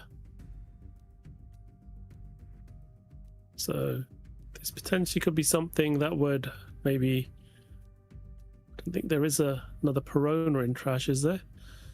No, I don't think There's so. Kumasi, so I took that to hand. So now, what, 7 again with Zoro? Still got 8 Dawn if we want to play Robin, which is at the front of our hand. Yep. So it does go 7 with Zoro.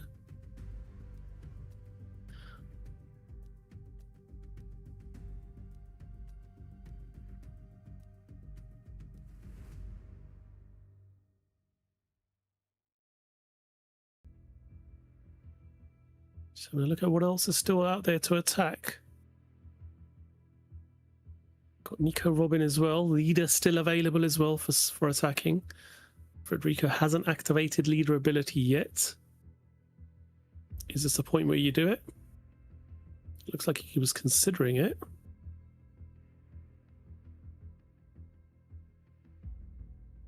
Okay, leader ability and a 2k counter in the form of Kumasi there.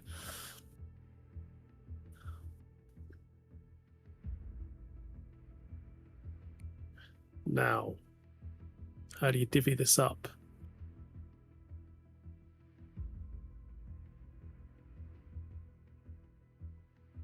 Swinging with Nico Robin. Yep, it's just 7k. Now obviously we're a 7k base, so just one counter. Yep.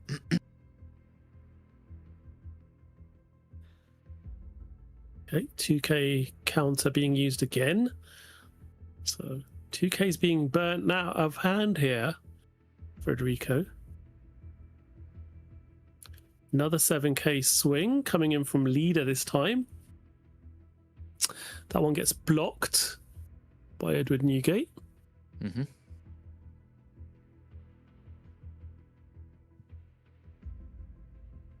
Now we're going to have a 13k, no?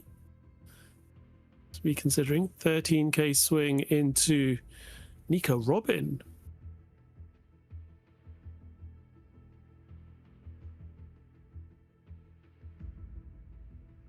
Wow, okay, so That goes 1 damage. Considering replacing Leo here.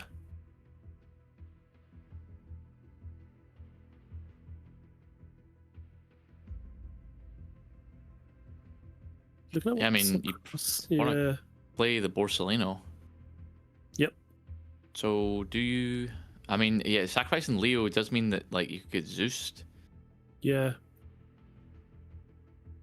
Which I is think the danger. Zoro. Yeah, I think Yeah, Zoro was replace the probably my Zoro. bet. Yeah, I think the Leo is definitely giving you so much value and as far as protection is concerned. So definitely the smarter choice there. Yes, it's one less big attack available, but where we are, I think that's probably the smarter choice. Okay. What does Federico do here now? Tend on turn. Looks like there's a Borsalino, Nico Robin, couple of Zeus in hand. I think that's a Kumasi there. So no access to. Yeah, I think that's Porcelino, Kumasi, 2 Zeus, and a Robin.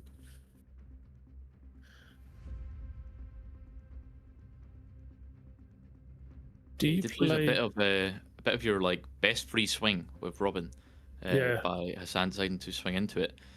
But I mean, obviously in the yellow matchup, right? You can afford to take the damage because you're just going to heal it back anyway. So Yeah, what difference does it make? Get rid of the 8k body. That's like a 1 Dawn 9k swing, which is a very annoying number for Nami. exactly. So yeah, now Federico understand that, now deciding to go for board for himself, swinging 10 into 7. Yep. Or a Robin for Robin, although one is clearly better because it has an on-KO effect. Yep. So that Gecko Moria deals with that Nico Robin.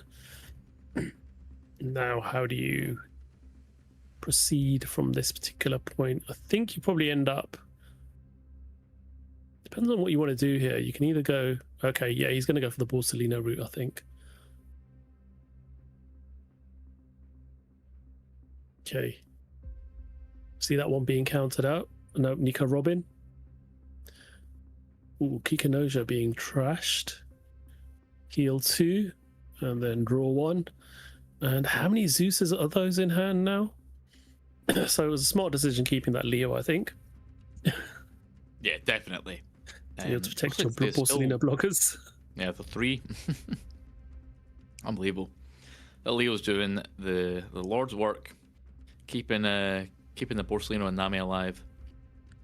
Absolutely. So now, starting off with the traditional 7k swing, just a poke to see if you're going to take the life or give me 2 cards from your hand. So that one's taken. Ooh, new gate. Good to see. Yep. Okay. Now, what do you play here? You've got the Luffy in hand. You've got the heal Robin. So we're going to go 7 into life again.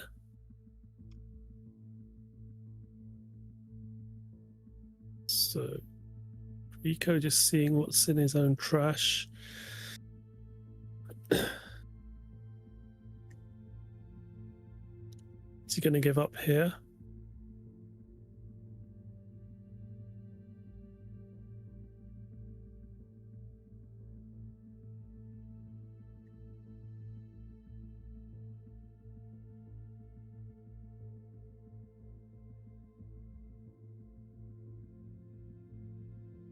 San's got 7 done up. So Robin of his own could be coming down this turn, is what Federico's thinking.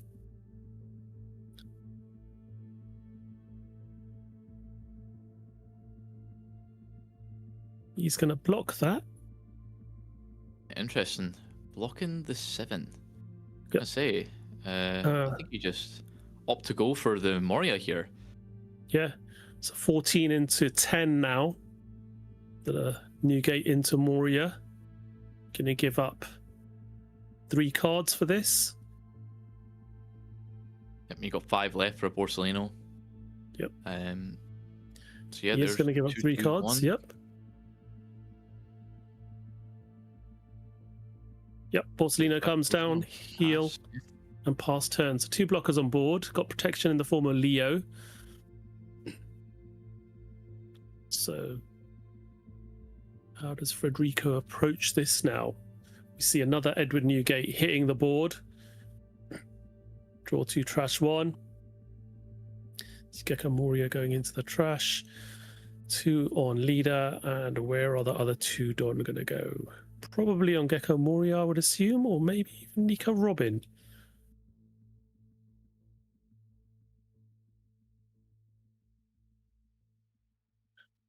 Well, you could put it on anything really here, but decides to go on the Nico Robin. Yeah, I think you'd rather the like 7, 10, 10, 12 if you feel like it. Yeah. Starts off with a 7k swing with leader now.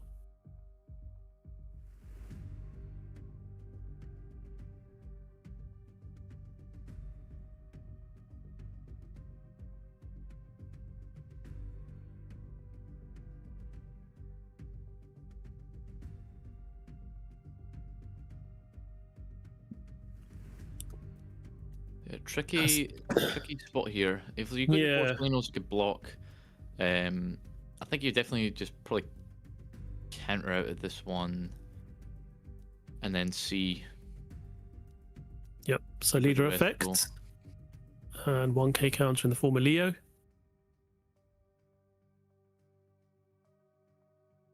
Now we have Nico Robin attacking.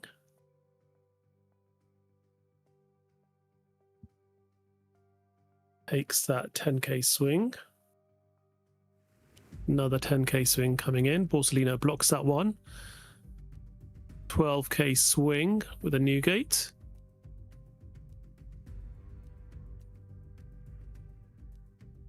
You block this or take this one. Decides to take it.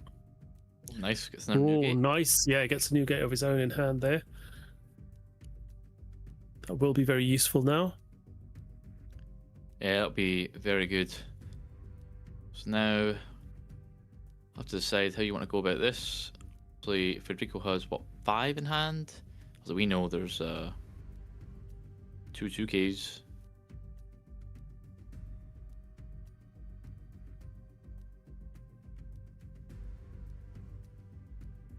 Yeah, definitely getting out-muscled on board here. I mean, Federico has got, you know, the Moria, the Robin, and 2 new gates compared to your new gate. Yeah, exactly. So you do want to probably try and sort of press and maybe get rid of that Gecko Moria if you can.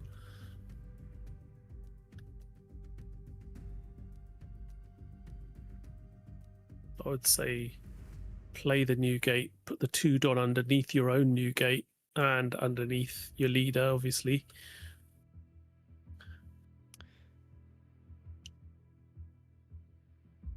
Yeah, could do that. I mean, I think the issue is that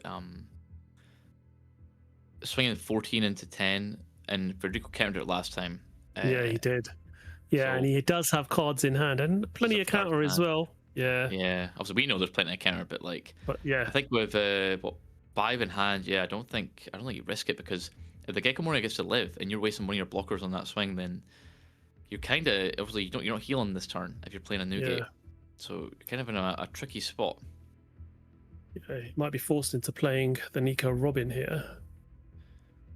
Yeah, I mean, I think debating about the Luffy, maybe. Yep.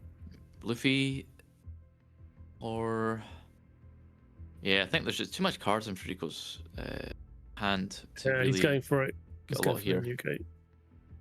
Yeah, so probably put 2 down on Nami, like the character. Yeah. Yeah. Got an 8 and 7k swing.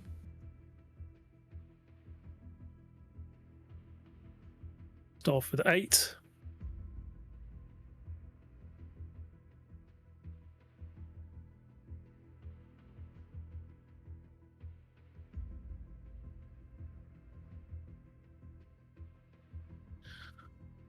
Federico just thinking.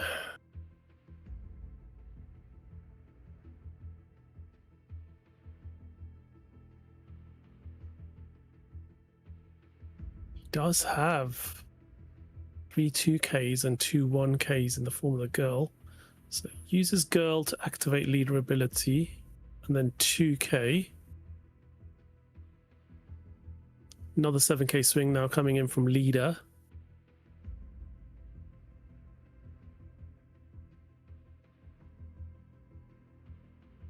Blocks with new gate.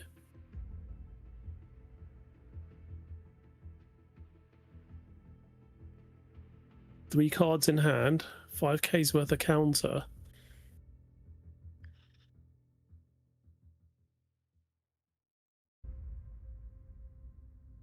Yeah, Hassan's going to be really careful here. Yeah, I think Hassan is debating if he wants to swing into like Moria or Life with Newgate or not at all. Yeah. Like 3 in hand, maybe you try and push for Moria. But again, because we can see Federico's hand, we know that he just counter that. I mean, you have if you pass, you have 3 blockers, 1 life. Yeah. Against the 1, 2, 3 attackers guaranteed, and then 2 blockers that could attack. Yeah, that's exactly what he does. In this game of chicken, of yeah, pretty much. You both have Newgate blockers, and they're both basically getting 3 blocks each turn. I mean, now Federico's hand is kind of like nothing, right? Yeah. So I think it's just going to be put Dawn on things and go, and see what happens. Yeah. He's essentially got a girl, 2 Zeus, and I think a Nami Yeah, I in think there's a hand 5+ there. Nami that got 3 Yeah. for turn there. So, yeah, doesn't really have many options to play. So, yeah, just start putting Don underneath your characters and pushing.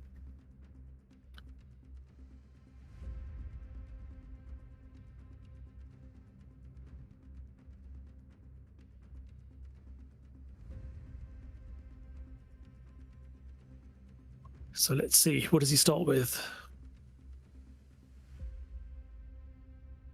Starts with a 10k swing. That's blocked with a Newgate.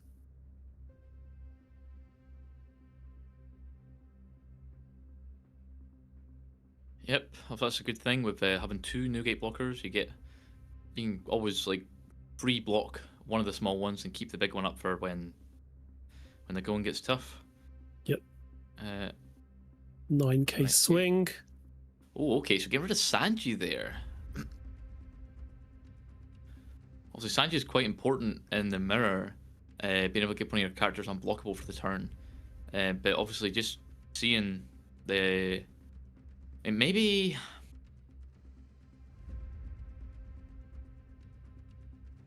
Ooh, maybe that's kind of like a bait counter, you know, to show Yeah. Federico, look, I had this, but I need to drop it because you could have lethal, maybe.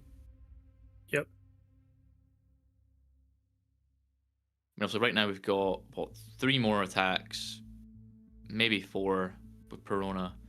We've got 2 blockers, 1 life, so they all need to go through now, basically. And with 3 in hand, kind of low odds of that happening. Yep.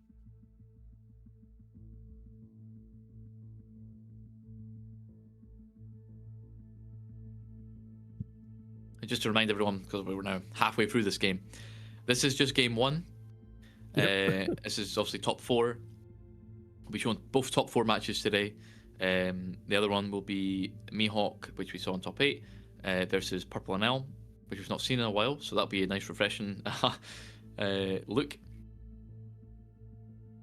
Just as Federico's doing the maths there, and actually swinging with a Newgate there, so 14. Yeah. Gonna block with Borsellino. Yep. Yeah, pretty safe. But now that's also given up an attacker. You know, Borsellino can attack. And it was still got 7 Dawn. Yeah.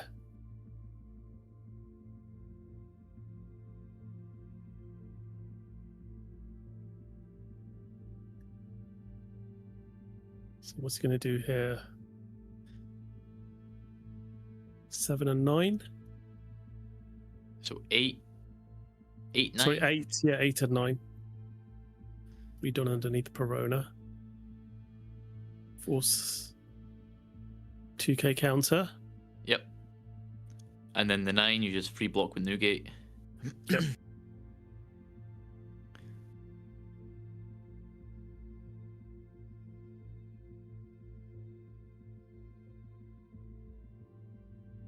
Okay, he's going to go 7 to try and force a card out of hand. 2 Don left. Yeah, I think you go 7 there, because then your Newgate could swing could 14. swing. Yeah, into- 14 into one of the Newgates. Yeah. Yeah. Or just into life, and then the Newgate would have to block and die. So passes back over now. Yep, so it's going to keep blocker the up. Newgate up. Yeah. So obviously we do see Sky Luffy there. So Sky Luffy is kind of big, right? Obviously, oh no, we don't have any life, so it's no, it's not. Still a rusher, I guess, if we want a 5 on, 7k Yeah. attacker. But what we have on board, I think it's yeah, I think Federico has this just with the hand advantage. Yeah. being able to keep more notable bodies on the board that can freely swing. Although Hassan's had the new gates, but they're like, you know, they can swing, but you don't really want them to swing, especially now, right? You definitely don't want them to swing now. No, absolutely. And Federico being able to keep the Gecko Mori on board from, you know, 8 Dawn this whole time has just been a constant threat. Yep. So that swing gets counted out of.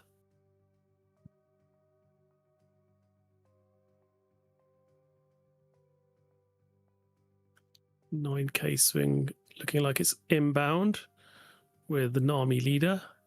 Yep. And then I think we're just going to play Borsellino. I think that's what we have to do.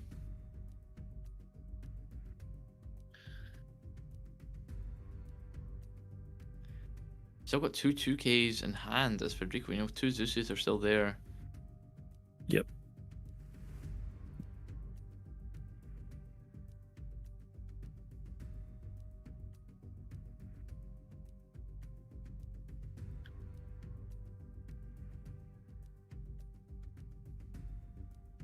It's just 3 cards in hand for Federico.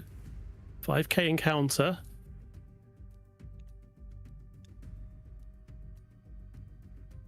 Leader is Federico's 7k. had the like most counter we've seen, right? Just being able to always have like so much. All right, so we're actually gonna get the draw. Oh, yep. Okay, we took it. Yep. So San will get the leader ability to draw, and obviously we've got trigger here. So I wonder what it is. We're thinking, is it Kiku? Yeah, it may as well call over Perona. Yep. 6k is better than 5k. All right, drew your own Kiku. Looking tough here for Hassan. Yeah, not looking great. There's obviously the free block with that, well, block plus 1 counter with a new gate. Yeah. If he does decide to swing with a new gate.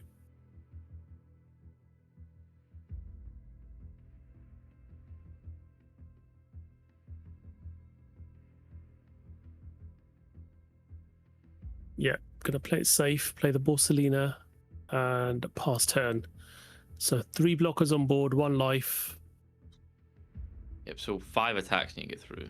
Yep. I mean, you have basically 2 good ones in the form of Gecko Mori and Robin. Yep. Pretty safe.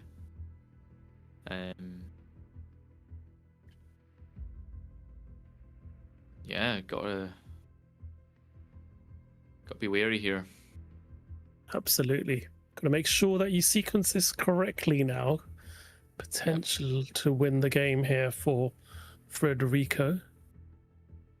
I mean, you've got 6 attackers, so good odds. So yeah, we're just gonna put 1 on Robin, swing 9. See how Hassan decides to counter this. I mean, Hassan's hand is honestly pretty bad. I think we've got a Secret Luffy, a Nico Robin, and it looked like a Kikinojo. So all we have is 2k counter. Yeah. So we've got 2k in hand. So I think Federico has it, but can't show defeat. Right. Yeah. For Federico to have it, we'll have to swing the new gates. Okay, opting to block with new gate there. Get the free block out of the way.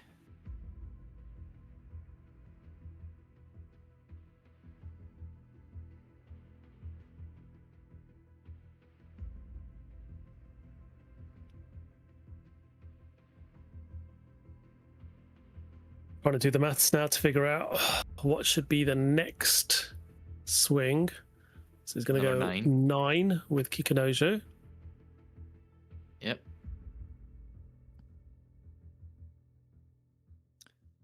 Again, we know Hassan can't count the 9s, right? Because there's only 2k. So yeah, we're going to block with Newgate. Wow, okay. Yeah. So we've still got the 10 and the 12 and the 12. So yeah, I think you just, you know, if 9s are getting blocked, swing 10. 10. Which you can't stop either, right? You have to take it. Oh, it's a tragic last life as well. Yeah. Oh, and the Borsellino to change gears if we feel like it. But no, we're just swing 11, and that's it. So Yep. Federico wins game 1. Scoops, yep.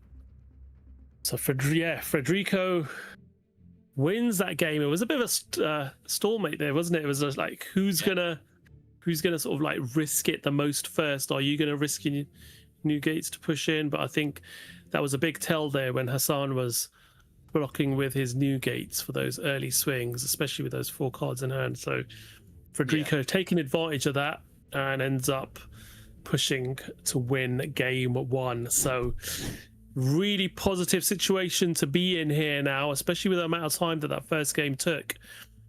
Federico now in the driving seat. If we don't conclude this second game quickly, it just means that he will make it through to the final here. Hassan unlucky there, trying a different Nami build, and it did sort of throw Federico off a little bit.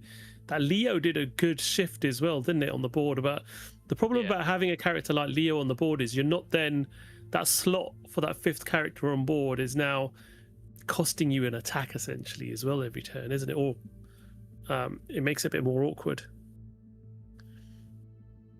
especially as we saw him replacing his Zorro with a Borsellino earlier on. Did consider removing the Leo, but we did see the Zeus in hand. There were 3 Zeus, I think, in hand at one point for Federico, so that Leo definitely did protect the board really well. Yeah, definitely. Obviously, all those Zeuses were just having to stay in hand as a 2k counter, which obviously was good in the long run, right? Having that counter for those swings when, on the flip side, Hassan didn't. Yeah. So we go into game number 2. As we said, other match will be coming up. So the other semi-finals not being played concurrently with this one. We're going to be showing it live on stream after this matchup, which will be Mihawk versus Anel is our other semi-final. So definitely one Nami will be in the final. Will it be the Thriller Bark build, which is traditionally seen, or will it be the Straw Hat build featuring Sky Island Straw Hat cards? But we'll find out at the end of this particular matchup, and we'll also then follow this up with our second semi-final to see if Anel or Mihawk makes it through to the final. Yep. So players just getting ready, fairly relaxed. Yep. And Federico, as we said, rank 8th from yesterday. So really good showing yesterday to finish really high up in the seeding. A well-known player, Hassan, finished 21st, but the unorthodox deck as Nami builds are concerned. Here we go. There's a fist bump. We start game number 2. Just under 20 minutes left on the clock. Who is going to be able to win this one? Hassan is definitely on the back foot here, having to play pretty quickly now and have to make quick decisions to make sure this game can get concluded in his favor as quickly as possible. Federico, a lot more, can play a bit more controlled. Yeah, make sure that he's making the right decisions here rather than rushing things. So starts off with an 8k swing. No girl in hand this time for Federico. That gets countered. So we'll see if No Girl will impact later on when we get to the Nico Robin turn. Especially, right, won't be able to play Nico Robin. Yep. Looks like there's a Kikunojo in hand here for Hassan, potentially this turn. Yep. Yep. And swinging 6. Yeah, you're right. It's going to be. We'll soon see the impact whether, when it comes to his 7 Don turn, whether that's going to have an impact on what decision he can make as far as Federico's concerned. So we are seeing a 6k swing coming in, and we do see Kikunojo used with a leader effect to make that leader 7k, and we pass back over to Federico now. And do we have a Nami on curve or not? Doesn't look like it. Looks... Nope. Oh yeah, Borsellino is the on curve option. Which do you want to play? I mean, arguably. Wait, I was gonna say Zeus because you're on 4 life, but you go down a 3 to KO the Kikunojo. Yeah. 10k swing incoming. And that's taken. And then we pass back over. So now Hassan is on the 6 Don turn. 5 Don for the Nami, as we would expect. Rested Don onto leader. Then we're going to see Girl now. First of all, we're going to put Don on our Kikunojo and swing 7.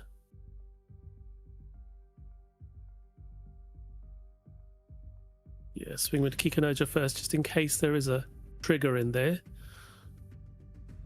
Oh, Zeus added to hand. 7k swing coming in from leader. Leader effect being fired off. Gekomoria being used to activate the leader. Then a 1k counter needed. But it looks like he's going to use a 2k in the form of Kumasi to put that in the trash. Get your Thriller Bark card that you need in the trash and then pass back over. Now, 7 on turn. Can Federico finally play something here or not? Looks like also Borsellino is active now, right? Yeah. So Girl and Borsellino, would that be your play? Yeah. So oh yeah, it looks like Hassan gave the Dawn from Girl to Kiku. I mean, it's irrelevant because there was one active, so Yeah, you know, yeah. it's the same thing either way. Yeah, good thing to catch. Obviously, Hassan has to play fast here, right? If he wants any chance to win game 2 and then have to win game 3, you need to play fast. You cannot like play a control-y, like take your time thinking as much, because there's just not enough time. Yep. Right, 16 minutes. You might think 60 minutes is a lot of time, but I mean, when you still, if assuming you win this, you got to play a game 3. Exactly. It's a big pressure, and Hassan's clearly feeling that, right? Absolutely, you can definitely tell that. So he is now, he countered out of that last swing, leader effect and a 1k in the form of Nami, and now we're seeing Kikunojo swinging 7 again. So Federico does have 7 cards in hand here. Yeah. Going to see like the pressure, right, that a board can give. Yeah. We're going to see probably how much Don we have? We have 8, right? So yep. I don't see, we have a Robin, yeah. So we did leader. So yeah, I think we just Robin safely here. Yep.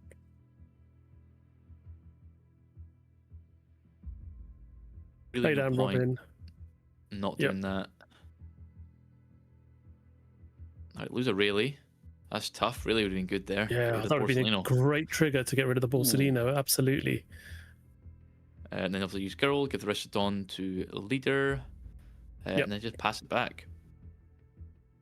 So now obviously we've got to 9 Dawn. So we can play stuff now. I'm pretty sure we have stuff in hand. Yeah. I think. Pretty sure there's a Gecko Moria there.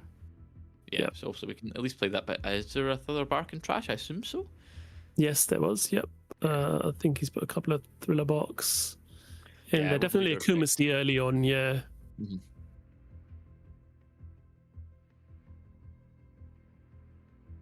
So yep, he can definitely play that, and he does have a 10 cost Newgate as well for his next turn.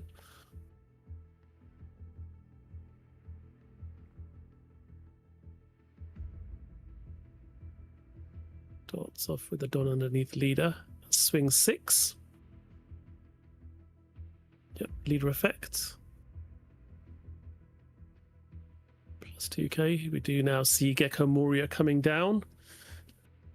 And we'll see Kumasi being added to the top of the life there.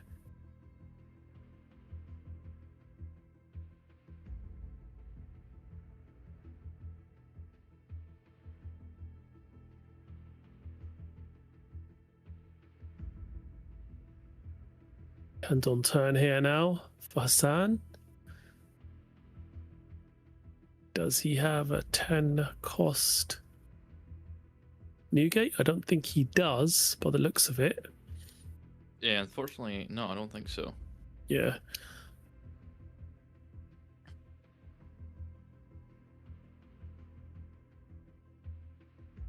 $7k swing with Kikunojo.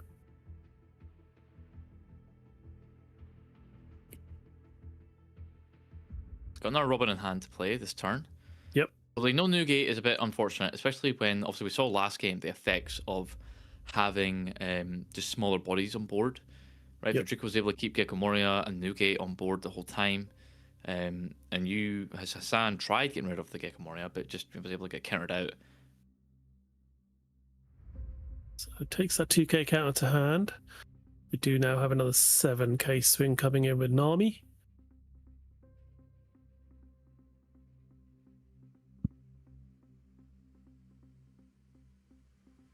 I mean, yeah, this is a freedom that not having a big body to play gives you, right? Yeah. Being able to swing 7/7 and also play out the Robin. Exactly. So Kumasi and Hogback used as counters.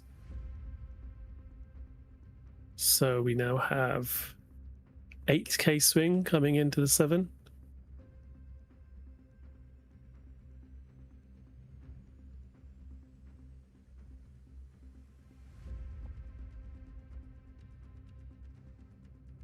So do you 2k counter this? Takes it. Okay, Looks like it's a Nami. Nami. Yep. Would have been good 3 turns ago. Now Nico Robin comes down. What do we trash this time? Yeah, Fresh and Luffy. Girl effect. Last active. Swing 7 again. Yep. Yeah, it's such a great turn, right? Being able to swing 7/7, 8/7. Yep. Getting lots of those little attacks in, forcing out cards or life from Federico every swing definitely does help. So there we go. So we pass back over now. 10 on turn.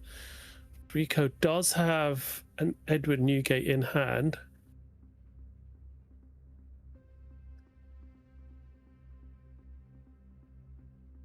At this point, you think is probably going to be the optimum play. There is a Borsellino there as well. The Newgate does come down for 10. Draw 2, trash 1. Zorro there. And the filler Nami. here is good. Seeing how bad Federico's hand has been the majority of this game. Like, just not having a lot of stuff to really put down on board until now. Yep, gets rid of the Nami. 2 rested on leader and 2 probably on Gecko Moria here.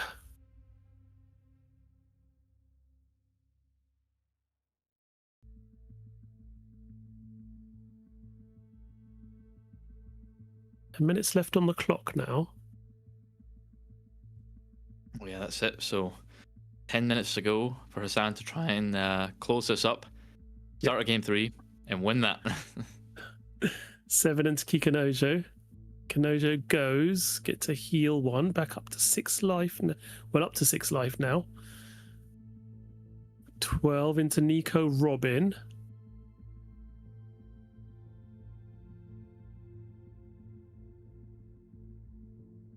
Gosh, looking at Hassan's hand, there's 2 Leos there.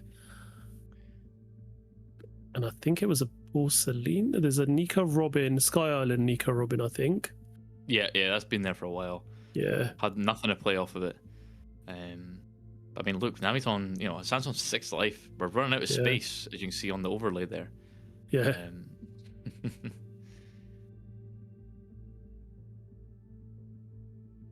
Well, hopefully it gets to 7. I want to see where the extra blue dot goes. Yeah.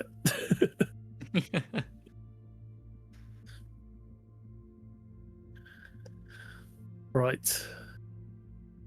What do you do here? It's a 12k swing that had gone into Nico Robin, I believe. Hasn't been resolved yet. Yep, letting it go. I think it's too much to counter there, and obviously you get the damage too. Yep. For whenever that wants to get resolved. Yep.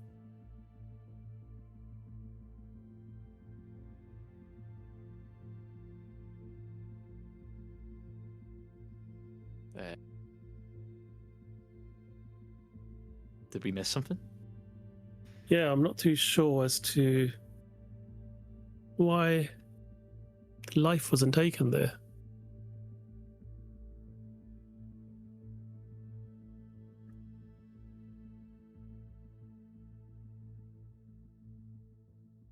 Yep, damage taken.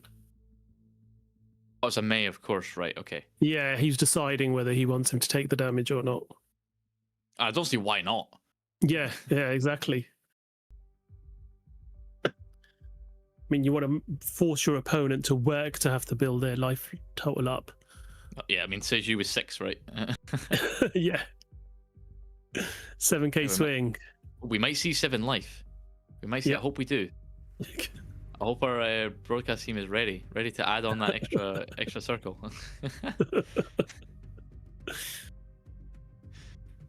So, 7k swing incoming. Leader effects, trashing the Zorro, and then a 1k counter on top in the form of Perona. Oh, 9. And Yep, then we have 9. 8 on left, so we could pay 7 for Robin, Girl a Dawn to leader, give the active Dawn to leader. 9k swing. Free block. Yep, free block. Comes Robin. I think Federico go. has 3 7 cards in life has hand. been achieved. Where is it going on the overlay? Where's it going? I think there's space for just one more to, well, There it is. there we boom. go. See? Achieved. Wow. See? Do not underestimate our stream team. Yeah. Can get Lesson extremely learned. creative. Well, there's space for 2 more now, so.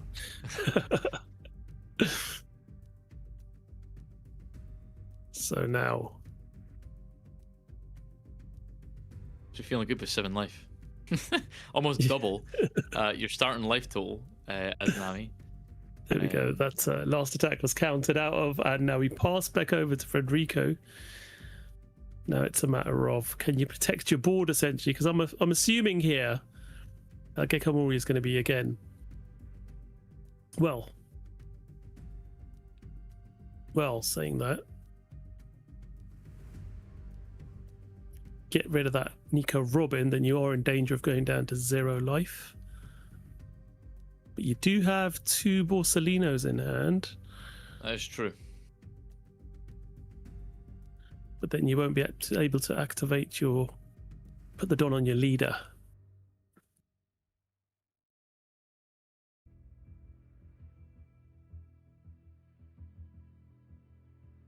Counters that.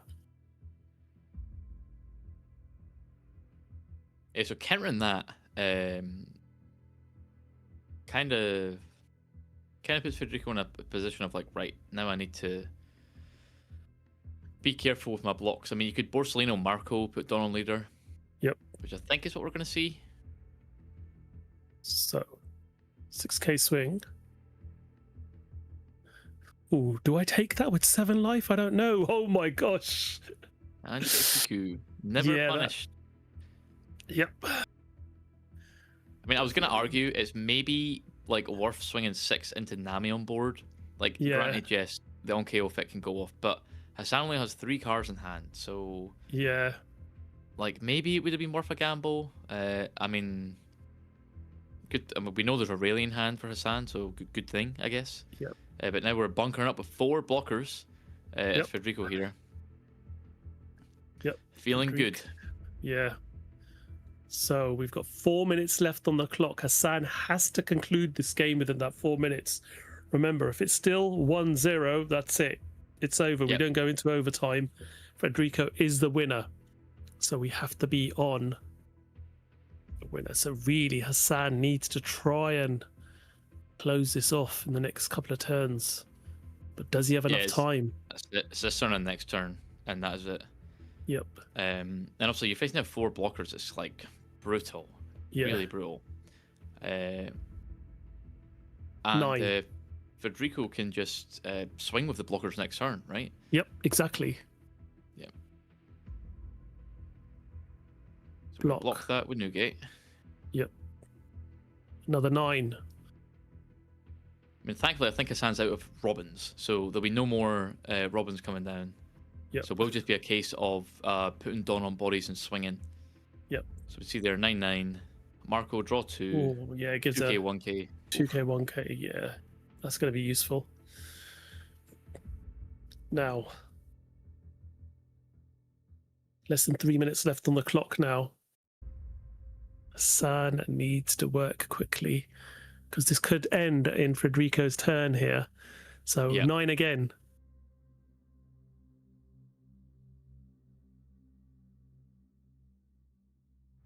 Then again, I mean, you've got a 7 and a 9.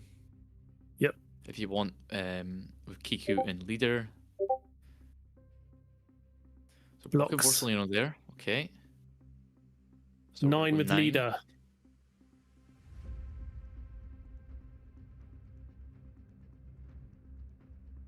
Just over 2 minutes left. Just taking that, getting the draw off leader, and then swinging 7 with Kiku.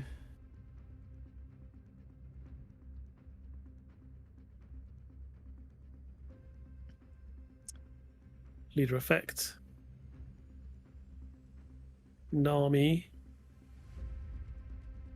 And Rayleigh pass back over. 1 minute 40 left on the clock, 100 seconds to go. Don't think Federico's turn's going to end in that time.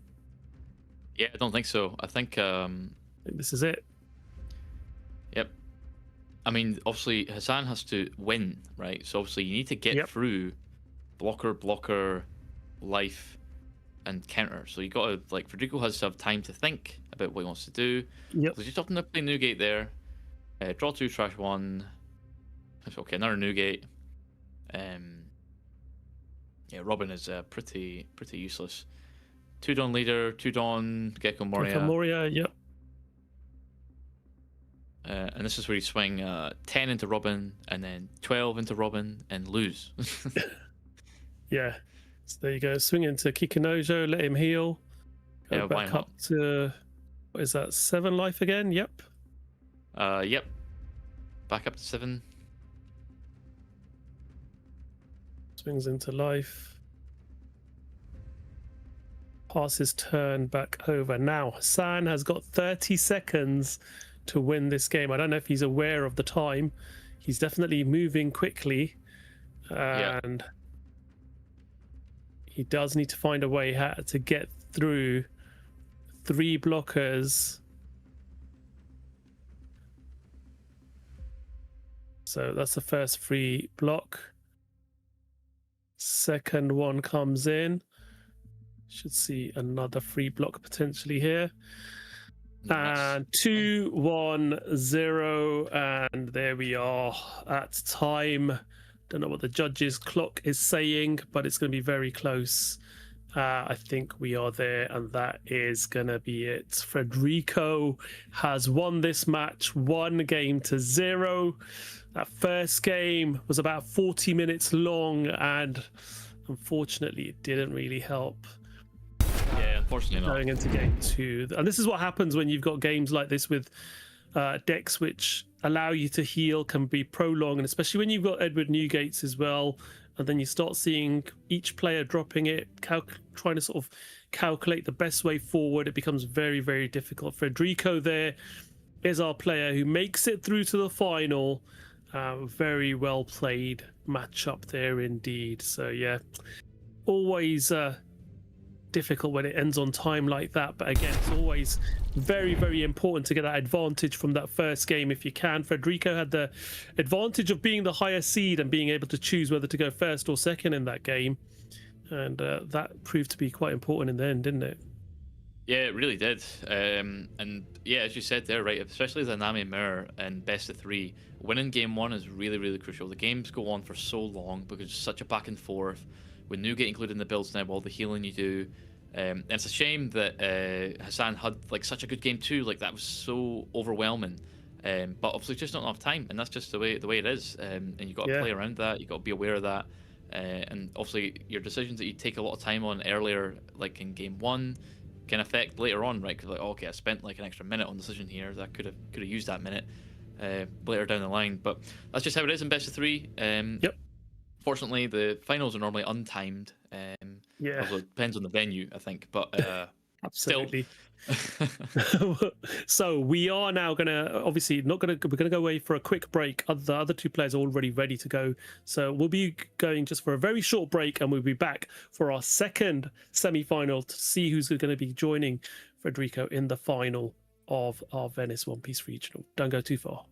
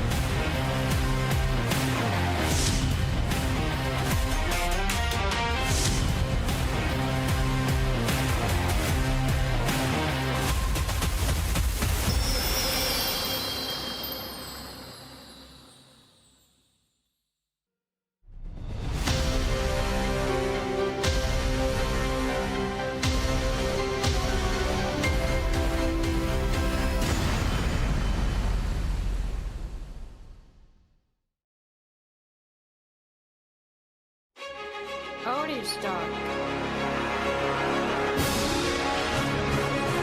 ただ神図工に輝いたのはジョーカー選手となりました。世界の頂に無敗で上り詰めたのはガンノン And Kane scoops it up. We have your champ, Cross.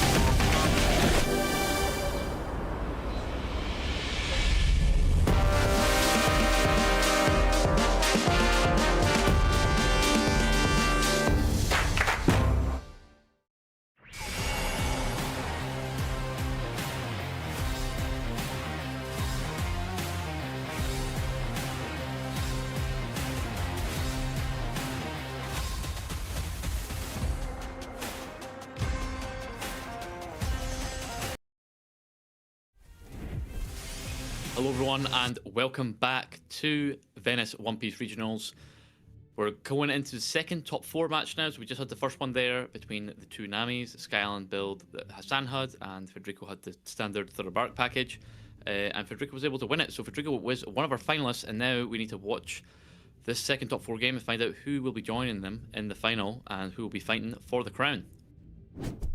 And we have got a bit of a break from normal action here. Yes, Blue Yellow Nami is not on stream. We have got Mihawk in the form of Mohammed here, who we saw earlier on stream, versus Jacopo here, piloting Anel. So yeah, we get to see Anel for the first time today, which I'd never thought would be saying that yesterday. If you told me at the start of yesterday we'd be going into our second semi-final matchup before we see Anel on stream on day 2, I wouldn't have believed you, Nathan. Yeah, I wouldn't believe myself either, but you know, here we are, and it is quite favoured for Anel. I think here obviously the power reduction is very good into green, just because most of their stuff is rested for Mihawk's effects, right? We saw the 9-cost Mihawk in the top 8 game be able to get rested and not really have a threat, and obviously with JPEGs having the higher seed, getting the choose to go first, really important for Anel. It makes such a big change for the deck, just having that tempo to go first. Yeah, absolutely. So JPEGs kicks us off. First one Don turn and Charlotte Pudding being played to look at the top 4 cards of your deck and take either a Sanji card or an event. Decides to take an event there, obviously. This particular build, which you find a lot of now with Anel, the Sanji blocker has been dropped now in favor of Frankie or Trafalgar Law, just to be able to either control hand size or to just give yourself a bit more of a chance of finding cards from your deck. Yeah, and so could whiff Pudding. We've seen that before. You know, wouldn't think about it with the events that you run, but it's possible. Yeah, that has happened to me, I have to say. Has happened to me once or twice.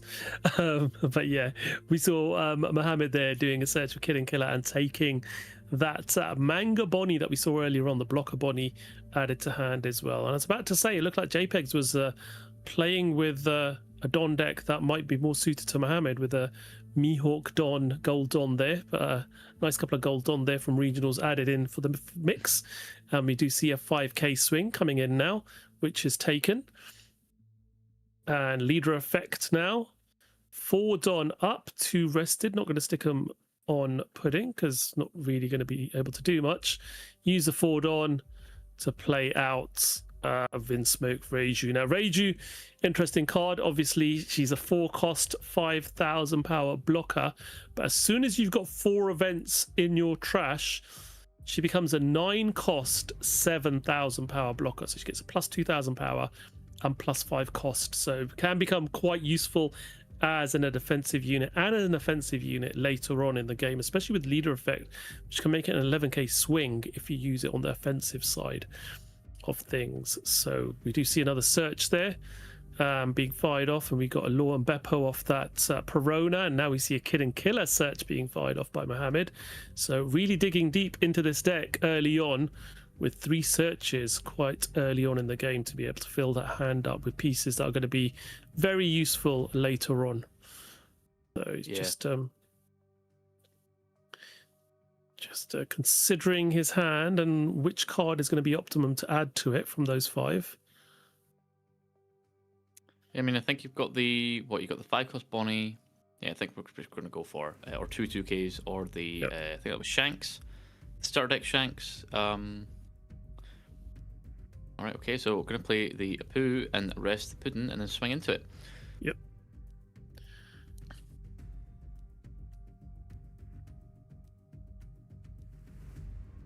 Oh, I was wondering what the... Yeah, what the delay was. I was like, no way, you can't hear this. No way.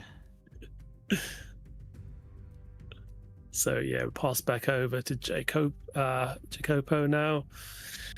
And 6 Dawn turn already. Thanks to that leader effect. Made it. Yep. We have made it. So 5k swing with leader, that is taken.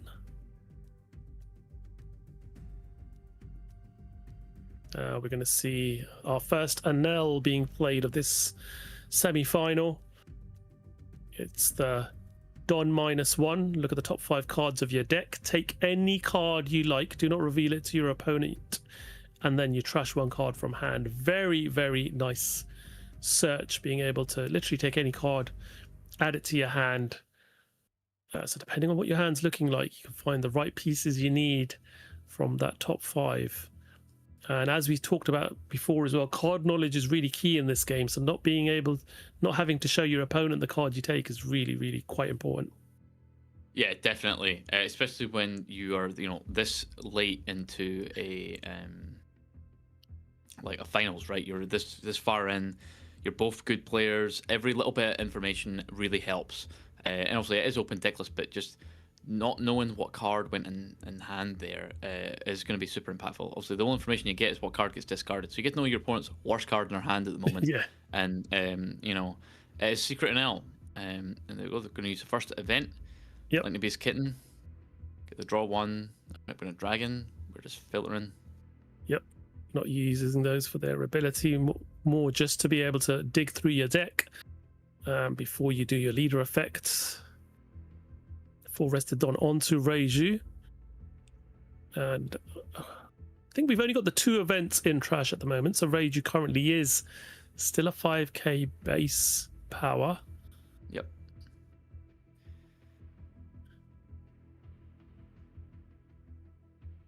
Do you want to just keep Reiju, or do you want to do a 9k swing here? Yeah, just the 2 events in trash. We got the Pudding Searcher, the 6-cost Anel that was trashed from the search, and 2 events. So yeah, just passes. Yeah, choosing not to swing with Reiju, quite wise. You don't want it to be left vulnerable to be swung into. You'd rather your opponent swing into your life at this point than any of your characters.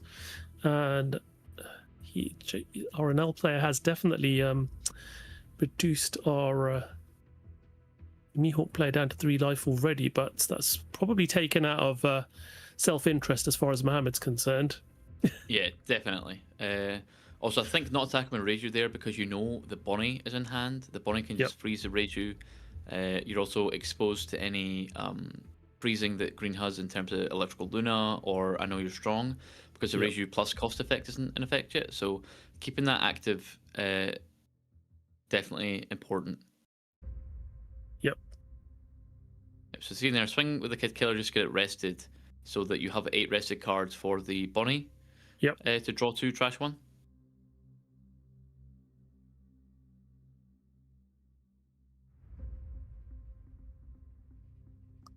So, yep, I just making sure that there was enough rested cards before we got to a state that might not be repairable. So yeah, just counting before Mohammed drew those 2 cards. And look at the size of Mohammed's hand already. It's a thick stack of cards there, isn't it? I mean, you've taken every hit to life so far. Yeah.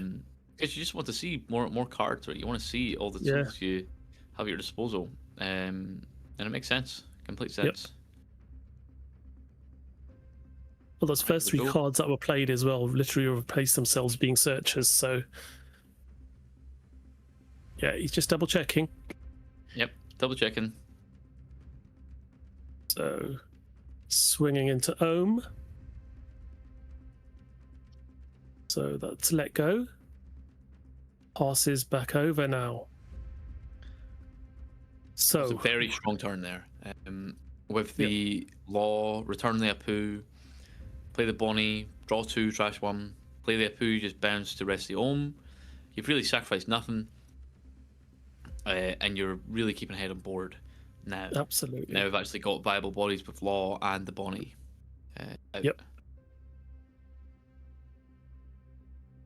Definitely looking pretty strong as well. Not swinging into an L's life as well, meaning you're restricting RNL player to whatever they're drawing into or searching, which is why you did see Jacopo having to use events just to filter a bit earlier on to try and find the pieces needed. Yeah, it's one of the strengths of the deck for RNL is that you just you've always got the option of just being able to play the Lightning Dragon and Kitten if you just want to see more cards. You don't necessarily need to use them for the effects if you just want to, replace yourself, keep digging, find a better piece, find a stronger card to play that turn. And also this turn we're going for Frankie. Yep. See, on play Dom -2, trash a card for hand and draw 2. It will also be in a 4-cost 5k blocker. Yep. And this is different to other cards as well. You have to trash first before you draw the 2. So you can't trash one of the 2 that you draw, as you can do with some other cards. So some other cards allow you to draw 2 first, then trash 1. So Frankie makes it a bit more restricted in the sense that you have to trash something that you've already got in your hand. So that does make it a little bit different compared to other cards that do a similar effect. Yep. Also, as part of the cost as well, so you can't play Frankie as the last card in hand to draw 2. So we see Ashura come down here as well, which is on play. One of those 1 costs that is Dom -1, draw a card, so it's replacing itself in your hand. And now we are going to see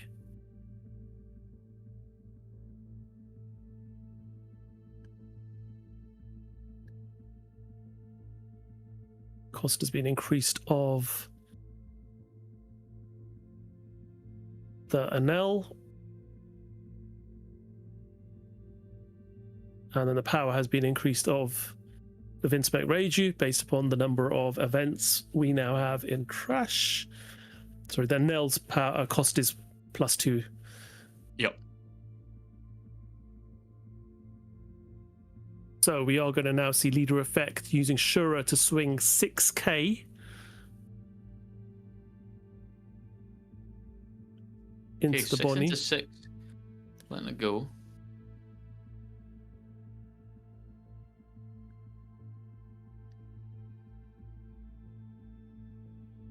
Gamma Knife in now. Yep. And Elthor. Yeah, to get rid of the Trafalgar Law blocker. So yeah, reducing it up by 5,000 power, and then Elthor gives one of your characters or leaders +1,000 power, and KOs a 3,000 power or less. Yeah. So pretty decent turn there. And now we pass back over. Right, Let's so see. really putting the pressure on now. So what the NL swung for a 6k, and we used DMG, and then we're swinging 7, which we take, and then we're swinging for 10, which we also take.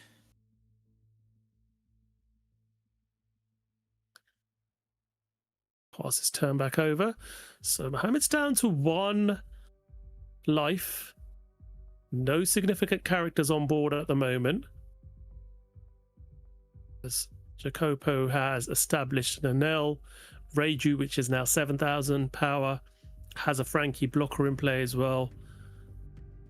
And that little Shura, which again with leader ability can swing 6k quite easily. So dealing with that straight away with the Kid and Killer, you're not going to waste any of your resources to counter out of that. No, definitely not, especially not when Scratchman Apu's there too. Yep. So we're on 8 Dawn here. Playing then Perona. Yep. Goes searching. Yeah, well, there's a Mihawk Maga. Yeah, looks like a couple of Mihawks available there. Again, still a good hand size. Mohammed. You've only really stopped at 1 attack with one event, so apart from that, your hand's been just huge. Yep. See there, just a glimpse of it in the corner of the screen. Yep, here's Law again. Bouncing back, probably the Scratchman Apu. Yep. Yep. Play down the Bonnie, probably keep the Enel rested. Yep. Because that is not cost restricted, if I remember correctly. It's just when your opponent's rested characters or Dawn cards don't become active next turn. Which is super powerful, isn't it? Just not having that cost restriction really does help. And now we are seeing a 9k swing into 7. Do you have the counter now? A lot of Enel's counter cards are to counter, Enel, to protect thick. Enel, which is your either your Enel characters or your Enel leader, but not any other characters. So Frankie does block that one. Yep. And we pass back over.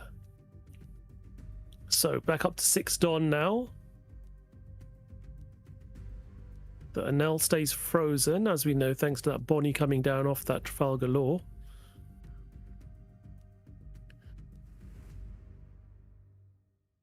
Still is a 10,000 power.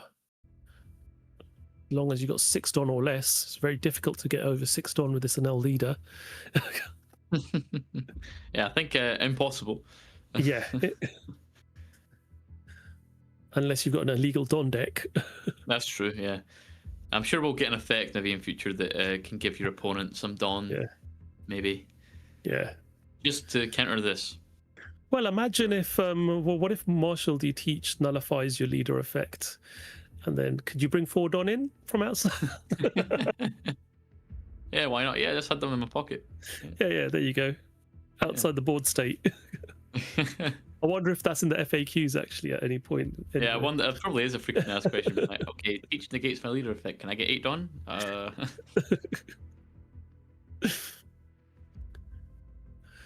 Right. Jacopo's just considering what to do here with the 6 Dawn available. Swings 5 with leader to begin with. Let's tease a card at hand or a block from your law. Yep. Counter with the Kid and Killer. So takes 1 card out of that massive hand size. Now, what do we play here? What are the options? Is it an opportunity potentially to have maybe a Senor Pink or another Enel that you can drop? I can see another Enel, yeah. Yeah, another Enel is what it's going to be. So get another big body on board. Oh, I do see a Gamma Knife there, which could be quite useful. The grand scheme of things. Yeah, I mean, it'll be useful next turn onwards when we see Yeah. big bodies coming down, like Mihawk. Absolutely. Especially because Mihawk is 9 cost in terms of like what it targets. So Yep. that does target Reiju, right? Reiju Yep. is a 4 cost against +5, so actually Yeah. it's kind of affected by that. Obviously, the varies help. Yep. Which I think we see 1 in hand.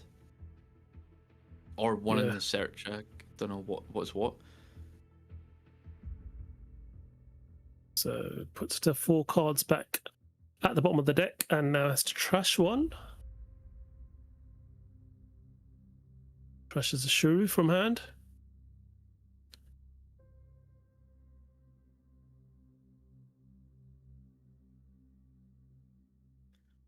Okay. All right. What are you increasing the cost of? Okay, increasing the cost by 2 there.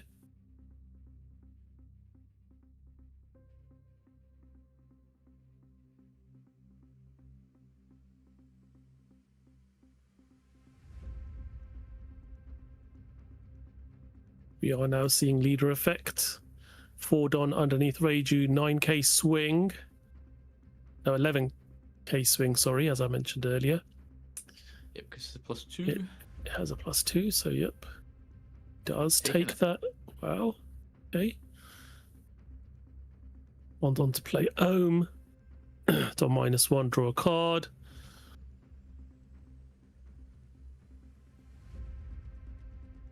And pass turn back over. The Ohm, again, as we were saying earlier on, is susceptible to that Scratch Mana Poo, isn't it? Yeah, then we saw it got bounced back, so Yeah. pretty safe to say. Probably going to happen again. Yeah, I'd say so. I mean, the good thing is you got a blocker. You got blocker law there, which Yep. is nice. You've got the choice of Law Beppo or Mihawk. I think either is fine. Probably Law Beppo is better, I would argue. Yep. So starting off with a 5k swing. I think you take this, right? You want to. Yeah, I think it's the first. Yeah, exactly. You've been waiting for this for a while to be able to start taking cards from your life. It's another swing coming in from Bonnie this time. Takes that.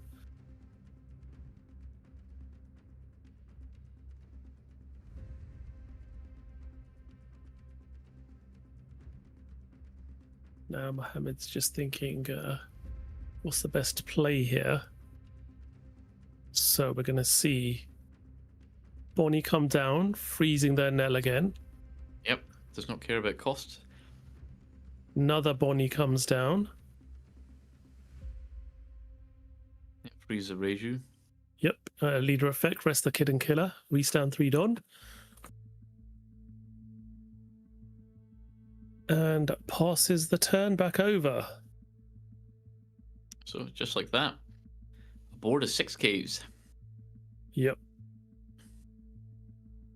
So now you've got your opponent down to 3 life. Frozen a couple of characters. Still have that bigger Nell that can attack. 10,000 power. Quite easily attached to it as well with leader effect. Yep. So you can Knife L4 again.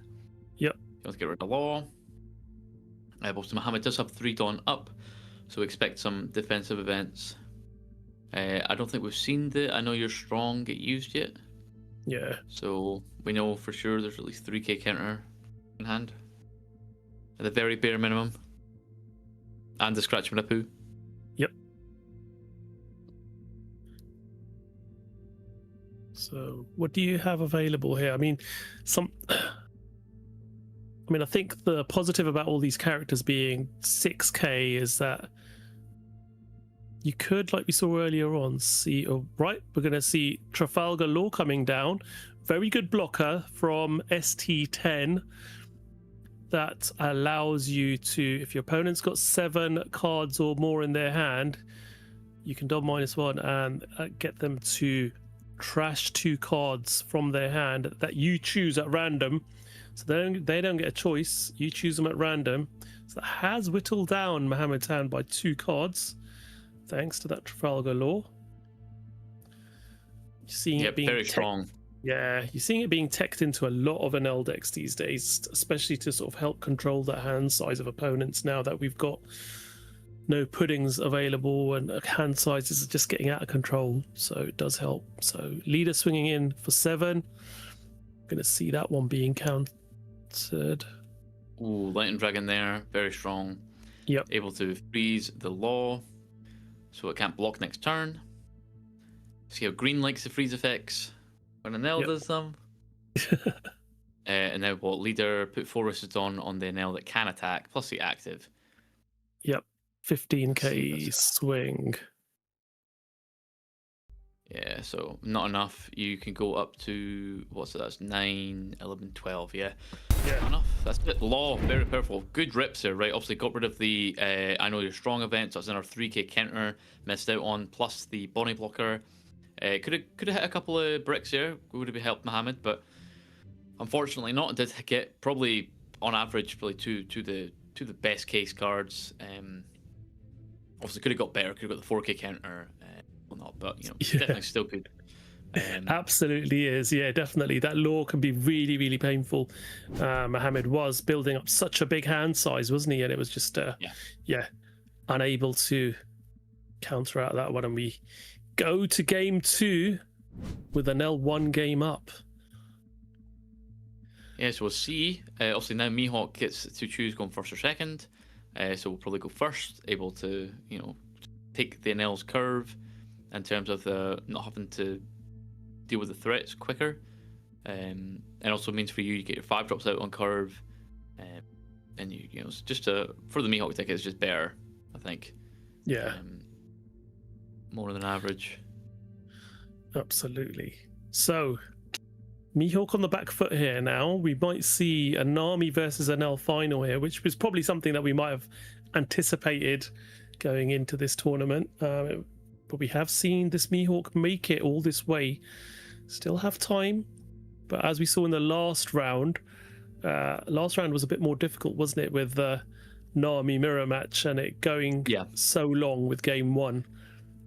So we'll see how these players play this one out. But both smiling, having a good time here. It's been a great tournament for everyone taking part in Venice this weekend. We have got more regionals to come before we reach our season 1 finale in Utrecht in September. September 5th and 6th is our season 1 European Championship finals. But we do have more regionals ahead before we get there. So players just setting up now. Looks like Jacopo's happy with his opening hand, and so is Mohammed. And we have the fist bump, and we start game 2 of our second semi-final here to determine who's going to get through to the Venice One Piece card game regional final. Yep, and who gets to play off against Nami in the final, right? That's it, as you said there. Although we saw Mihawk versus Nami earlier, and that was good for them. We saw an L versus Nami yesterday, I think, like round 7 or 8. But yeah, obviously got to get this over first. Still got 35 minutes on the clock, way better than the Nami match where there was only like 19-20 minutes to go. Yep. So let's see what's going to be the target of the second pudding that we get.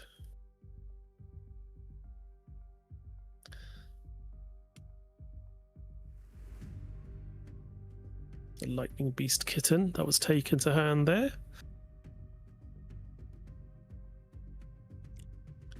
Yep. 3 done. Super good card, especially in this matchup, right? The -1000 power, really relevant for all of Mihawk's 6k bodies. You know, the Mama Ragan cares about 5ks to rest, which we didn't even see last game. We didn't even see Mama Ragan. Yeah, true. Didn't need it. Exactly. So we do see Lightning Dragon Trash there to draw the 2. Lightning Dragon now just used to filter. Yeah, exactly. Just to filter another card before we do the leader effect. So 5 swing to begin with. That's taken.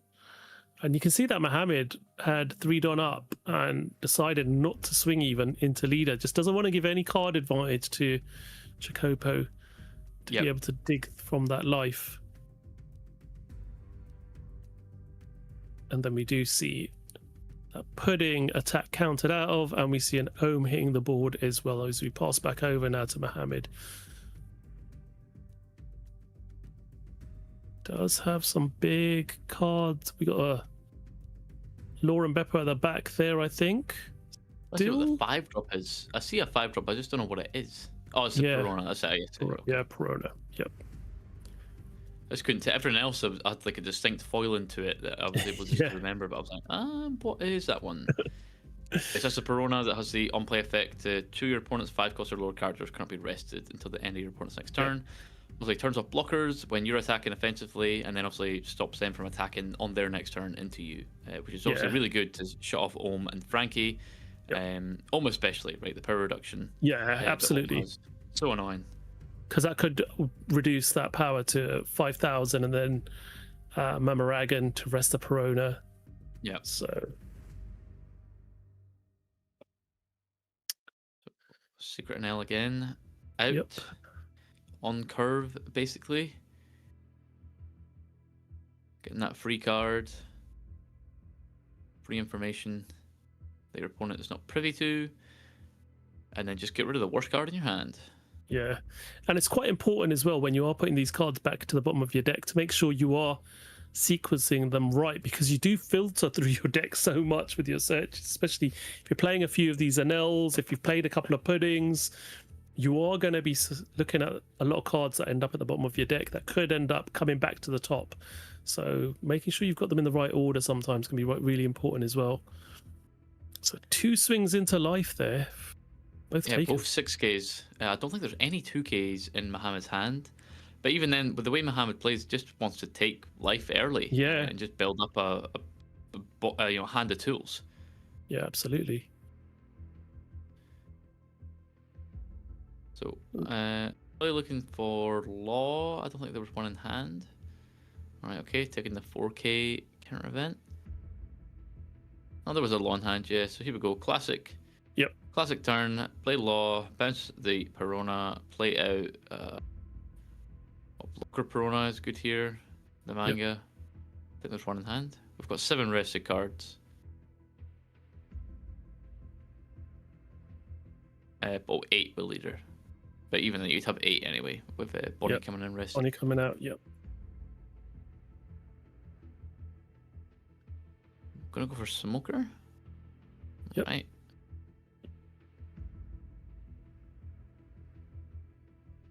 We stand 1 Don, play the Perona to do another search.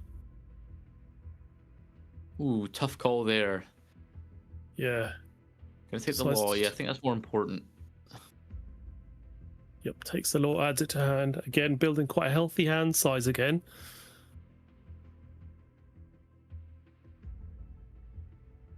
Yeah, will we see the blocker Law come out from Purple and L side to discard 2 random cards again? Probably, maybe in a couple turns, but yeah, also that's the threat of keeping a large hand against Purple now, is that especially against Purple and L, now that blocker Law is getting played. Just because of how good it is. I mean, discarding 2 random cards is insane. Exactly. So rest the Perona. We stand 2 Don.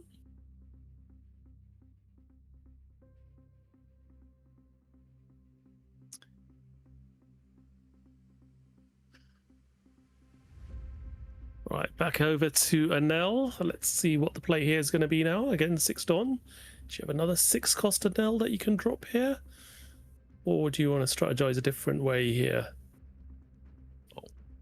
That banish Smoker's out now. Yep. Just got to be careful about that. Obviously, Mohammed's been denying you cards by not attacking life, so obviously Smoker can attack life quite freely because there's no repercussion of that, right? The card's not going to hand. Even if it's a trigger, it's not going off. It's just a free swing that you either lose 2 cards in hand to stop, or just take it and don't get your draw from it.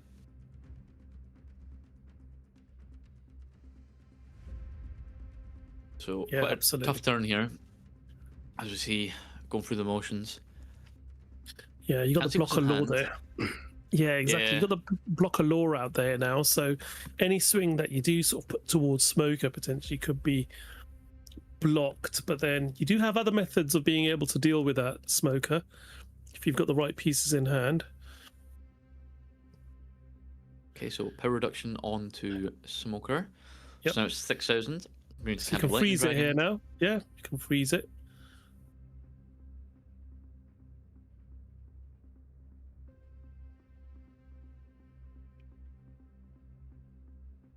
Also, you could also just swing 10 into 6. Yep. Yep. Which is, So yeah, okay, starting off by swinging 10 into 6. See how Muhammad reacts if he blocks or counters that or lets it go.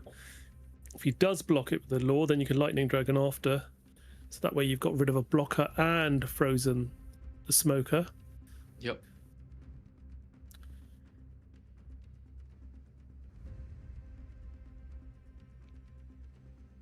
So Muhammad just thinking about this one.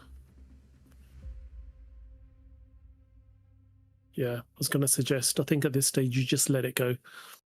Yeah, I think so. I mean, if not, then you could just push onto it more, right? You could make Frankie 9k, 10k with the active Dawn. Then Yep. 10k to 6, as we just saw, right? That's like very expensive. You need 2 2ks and a 1k, so 3 cards at hand to protect that if you wanted. But then having to do that twice if Purple Nail decide to go that way, which I think he would. You know, if you're swinging 10 into 6 and they stop it, I'm gonna be like, okay, yeah, well, I'm gonna pressure more if you want to keep it this badly. Exactly.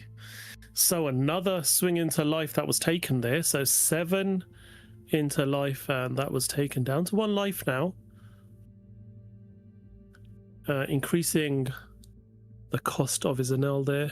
That event just used to draw more than anything, I think. So the Anel is now 8 cost.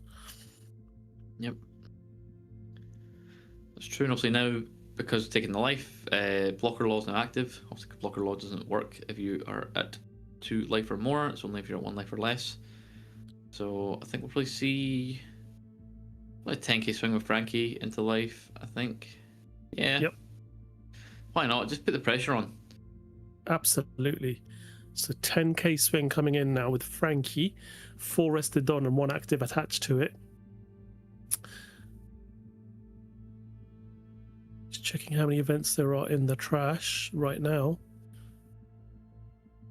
I think there's 3.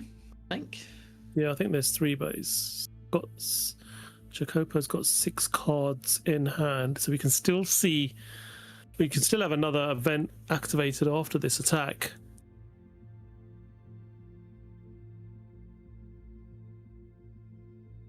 Okay, so he's going to counter.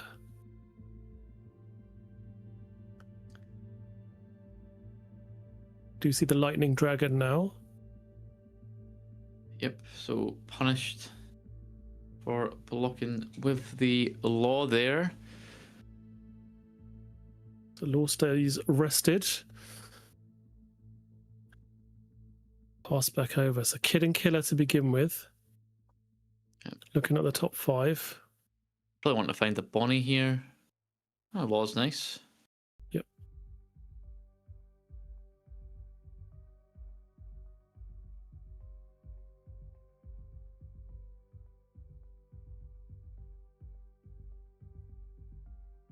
Take the Law Beppo? I got one in hand already, no? No, we don't. Okay. Yep. Yeah, it makes sense to take some top end them. Takes the Law and board isn't as Beppo. threatening as it was last time. So Yeah. I think you can afford probably another turn to maybe play the Law Beppo.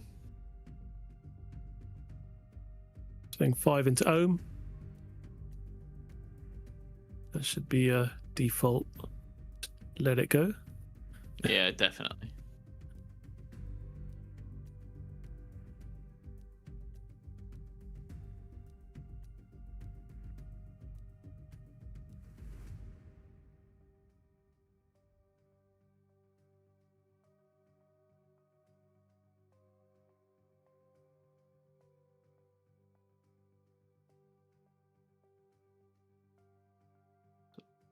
Now what do you Gonna do play here? Another Law again, I think. Yep, I think potentially. Law Yep. comes down. Bouncing Kid and Killer. Yeah.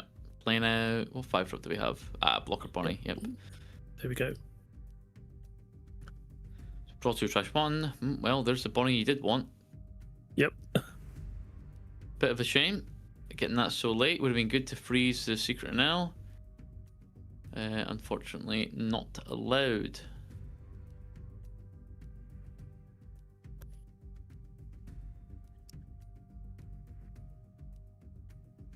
Yep.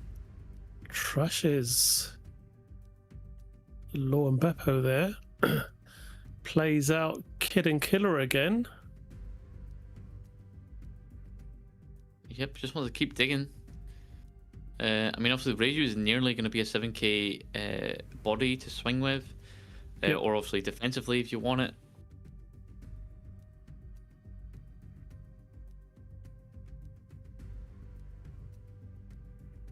Okay. Takes I Know You're Strong.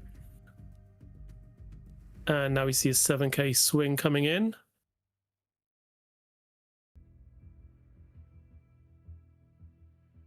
Obviously, the 7k swing here is so good. Okay, what? All right, okay, just passing turn there. Right, so I think that should be the fourth event. So we swung 7, and we Mama Ragan to get plus 1,000 and draw, and obviously Reiju should be 7,000 then, so then plus 1 would be 8. So it stops that quite easily. So yeah, good to keep both, all your things on board, and none of them frozen, which is really good. So we're gonna see 4 Dawn for Blocker Law again, or not? Yeah, it's very not sure what he's playing with there, holding his cards quite close to his chest, so close that we can't even see them on stream. Yes, quite figuratively and literally. Yes. Clutching the cards close to your chest there. But yeah, I mean, obviously, like Mohammed's got a somewhat threatened board now, but again, you've not went into life yet, so. Yep. All right. Okay. Gamma Knife. Gamma Knife in to Law. Or Mama Ragan, that's what I'm looking for. Yep.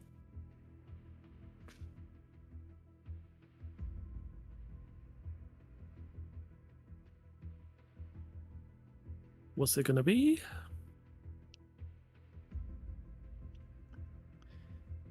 So counting. Yep.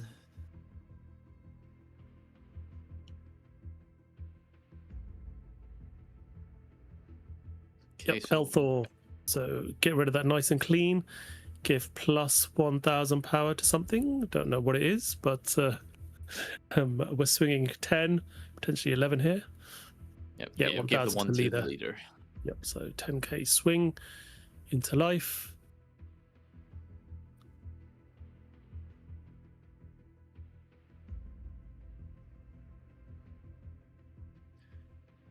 So, I mean, Fordon's still available, so you can still play a blocker. So, don't know if he's got a Frankie or a Reiju or Law in hand here. Those are going to be probably what you've got available, or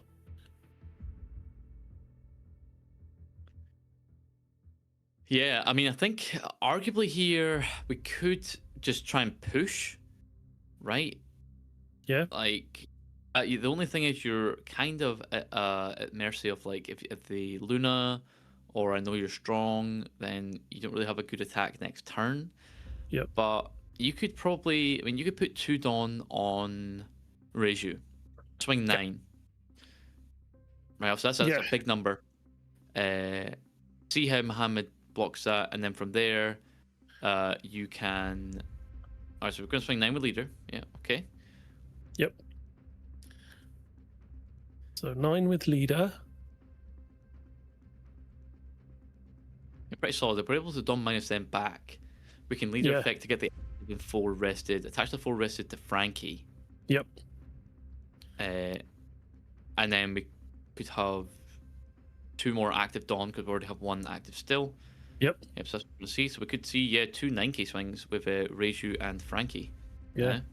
I think it's what we're going to go for. Oh, another Lightning Dragon for the Law, just in case. Wow. Yep.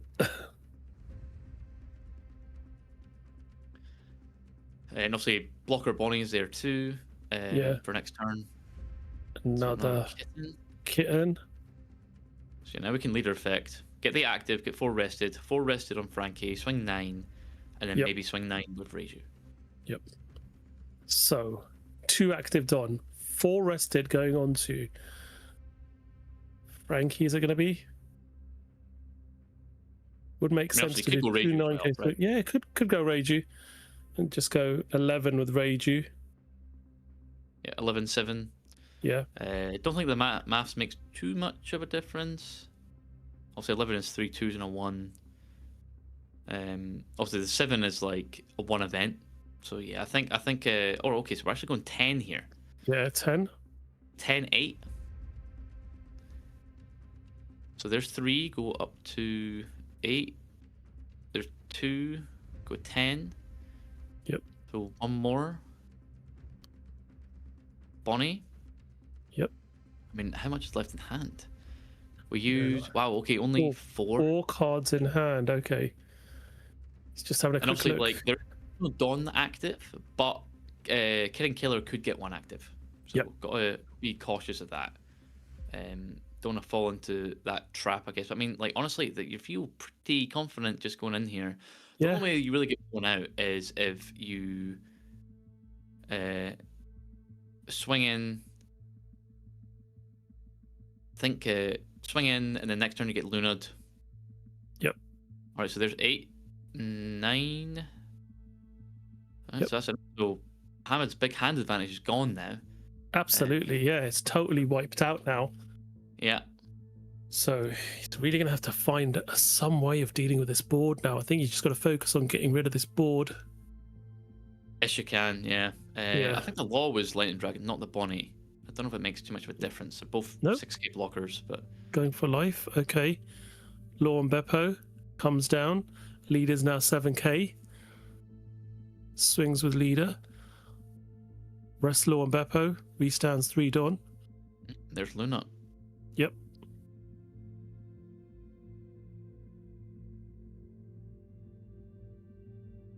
Yep. So there you go. That's the one thing I said that could have ruined you there. I mean, obviously, it's only really 1 turn, so really, if you can survive this, Yep. you should be good. Also, if you can just deal with the blocker, right? Yeah. Which all it is power reduction. Okay, There we go. Gamma I was Knife. going to say he's got Gamma Knife in hand. Yeah, there you go. Morrigan, and there we go. Yep. Oof. What a game. That is it. Yeah. And our winner Yeah, there, Giacomo, wins that one. And yeah, fantastic win to take Anel into the final. So very, Yep. very, it seemed like a straightforward win there, but yeah, he's very well matched to play into the Mihawk. Seems to know the matchup fairly well and knew exactly how to play against it. Yeah, obviously it's very tough for Mihawk. Obviously, like you have the green stun, which is really good. But obviously, because Reiju's like played in all the lists now, and it was even at the start, but now it's at 4. It's almost very difficult to deal with the Reiju. Right, you need the Lon Beppo or the Mihawk to be able to deal with it. Because Luna, and I know you're strong, doesn't affect it because ideally it is a 9 cost. But yeah, so obviously, very big congratulations bringing Mihawk to top 4. Fantastic achievement. And obviously, you bagged your top 8 card and everything else that you've got, 64, 32, 16, 8 in the serial. Absolutely good showing from both our top 4 players that weren't able to make it into the finals. But obviously, big congratulations to the 2 players who did make it into the final. So we'll be getting a nice Blue Yellow Nami and Purple NL matchup in the finals, which I think we will be taking probably a short break so players can recuperate. And then we'll Absolutely, be back. yeah. Our NL player does need a little bit of a break after that before they go into the final. So it will be Blue Yellow Nami versus NL in the final. We're going to be back in about 10 to 15 minutes time once our players have had a time to just have a quick break, come back and play our final matchup to find out who's going to be King of the Pirates in Venice for One Piece Card Game Regional. Don't go too far.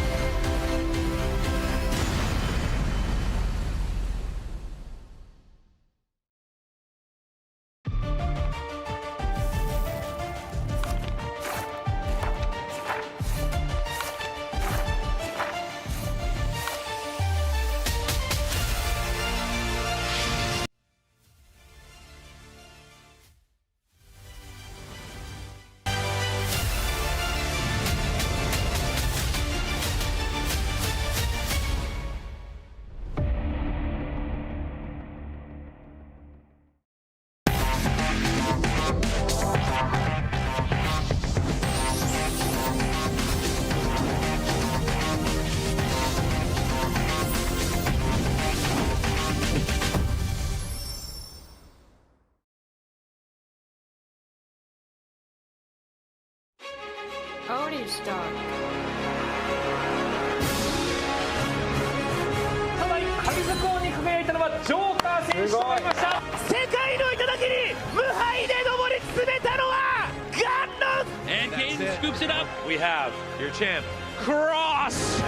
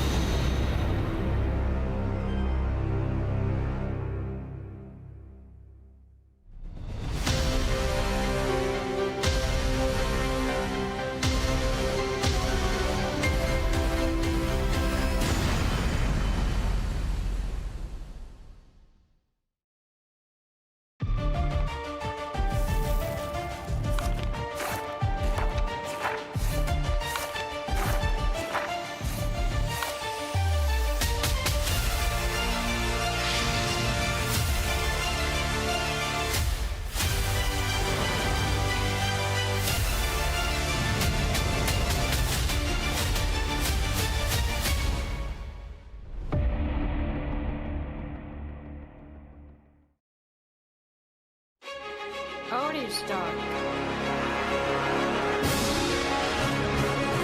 ただ海賊王に輝いたのはジョーカー選手となりました。世界の頂に無敗で上り詰めたのはガンノン And Kane scoops it up. We have your champ, Cross.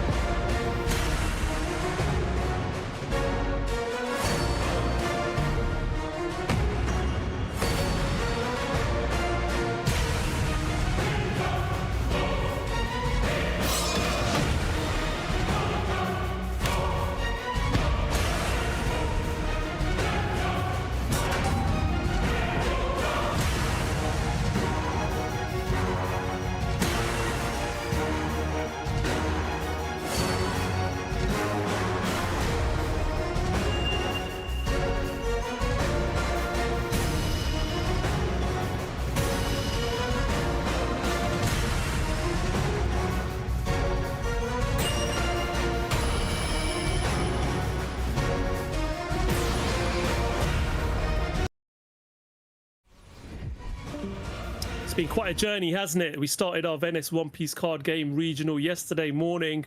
10 rounds of action yesterday for our players, making top 32 top cut today. They played a top 32 matchup, top 16, top 8, top 4. Now their 15th round of these last two players is going to decide who is our One Piece card game regional champion for Venice, and will be making their way. Well, all top 32 players are making their way to the season 1 finale in Utrecht in September, but who's going to go there saying that they are the champion of Venice? Well, let's have a look at our bracket and see how the day has panned out. We've obviously seen 16 Nami decks start the day in this top 32. We had obviously quite a few NL decks, Lucy as we expected as well, and then the others were all single outliers. And we did get a Mihawk into our semi-final, but the usual suspects, as we suspected, the most represented decks in today's top 32, Nami and Anel, have made it through to the final. Nathan, I mean, do you want to talk about this bracket and how? Yeah, I mean, let's take a look at the journeys, right? So obviously, Purple Anel player Chikoko was able to beat Bruno 2-0 in top 32, and then had a mirror match and beat 2-0 again, and then a face-off against another Nami and 2-0'd them again, into the Mihawk, into another 2-0. So, you know, pretty solid, you know, Anel gameplay there, 2-0 and everything. And then Absolutely. Let's look at Federico, which we saw, right? We saw twice on stream. So they won the Blue Yellow Nami Mirror in top 32, and then beat Ace on stream. Then beat Purple Anel 2-0, and then the Nami 2-0. Well, I suppose 1-0, I guess, in the semi-finals in the top 4. So, I mean, today dropped 2 games, the Federico on Blue Yellow Nami, whereas, you know, not one game dropped from Purple Anel. So will this be the difference maker for Anel? You know, Anel's beat 2 Anels 2-0 already today. Will this be the third? Yeah, exactly. Jacopo's, as you say, undefeated, not dropped a single game on their way here to the final. So, and was playing very confidently in that last matchup we just saw in the semi-final as well. Seemed to be very comfortable, confident playing this. And as we know, both of our players here, they're playing for the pride of being the champion of Venice. But at the same time as well, you know, there are a couple of playmats to be played for as well. The winner's playmat and the second place one. And also there is our champions card set as well to be won. So one of our players here will be crowned the champion of our One Piece card game regional here in Venice. Is going to be Federico, ranked 8th. who comes into this final, piloting blue, yellow Nami, or is it going to be the opponent who was ranked 6th from yesterday, Jacopo, piloting purple Anel, which has proved to be quite a powerhouse in this format as well. So yeah, both the strongest decks coming into this matchup, as we would expect in this current OP15 format. Let's see which one's going to win and come out top this time. Yeah, I mean, obviously, Purple Nell does have the higher seed, so, and obviously, as we know, Purple Nell choosing to go first is very, very strong, and we'll just see if we're able to keep up that momentum that we've had all day today and not dropping a single match into the finals with being first seed and being able to choose to go first, which I assume will happen. But hey, might not, I suppose. Yep, absolutely. But yeah, it looks like both players are ready to fire off, and we are looking forward to this untimed final. So we're not going to be under the pressure that we were in those earlier rounds and in the semi-final of an hour timed. Nope, this one plays out until one of our players has won 2 games and is a clear champion. So no timer for our final until we find our champion. And like I said, Anel probably goes into this favored, being the top seed again, being able to choose to go first and on game 1, and obviously seeing how Anel has been performing in previous regionals as well, not only in the European region but in other continent regions as well, has been playing really well and winning finals against Crocodile recently, as we've seen. But now it's up against blue yellow Nami. Which one of these 2 players are going to take that home? Yeah, it's obviously it's a tough matchup for Anel. One of the toughest ones. The Perona triggers are just so tough, and like just yellow in general, right? Being able just to trigger Gecko Moria, get Marco out, trigger Gecko Moria, get Zoro out. Have such a wide board, all the healing. Robin pretty much being immune to removal because it deals a damage when it gets KO'd. Really, really tough for Anel. But you know, we'll see how it goes. Yeah, and I've seen the Anel deck sort of develop and evolve over the last few weeks, and Vari has, you know, was dropped and not played at the beginning, but you see Vari now being played, a playset of him pretty much every deck, simply because of that Thriller Bark engine and trying to avoid those Perona freezes. So, you know, being able to give your Anel +2 cost and just make it out of reach of that Perona by getting it up to an 8 cost really does make a huge difference and makes your opponent have to respect that and play around it. Yeah, and obviously is playing 4, just looking at the list just now. Yep. So I mean, the like unique stuff in this list for Purple Nell is we are playing one of the Purple Nell blocker, so the SR from OP15. It's the same effect as Secret One. You know, if you've got Sexualized Dawn plus 2000 power and can't be removed from your opponent's effects. And it's got the other effect of Activate Main, Dawn -1, discard gains blocker, and then track a card from your hand. So obviously really important. It's pretty much immune in this world, you know, can't be removed. It's a nice blocker. And again, it's just another 10k body. Obviously, you don't get the searcher from it that you do with Nell, but I mean, still a 10k irremovable body. You can't say no to that. And obviously, the players are kicking us off now.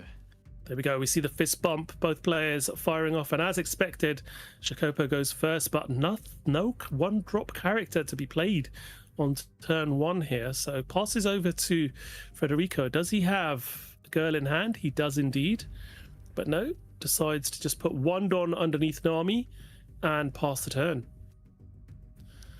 Yeah, opted not to play it. I mean, maybe worry about L4, or wants to play it maybe next turn, I guess. Yeah, there's always that worry of L4, as you say. You know, it's a nice way to just get rid of bodies, especially giving your character or leader plus 1000 power and carrying a 3000 power or less. But we're seeing Anel swinging in for 7 to begin with. That's a nice number, forcing 2 cards out of hand, or your Nami player Federico is going to have to take a life. And we do see the Kikanoja being used to activate leader ability, then the girl promo being used to counter the 1k out. Now we see Shura, which is a rush character, being played, Don -1 to be able to draw a card, and then now leader effect gets the standing Don, full rested Don on one of your characters, and another 7k swing coming in. So 2 early swings there, And 3 cards already in trash for Federico for having to counter. Yeah, so obviously just wanting to keep the life there. And obviously now only 3 cards in hand, which we see are Robin, Gecko Moria, and Newgate. So now we draw a girl. Could play that down this turn and swing 8 if we want, or I mean we probably just swing into Shura. But no, we're just gonna swing 9. 9, yep.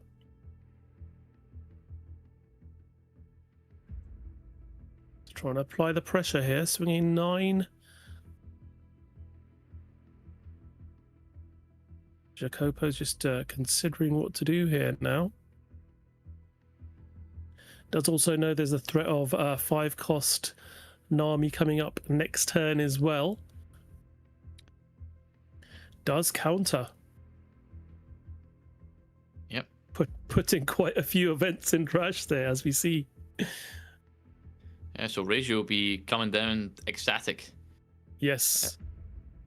Obviously, with Regio, you definitely do want the cards in events and trash beforehand because of Zeus.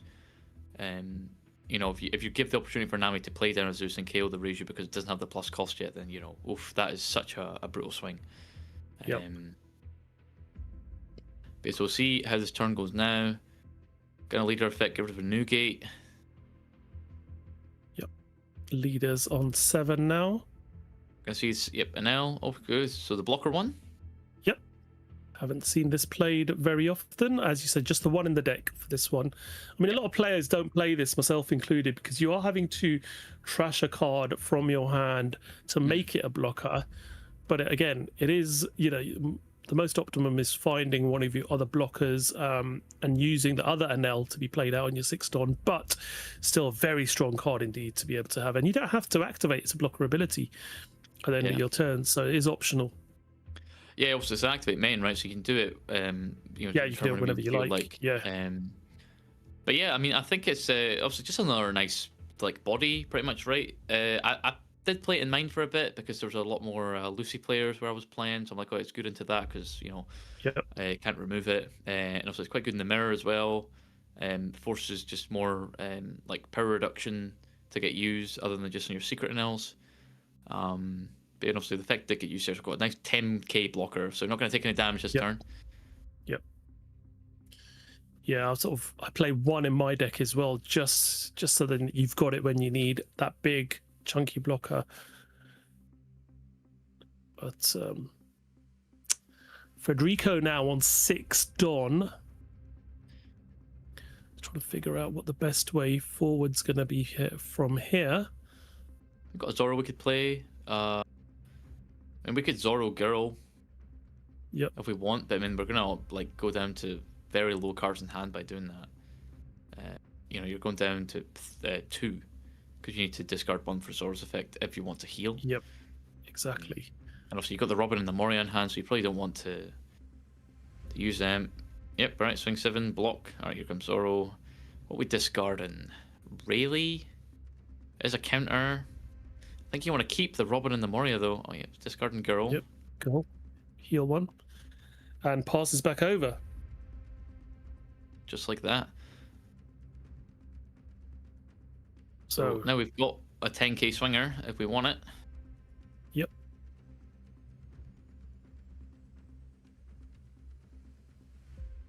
Got to decide now what to do with this 6 Don.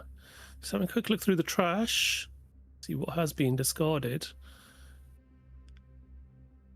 Not really much at the moment. As we can see, 5 cards in the trash. A couple of girls. Newgate. I think there's Silver's Rayleigh there as well, and a Kikunojo. 3 cards in hand. So can potentially push you attack. What's attacking? So it starts off with a 5k swing. Smart. Let's see if you can. I mean, we've won 3 cards in hand for Nami. Definitely. Yeah. You know, you want to become a 7k base, then go down to 2. Yep, exactly.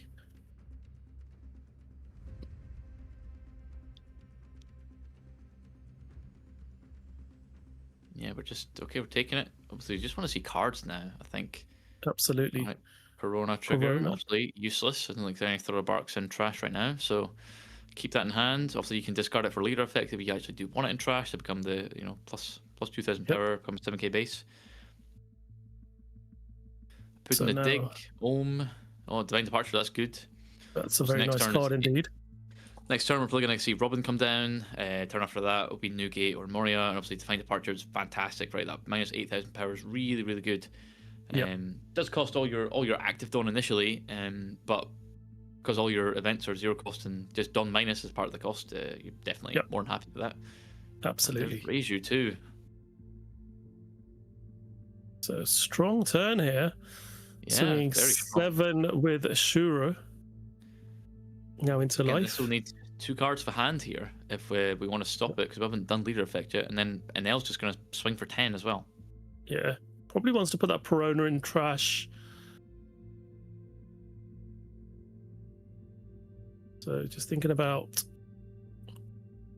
what to do here. But yeah, it's scary having just that few cards in hand, isn't it? So Gecko Moria for leader effect, and then Perona as expected going into trash to counter that. And now we have the 10k swing coming in with the NL, which again, now looking at the trigger, well, you do have a Perona, if that is what you are thinking of. Depends what card is there.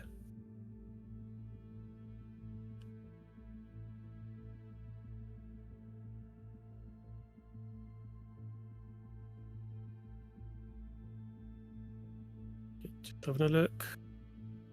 Here Yep, we are, hogback trigger. it. Yep, Perona comes out.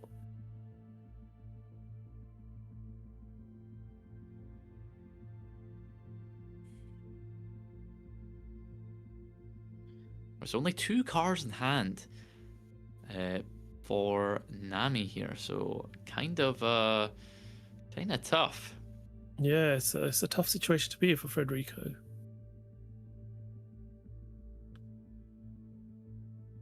You probably drop the Nico Robin this turn. So he's going to start off with a 5k swing. Another Mamaragan, why not?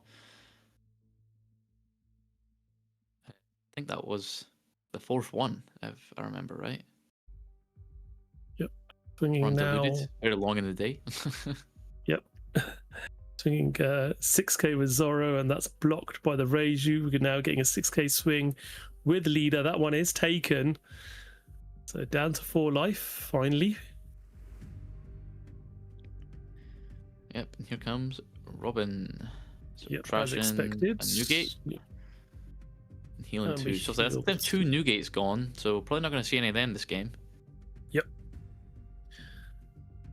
So looking pretty good here for Topo. Does have the Anel, the Reiju, the Ohm can help with a bit of power reduction to be able to keep things a little bit low to the ground. Shuru and Pudding are still there as well if you need those little bodies to be able to attach onto to swing. I mean, the good thing here as well is you don't need to worry about any Perona triggers from trash just now, because there's none in there, Yeah. right? There's only one, and we brought it out with the hogback last turn, so you've got, you're safe. If you see a Perona in trash, obviously you'll see it there first, so you'll Exactly. know to play around it. Whereas right now you don't need to. You can Yep. swing your bodies however you feel like first, and go about it. Obviously, wide board here. Could see maybe a bit of tidy up, swinging to Zorro, make that 5k with Ohm. I think you definitely leave Perona there. Don't want to get rid of that and put it in trash because there's not one there at the moment. Yep.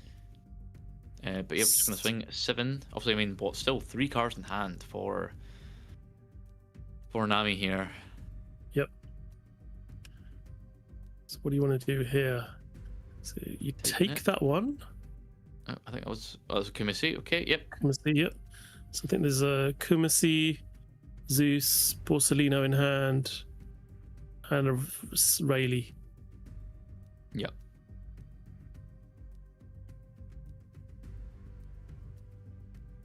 So what do you want to do with your 4 Don here? You're going to play one of your blockers.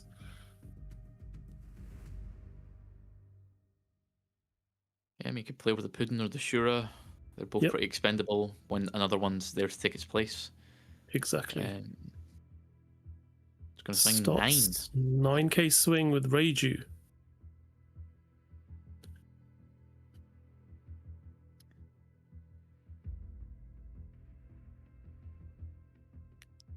Aggressive swings here. Also, I mean, you've got the Enel as well, right? It's got the 10k to really just close out if you feel like it. I mean, exactly. Counter do help. We actually do have a lot of counter in hand, but we're going to take that, okay. Yep. That's a Robin, so a brick there. We still have 2 2Ks and 2 1Ks. Yep.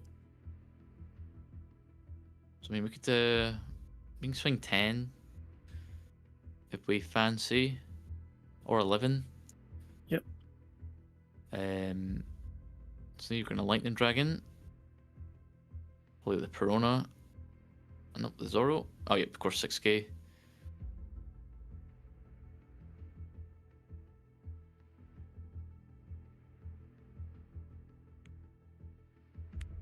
Yeah, all depends what you want to swing into here now. Yeah, you can get rid of that Zoro potentially. But again, do you want that Zoro in trash? Because yeah, probably not. Gecko Moria can play it out, can't he, off trigger? Yeah. Right, so other Lightning Dragon on Perona, so there's that dilemma. Sorry.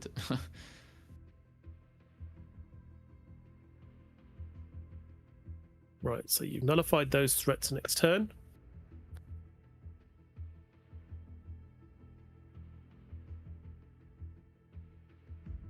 Taken a couple of Don off those characters to be off your leader character to be able to go back into your Don deck. So you are now so Gamma Knife using Gamma Knife. I'm assuming on Nico Robin. Yep. Yeah, I mean honestly, you can take the damage. Yeah, absolutely. Here. Yeah. You're happy to take it at this point. I think just get rid of that big threat, so you've not got any swings coming through next turn apart from the leader. Yep. Okay, so now we swing 10.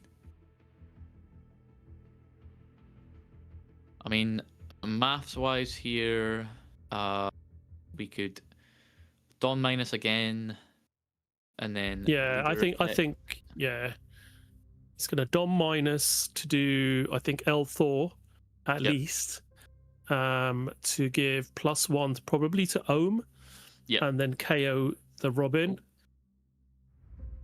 So yeah, see that login screen just blocking. Blocking the Robins. But at least we know what's there. Yep. Yeah, apologies about that screen being blocked at the moment. Our stream team will work to clear that off the screen as quickly as possible. Alright, so there's a Hogback trigger to bring out Hogback. Yep. So still only just 5 cards in hand. Yep. Alright, so there's Elthor. Get back the Given Dawn, KO the Robin, take the damage, get the +1k, probably to the Shura or the Puddin. I don't think you want to use it Ohm this turn. You'd rather use it another time, like next turn, if you want the power reduction, especially if we expect like a Porcelino coming down. You could get the power reduction for the 1k and then Mamaragan quite freely. So let's see. We could leader effect get active. Yep. Put the 4 on Shura, so that's now 7. That's now 8. So swinging 8, which you obviously have to stop. No leader effect yet this turn, so yeah, exactly. Yep. Robin's useless and 2k. And then just pass. Wow. Okay, so nice new gate there. Pretty useless now. You're on 0 life, but yeah, would be good otherwise. Probably what Borsalino. Yeah, I think you have to. But then again, I mean, it's a very precarious situation to be in now, isn't it? Look, you've got to be able to you've got the Hogback and Nami. You need to heal really, as you stated. So Borsalino is going to have to be played and try and deal with just anything. The Anel's obviously 10,000 power. The Vinsmoke Reiju 7,000 power, and yeah, you've only got 5 Dawn to work with because you need to play Borsalino if you have any chance of maybe winning this game. Also, I mean, the snowball is insane for Purple Nail here, right? Just like the momentum from the board has been just loads too much. Unable to have Absolutely. really anything early from Nami's side. So, okay, we're just going to swing 5. Okay, easy counter. Now, Yep, 1K 4 in counter. hand. So now we swing 10 to raise you, maybe offer 2 2Ks, which obviously it's like pretty difficult to do. Yep. Certain all of your event cards only buff up NLs specifically.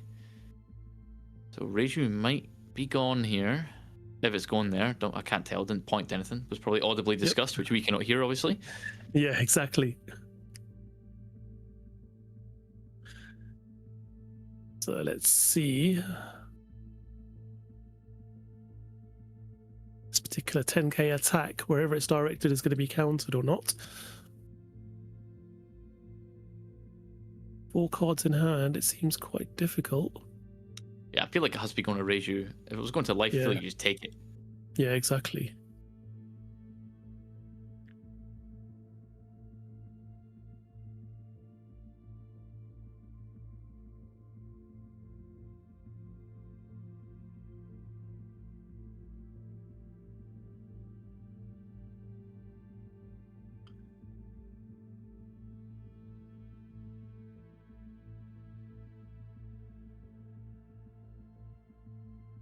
Yeah, really taking the time to think here. Yeah. 4 cards in hand. I don't think you'll have the counter for it, honestly. Yeah, there look like there were 2 events, which should obviously be for your NL only. Yeah. So, are those other 2s 2k counters? I don't think they are, because we don't run any. So Yep. yeah, so that rage is gone. Right, there's the Borsa. So Yep, heal to 1 heal. and then pass. Right, so Okay. I mean, I think you just push here, right, as an L. You've got like 3 attacks basically. Yep. Only to worry about 3 cards in hand. And obviously Yeah, that's so before any of your tools as well, right? You probably have a way to remove Borsa. Yep. Well, depends. There were 2 events in hand. I'm not sure which ones they were, so we'll have to see. Is there a way that you can power reduce Borsa, maybe? Mamoragan? Yeah. Need to see. Also, we've got the Ohm if we have Mamoragan, but I'm pretty sure we Yep. used 3 or 4 Mamoragans for counter early on, so. Yeah.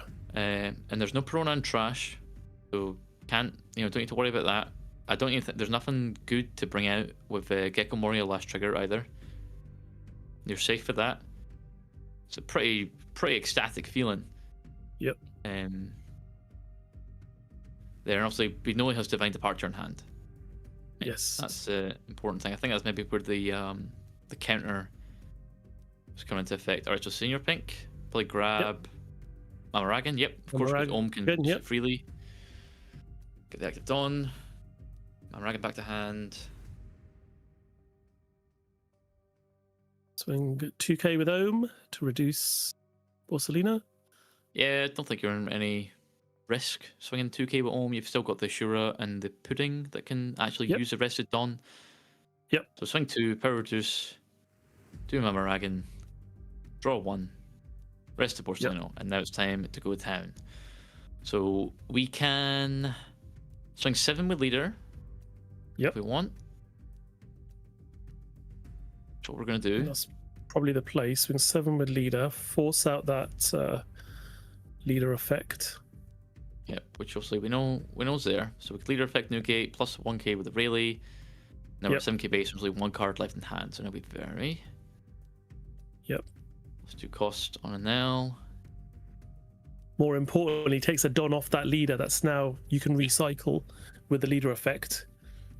So you can go 7 7. Yep. with Shura or Pudding, and then go 10. Okay, so we're gonna Kitten. Power reduce. Borsa. I mean, honestly, here, yeah, only 1 card in hand for Nami. I think you pivot to just declaring the board. Yeah, you I could think so. easily I mean, you could easily swing the you could try for 7 with the pudding, right? You could go or the shooter, Yeah. right? Swing 7. They have to stop it, Yep. or risk a 2k counter, I guess, from hand. Sorry, from life to be able to stop an L. Yeah, I think you're right. Pivot towards the board is probably a better option here. I still think you swing the 7 with Shura.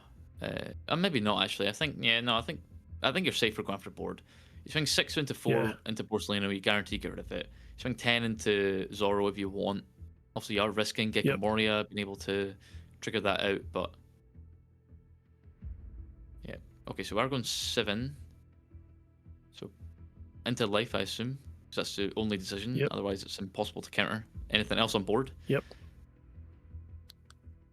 And then this will get countered, and then Nell probably swings into Porcelino. Yep, so there you go. Now Nami's handless. Countered. Now you can choose whether you want the Nell to be a blocker or do you swing with it? I think you get rid of the Porcelino. I mean, also, maybe keeping the blockers safe too. Because right now you're facing down 5 attacks and you have 4 life. So as it is a little bit risky. Yep.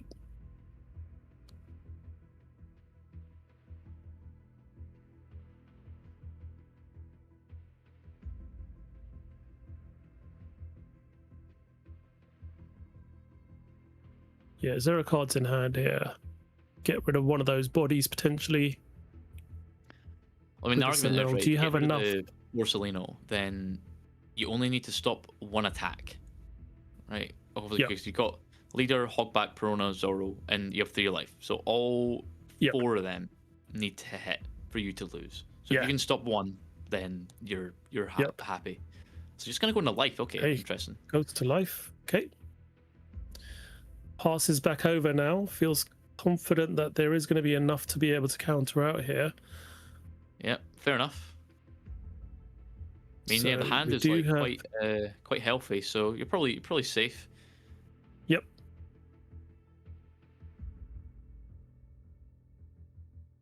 Two cards in hand. One of them is a Robin, Which is but unfortunate. you can't activate. You can't trash a life. Now there is a girl. So, do you just divvy up the Don amongst what you've got on the board? I think you do. I think that's the only way you could win this. Like, you cannot survive another turn, so I think it's just time just to go the races, right? You've got 10 Dawn, you've got 5 attacks, swing numbers, right? Take the first 7, draw 1 off Nami. What do we get there? Got a 2k, cool. So yeah, obviously there's really no way to go from here except for just push. So swing 7 with Porcelino. Yep, the least Dawn commitment. Now there's 8 Dawn left, so we could go 7/7/9. Yep. End off. Obviously, crucial swinging these numbers that are 2k above the leader because obviously it forces 2 cards from hand. Yep. There is So still, taking that as we 7. know, we do know there is like a Divine Departure in hand. Yep. Which is a 3k, but you are having to trash another card off it.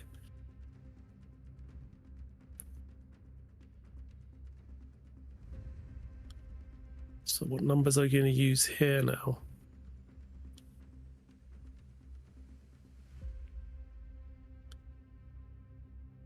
I don't think he's got much choice here. He does have to. Yeah, I now. think. Yeah, so 7 again. This one probably gets stopped. Yeah. And then probably into another 7 or maybe 8. Okay, yep, so 2-1. Yep. With an L law there.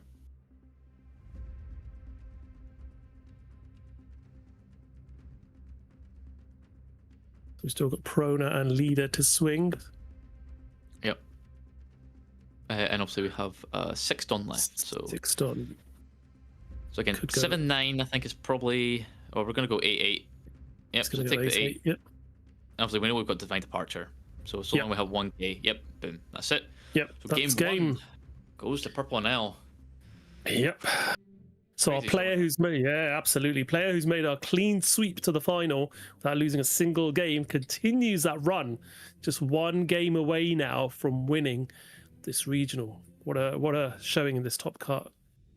Yeah, I mean, it's a pretty tragic start for Nami there. You know, the start of the game just having to counter out everything, not really having anything good to play, and then just getting wiped out on board. That turn, but it was a Gamma Knife, L4, Lightning Dragon your board. It was like, oh, okay. I only have my leader, and then a hog back because I triggered as swings, and it just let an L just, you know, freely have that opportunity to keep the board pressure up. Absolutely. So yeah, we saw game 1 won there by Anel, as we saw. But yeah, it's very difficult when you've got those kind of events that can deal with your board in that way. And as we saw, the Vary does help as well, just to make sure that you're not fearful of that Perona, which definitely does make things a lot difficult. But early on, there really wasn't anything in the trash for that Thriller Bark engine, was there? Yeah, no, there wasn't. Obviously, we were countering a lot, but none of it was really any Thriller Bark stuff, so it was all for naught. Yeah, absolutely. So both players. Nami does get to go first now, so takes away a little bit of momentum there from NL. Absolutely. So hopefully we see, you know, obviously we can go, you know, 1 do nothing, 3 do girl, swing 7, 5 Nami, swing 7, and then 7 Robin, swing 6. So I mean the potential's there. Yep, absolutely. Depends how NL goes about there. Yeah, I mean, the thing with this NL deck is a lot of the counter cards are obviously just for your NL cards, aren't they? For NL characters and leader. So it becomes very difficult trying to defend. As we saw with the Reiju there, that was targeted. 7k Reiju was targeted, and you had 4 cards in hand, and you just didn't have a way to protect it, but still ended up taking the win. But that's one thing to be cautious about as well when you're in this matchup. It's around making sure that you've got that ability to be able to protect potentially some of your characters that need to stay on board. But as we saw, fantastic toolbox to be able to deal with whatever Nami could play. Yeah, because of the pressure not being pushed on by Nami, being able just to remove the Robin at 4 life because you're like, cool, I'm happy to take a damage. You lose an 8k attacker and I get a card in my hand, so fantastic. Yeah, exactly. Absolutely. Yeah, it was at 4 life at that point. I was happy to take that life, add it to hand, get rid of that 8k Nico Robin as well, using Gamma Knife and L4. Yeah, so there you go. L4 does refund you if you just, you know, KO a Robin. You do get your draw like all the other events. In a more roundabout way. Yeah. Yeah, it is that one event that you do play and you're like, oh, I'm not getting a card advantage off this particular event. But definitely is very powerful. Use it on Robins and you do. You do. Exactly. So both of our players just waiting for the judges to make sure everything is okay for game 2 to begin. As we said, this is untimed.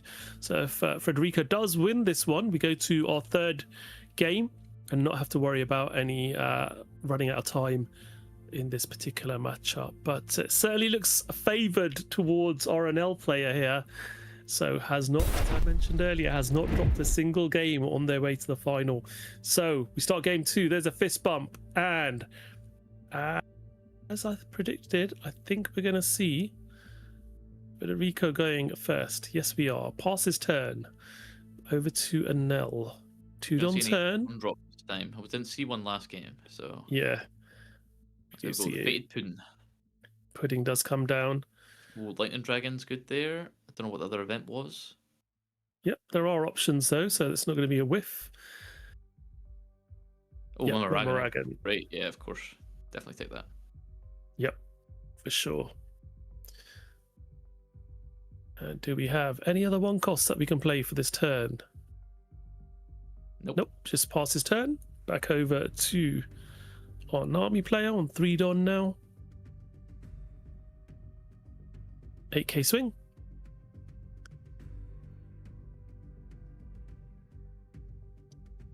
Amaragan there, drawing a card, so it's up to 6.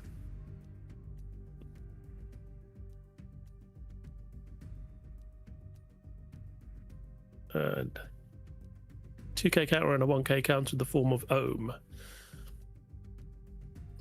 So 4k worth of counter there, passes back over, and we now see Vinsmoke Reiju hitting the table and already becomes 7k 9 cost.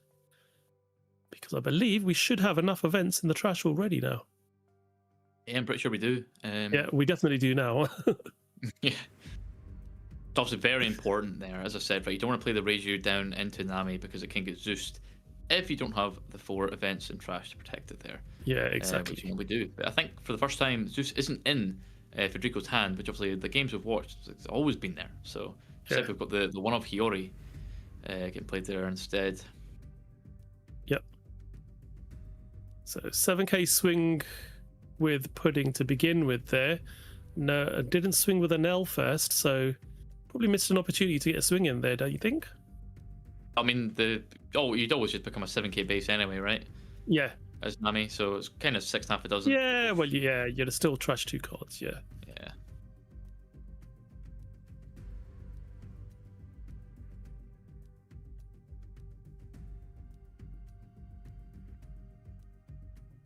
Right. What are we going to see played here now? So we've seen the Nami played. Nami, yep. And I think we're swinging for 6, which is yep. like just a free block with the Reiju.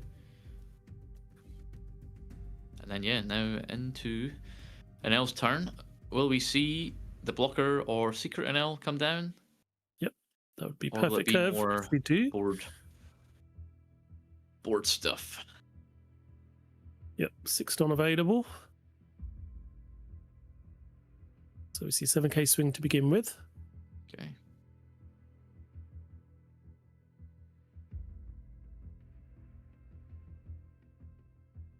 We've got Whitebeard and Hogback in the trash. We're now going to see Corona hitting the trash along with Borsellino.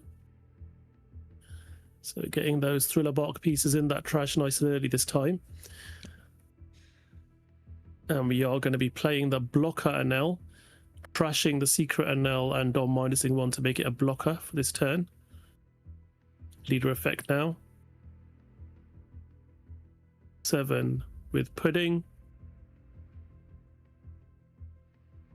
Pudding getting that value in for sure. Yep. Do you get rid of a Nami or Hiyori? Get rid of a Nami. Yep. Get rid of Nami. Pass turn. Yeah, so I mean, blocker NL is really good here, right? Because it allows you to swing with the Reiju and not risk it getting removed, Absolutely, right? Yeah. Because you've got that like 10k blocker to protect it if Federico does decide to go into it. Yep. So another Nami hitting the board, so down to 3 life now. Yeah, I mean, we can swing 7 twice into life. Yep. I mean, one will get blocked, but the other one, does it get taken? Does it not? Yeah, so free block there. Yep. And then another 7, which we just take. Yeah, absolutely. So, down to 2 life. 2 Namis established on board now. Both have an on KO ability as well.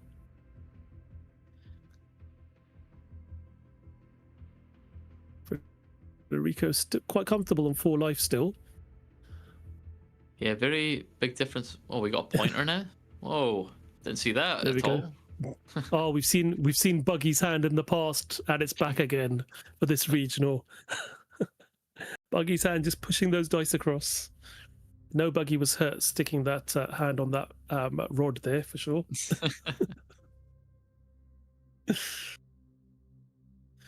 Okay. So Senior Pink. Okay. Senor Pink comes out. Dom -1 gets. I'll grab the Barry back. Right. So Barry back to hand. Yep. play it. Yep. Just protecting that NL. I mean, obviously, you see 2 Peronas in trash, so Yeah, got to exactly. play around any thorough bark triggers Absolutely. best you can. 7 at life.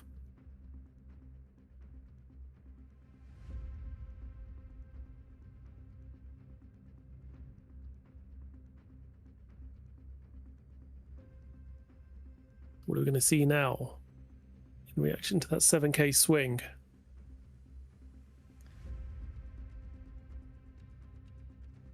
Do you take this one? There is obviously another 7k swing coming in with that Reiju, and I'm sure there's going to be some more Don minusing to take that Don off that NL leader to be able to then make another 7k swing with Pudding, Yeah, I was gonna and say, obviously potentially a 10k swing with an L as well.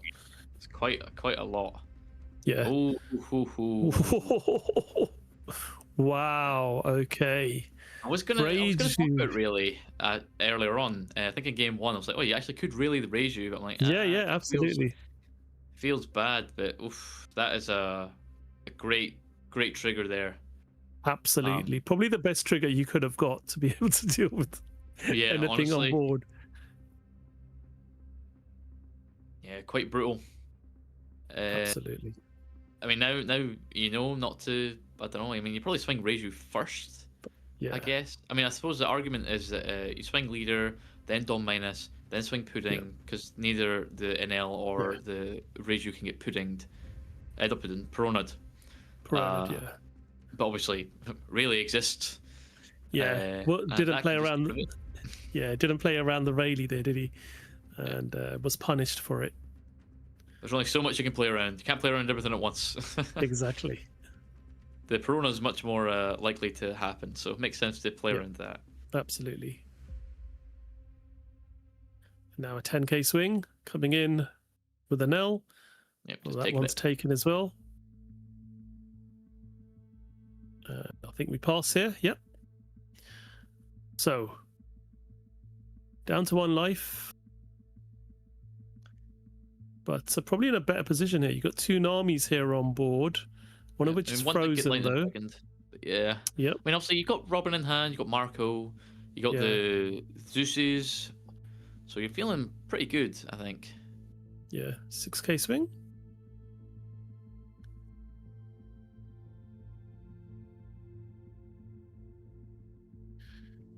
Use one of your events here, just a 2k counter.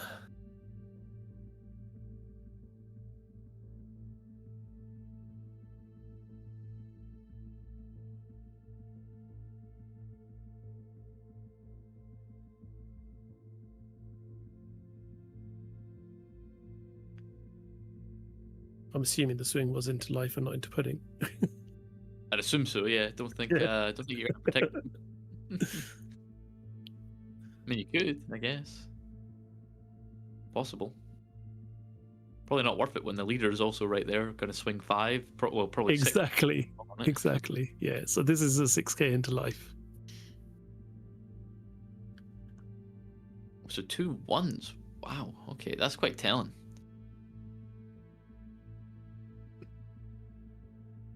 Let me swing 7. Yep, taking that. Oh, gamma knife to hand.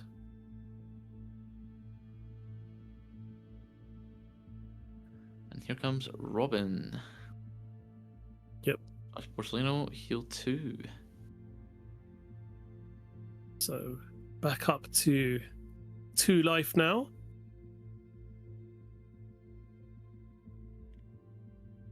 We do now have Senor Pink that can attack as well. Could be quite a good target for that plus that 4 rested Don. Yep, able to swing 10 for that. Yep.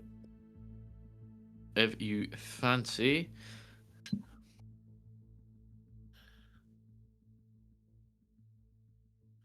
Just having a look at the trash. I mean, unfortunately, you have taken quite a bit of a beating in terms of life here, so I don't think you can freely remove Robin like you did last game. Yeah, So absolutely.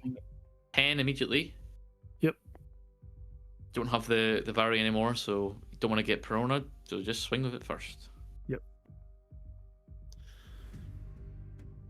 We're just going to take it. Oh, there's Hold the back. Piranha.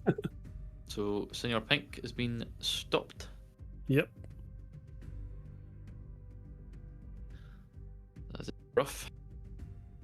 Also, you know, getting another body on board when you're only on one life, in terms of like purple and L, right? That's another body you need to like worry about for next turn for the clap back. So definitely something to be cautious of.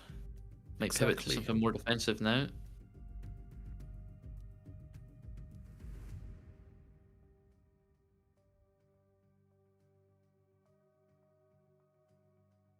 So, decent number of cards in Federico's hand. 5 cards in hand. So definitely can counter out of one of the swings potentially coming in. Just Pudding and a Nell at the moment that can swing.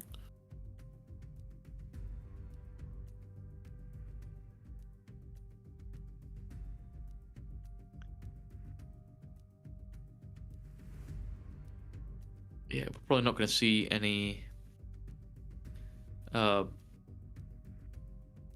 7k swings like we did last time in succession. No.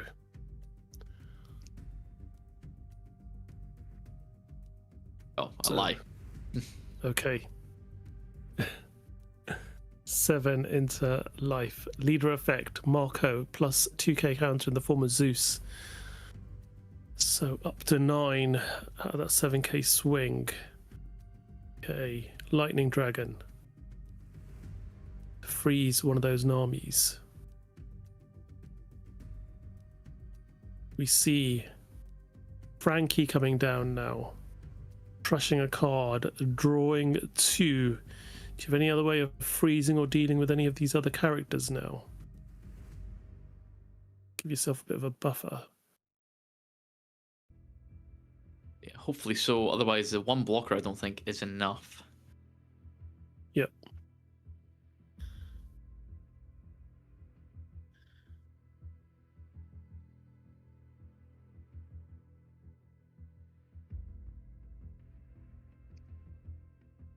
I mean, you could do leader effect and put it on the Pudding. Yeah, Swing into the Perona.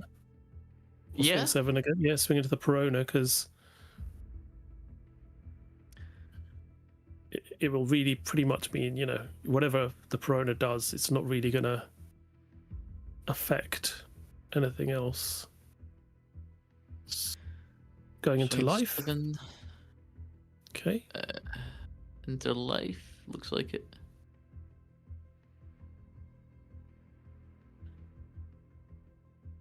Yeah, I mean, honestly, pretty fair to push life because a Zeus here from Nami, which we'd see there is one there, can get rid of Frankie, and then you're pretty free to just to push in. Yep. But yeah, obviously that hand there from Nami, the Perona, really put a hamper in those plans to go for lethal there. Absolutely. So I think you're right. We're going to see the Zeus come down to deal with that blocker. Yeah, I think so. It's pretty free. And then then it's going to be push for game. Yep. I mean, you'd have 8 done after that. Put 1 on Robin, swing 9, and then see what happens.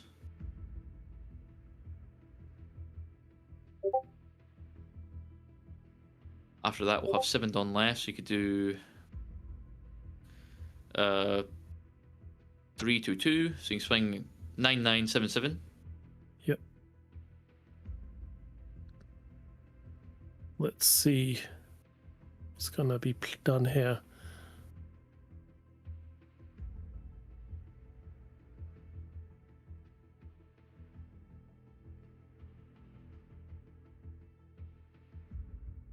Trying to figure out the correct maths here. I mean, also, I think you go probably the 7 first. Yep. I mean, like, you are going for game this turn because of leave Zeus now, right? You're just accepting this is it. It's make or break. But I think you're good. Yep. So swing 7 with Nami, only commits 1 Dawn. Yep. So Mama Ragan to draw, and then just need a 2k. Yep. And we've got the Elthor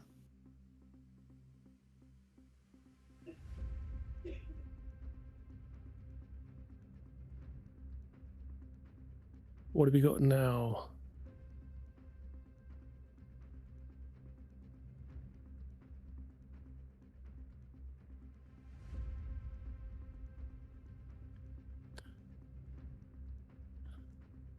Seven Dawn available. You have 3 attacks available as well. Yep. And only 5k. 2 need to get in. So you've got Yep. another one that can get stopped. And the other 2 need to break through. 997.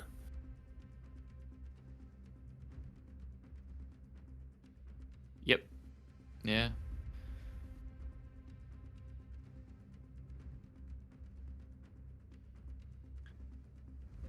But yeah.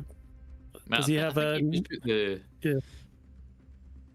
I mean, it depends how much cards are in Proponel's hand, but I think putting the 1 on Robin to swing 9 is the least Yeah. Dawn committed. Yep. And you get to see how he goes about this, right? Because after this we've got what 6 Dawn left, so we can swing 11-5. Yep. If he takes it. But I mean, realistically, gonna have to stop this here if you can, because then Yeah. it forces awkward maths of either 8-8 or 7-9 with the 6 Dawn left. Let's see how he responds to this one.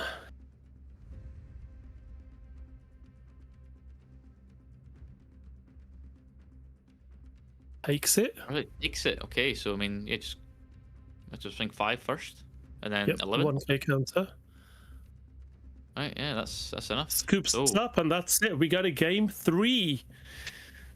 We have both players on 1 game each now. Federico did a great job there, winning that game, and that's the first game Jacopo's dropped all day today. So yeah, absolutely going into this final matchup, and this is it. Sudden death now, isn't it? Last this game is it. wins it. Oof. So obviously exciting to take a game from an L, right? Obviously undefeated run today. Yep. So we'll see, but obviously an L gets to go first again. So we'll see if we're able to keep up the momentum we got from game 1, and obviously the board presence we get to keep, and see if Purple and L can take it home, or if it's going to be Blue Yellow Nami taking the crown here in Venice. Obviously took the crown from the most represented in top 32. It's like half top 32 playing Blue Yellow Nami.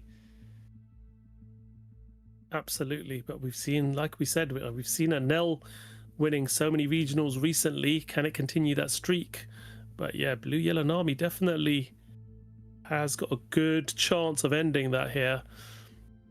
Gonna be interesting to see which of these 2 players now comes out on top. But as we said, our NL player Jacopo has got the advantage of going first, which is ideal as an NL player, isn't it? Yeah. Just want to make sure you've got that curve. So players just checking their 5 cards now to see whether they're going to keep these hands or not. I mean, obviously the big change moment last game, I think, was the Rayleigh trigger. That was really where it flipped. Yeah, absolutely. Like I think any other trigger would have been fine, but the fact it was Rayleigh that can remove the Reiju that is the 7k blocker, the free 7k attacker. Like there's no other way to remove it other than Rayleigh. So that trigger is backbreaking. Obviously, as you saw there, right? If we had that instead, that extra swing every turn might have been able to push for game.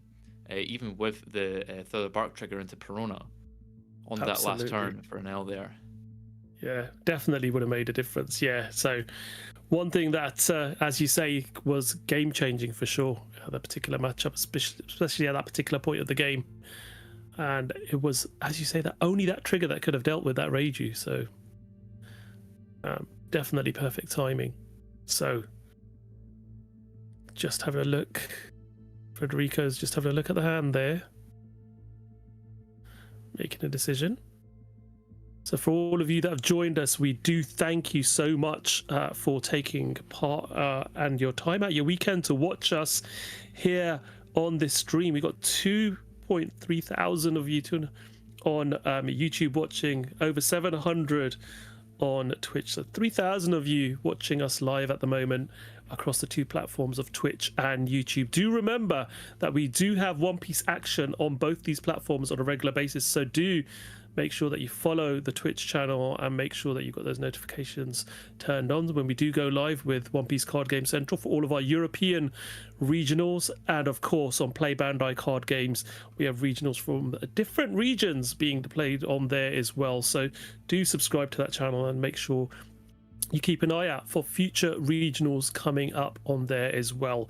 It's your place to be able to follow the One Piece card game that we all love and enjoy playing and watching. So these two players getting ready for our final game.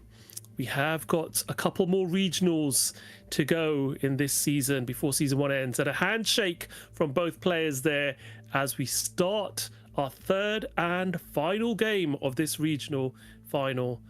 And we see Anel starting off with one Don. Do we have anything we can play?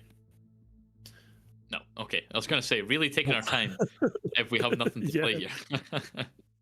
Passes over to Don turn. Do we have a girl to play here? No. No. One Don under leader and pass back. Honestly, that's a handful of bricks for Nami. So seeing no one drop for Anel, obviously you must be ecstatic. You only have 1k counter, and then what's 2 Kikunojos, and then Nugate, Moria, nothing. Obviously, we can stop this thanks to Nami's leader ability. I think we probably don't. Yeah, I was going to say you probably want the Nami. Yeah. All right. Okay. Another brick. Another brick in hand. Yeah, exactly. And we do get to play Shura this time. So that does have Rush. Yep. So we can swing 7 here. Yep. 7. That's what we're going to do. And I think this is going to have to be taken unless you're going to get rid of that Nami out of your hand, because that's the only counter you've got with all those bricks. You can activate your leader ability with one of those cards with no counter, but you're going to have to lose your 5-cost Nami in order to do so. Yeah, pretty tragic. The hand is like this. Yeah, rough hand to play to start off with.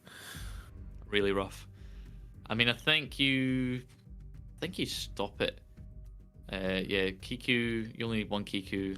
You're going to Kiku next turn, and then, hopefully by then you'll have something better to do on turn 3 with 6 Dawn. Yep. So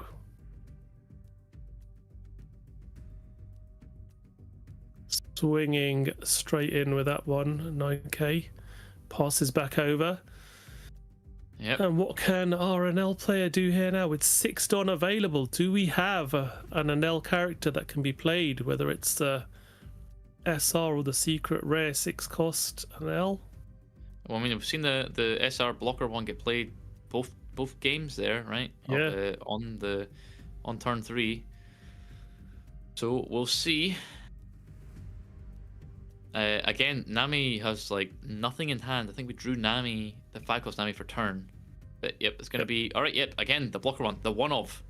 Yep. We have it every time. Activates the blocker ability on it. Don -1, trashing a secret rare Anel. We're now going to do leader effect and a 7k swing with Shura.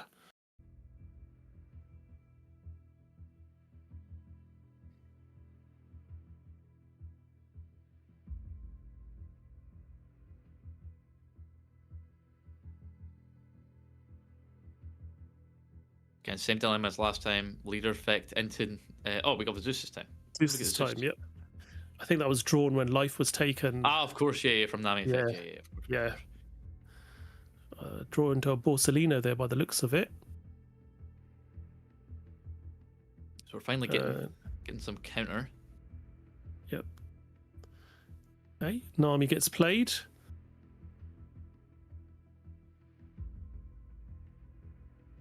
And he's ready to block. Yep. There we go. Blocks the 7k swing from leader. And now we go back. And what can we do here? So the Shura survives. We're now having a look at what's in trash. Is there no Thriller Bark? Nope. Thank you very much. That's exactly what I want to see, is what Jacopo's thinking. Oh, there's Buggy again. Oh, there's Buggy's hand. Right. So you can freely swing into life, not worrying about any thriller bark in trash at the moment. Now, 7k swing with leader. I think we're going to play Frankie that was in hand after this. Yeah, I think it's going to be another 7, 7, 10 turn. Yep, So looking promising for an L here. definitely is. Could be a very quick game 3. Things don't improve. Ooh, we do see a Perona hitting the trash now. Frankie does come down, as I thought. Tudon taken off the leader there. Trashing an L secret for the Frankie effect. Drawing 2 cards. And now there is the Perona. Just got to worry about that. Yes.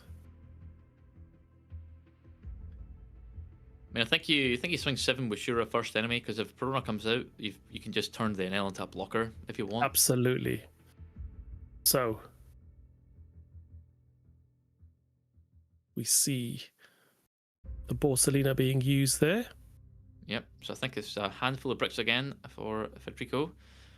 I think two Morias, 1 Robin. Yep. So you can quite freely sort of swing with their Nell here now, I think. And then pass back over.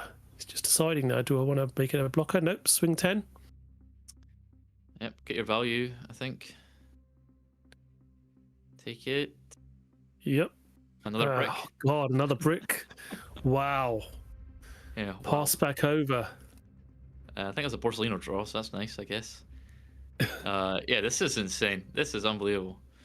This is, yeah, not exactly how he had anticipated want this to go. Got to be really careful here now about how he plays this. So starts off with a 6k swing with Nami. 2k counter, quite easily countered out. Then going to see 6k swing with leader. That's what we're going to go for here. We're going to go for Robin.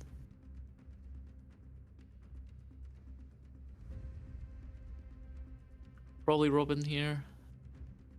Yep. So Now Ragan Shura.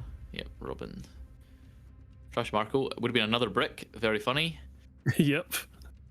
So we go up to 3 life now. Robin established on board as well. So back over. Let's see what the play here is going to be.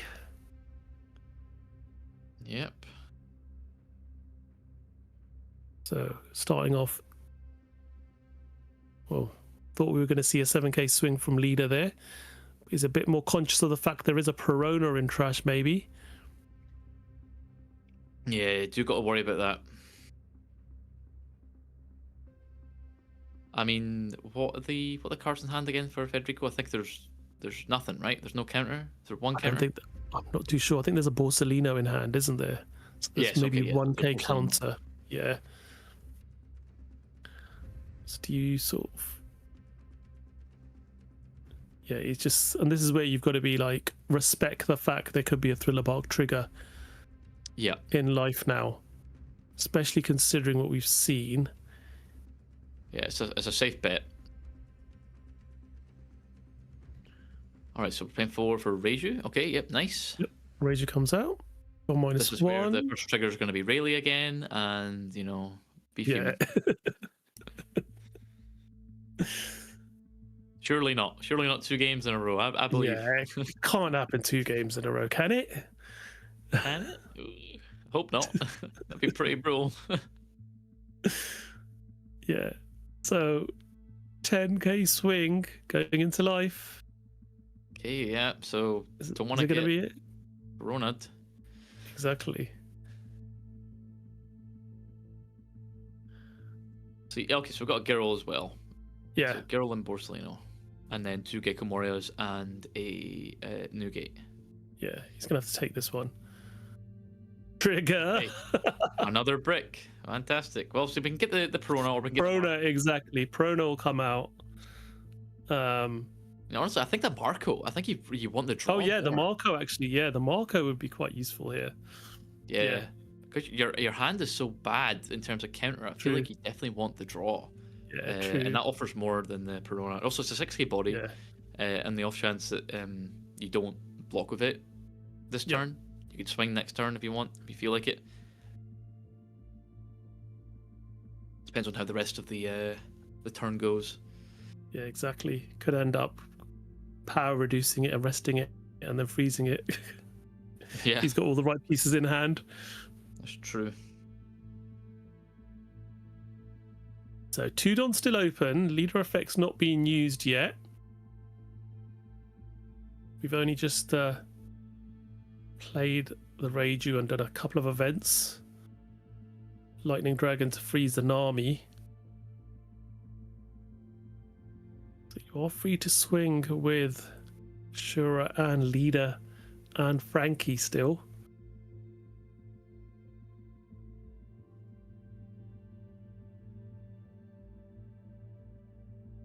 So Gamma Knife. What we're gonna Gamma Knife, Robin or Marco? Okay. Marco, he's letting him draw those 2 cards. All right, so we drew a 2K and something. Yep. All right, okay, we're going on Frankie. Yeah, So we're okay. swinging 6. 6 into life. No, it'll be 7 with Elthor. Oh, yes. Yeah, +1 with El Thor on Leader, so 7k swing. So 2 cards are going to be needed from your hand. So activate your Leader and then a 1k. Then you've got a 9k swing coming in with Frankie. Yep. Also, we do have the counter. I think we've got what, 2 1s and a 2 in hand. Yep. And then also Leader if I can get rid of anything. So I mean, you probably get rid of one of the Gecko Warriors. I'm not gonna go for the Newgate. Yeah, actually, I think you want the heal. I think you want the heal more than the block. So, yep. Okay. Now we swing 9, which you have to take. Yep. Oh, wait, no, we can stop. We've got the Kumisei and Borsellino, so we can stop that one. Yeah, you can do if you wanted to. I think I'd rather keep the Borsellino for 2 turns from now. Yeah. But could use it now if we feel like it. I mean, this is the last attack of the turn, so and next turn you probably will Gecko Moria, heal to 2, put something in life. Yep. Bring the Perona out when they swing into it. The only difference is that we'll have a chance to get varied and stuff beforehand. Gonna take it. Takes it. No Silver's Rayleigh this time. It's just an army. I was expecting it, honestly. I was like, it's coming. Pass back over now. So we are with Federico now on Tendon turn. What do you We drew the Rayleigh there. Oh, we have got a Rayleigh in hand now. So that can deal with the Reiju. Yeah, I mean, we've got that in the Skyland Zoro, so I mean, we could play them, I guess, but you know, Dawn and Leader, so very greedy, especially given your current hand. I think it will just be a Moria turn. Probably try and get rid of Frankie with Leader, swing 7. Yep. Into Frankie. And Robin as well can swing 8 into Frankie. Yep. Really got to keep the board in check, especially because you're only going to heal 1. Absolutely.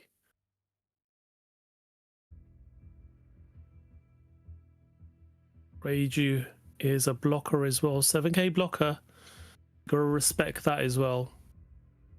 Yeah, I forgot about the Nami as well. Good Nami, Borsa. Right, that gives you a Arrested Dawn to go on Leader. Makes a life go away, so now down to 2. You could swing 8 and 6. Right? Yep. Which I mean is just 2Ks. A 2K for an L and then a 2K for Reiju if we block. But still, you know, it's establishing 2 bodies on board and also healing and getting a blocker. Yep. Pretty solid.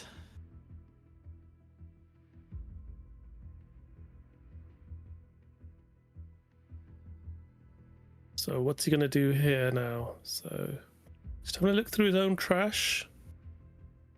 Remember, this is our final, not timed. This is our final game. Both players have got 1 game each. So, I mean, I think Do you think it's probably just swing with Nico Robin first into Frankie, maybe? See how they respond? Maybe. I feel like the Nico Robin swing's always going to get blocked with Reiju in a 2k if we have a raw 2k in hand, anyways, in L. So, I mean, only 4 cards in hand, so actually, I mean, pretty small chance, right? Yeah.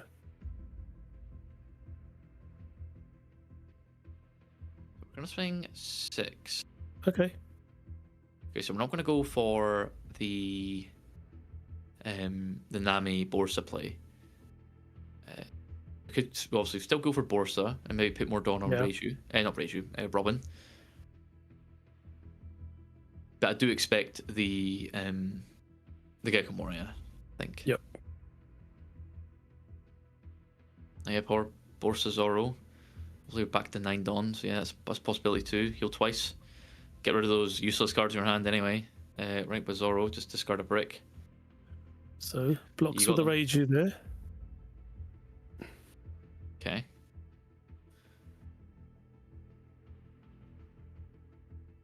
Yeah, I think that's fair. Yep. Okay, so only 8. So you're probably going to see the Borsa Zoro come down. Oh, no, that was counted. Looks like that was a Divine Departure. Was it? No, it was a... I don't know. Something underneath that pudding. I was assuming the attack from Nico Robin was potentially into Reiju there. I'm not sure. Maybe. Yep. Either way, as you anticipated, we saw Zoro coming down, Borsalino coming down to be able to heal. And this 4-life leader is definitely not a 4-life leader for sure. Definitely not. I mean, the thing now is, what do we have in hand for counters? We've got the Nami, and I think that's it. Okay, Gamma Knife on who? Borsalino? Well, Thor. Yep, there goes your blocker. Okay, and obviously we've got a fantastic board here, right? Yeah. So we could push. Absolutely. Where does the +1 go?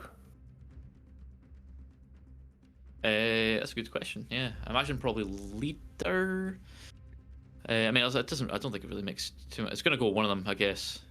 Must be leader. Cool. Yeah, leader. Okay. So swinging with an L 10k first. swing. Yeah, with an L. I really don't want to get Perona. Again, I think it's fine if you get Perona when you have this in L out, because you can't just turn it into a blocker if you want it. All right, what was that? Was that Robin trigger? Is that another brick? Potentially looks like it. Did look like it. I just saw a glimpse of her face. Yeah. And also, we still have the Kumasi, I think. The 2k from last turn. Yeah, it was Robin. My goodness.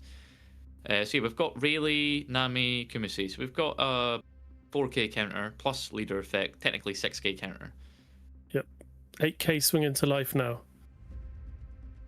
Okay, 8. Oof. Yeah. 8 with the leader. Yeah, so What that's have you asking got? for the Kumasi and the leader effect. And that'll be 9, right? It'll be 9 by L4. Yep. Sorry, yeah, it's 9. Yeah, the L Thor on it as well. Yeah, absolutely. He's got 1. So it's a 9k swing. Taking this hog back trigger. All right, here we go. Yep. So we can Perona the Frankie. Yep. Feeling confident there. Yep. So Reiju can still swing here. And Shura can still swing as well. Not activated leader ability yet either for the Nami player. Yep, that's correct. Yeah. So 5 cards in hand.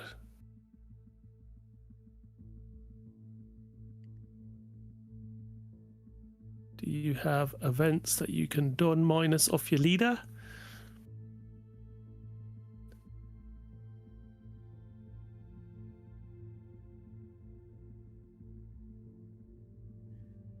yep, I think so. Got a.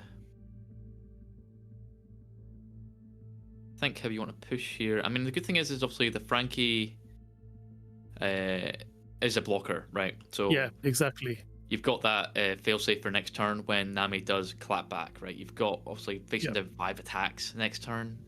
Yeah. with 3 life. So again, they all need to hit basically, including the blocker. So blocker takes care of 1, then every single one other that needs to hit. Yep. So we're gonna leader effect. Just swing 5 into 5. So get rid of a card in hand. I think that's fair. I don't think it's worth the risk of swinging into life and getting another Thriller Bark trigger. Absolutely. The Reiju still can, but I mean, if another trigger comes down, it's pretty tragic. But if Perona goes down here, I don't think it will. I think you protect it. It's only 1 counter. Yeah. This is where he's teasing 1 card out of his hand now. One of those 5.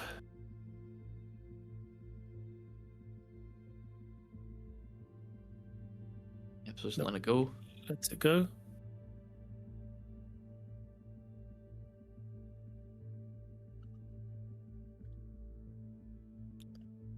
So now we're debating if we swing with Razor or not. I think it's not bad. Because as I said, right, you've got the Frankie. If you swing with Razor and they take it, right, it means they can't Zeus Frankie. Yep, true. Assuming there's no trigger, obviously there's nothing wrong with that, right? But if there's a trigger, then another body comes out, right, like Perona or whatever.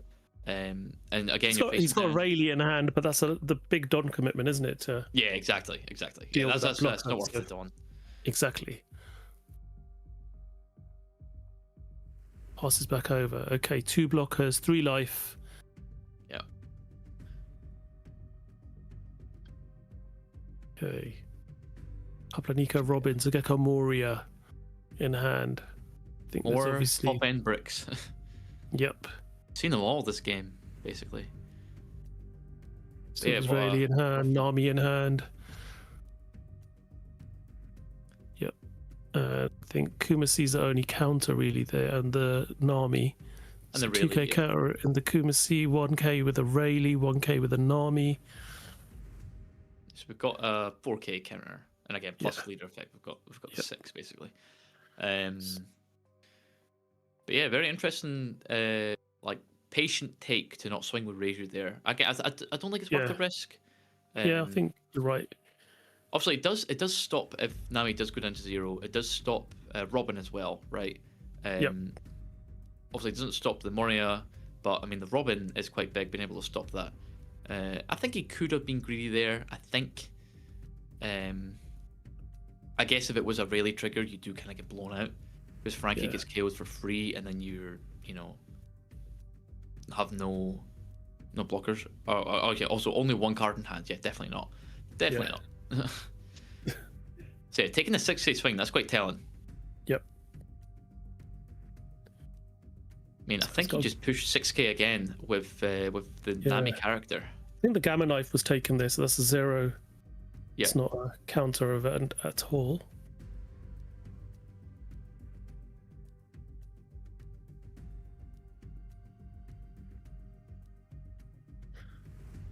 So, do you start trying to clear board a little bit here, and well, you don't, and then maybe play Nico Robin? I think it's definitely like a Robin or Moria turn for sure. Yeah. Obviously, Moria sets up the Perona, so you guarantee basically stop 2 attacks. So you're healing 1, and then. So 6k swing with Nami now. Yep. May as well go for it. You see the Zoro 6k go in. There's only 2 cards in hand. Pretty safe bet. So you're taking that. I assume we did draw with leader.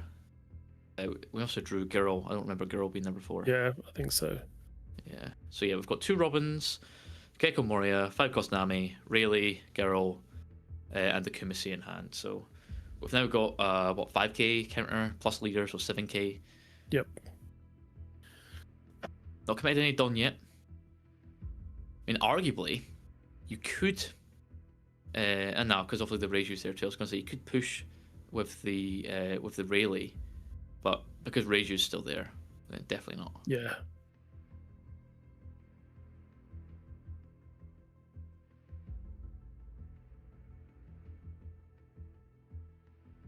Really, Zeus would have been huge here. That would have been funny. Yep.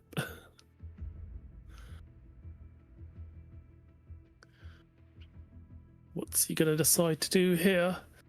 Tough Still turn. Tendon available. Still got leader swing and that Nico Robbins swing before committing to doing anything else. Gonna go 7 with leader.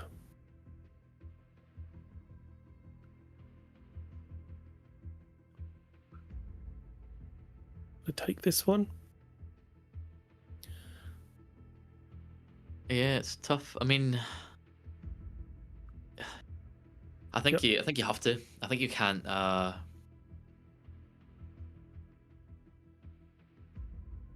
Can't stress. Yep.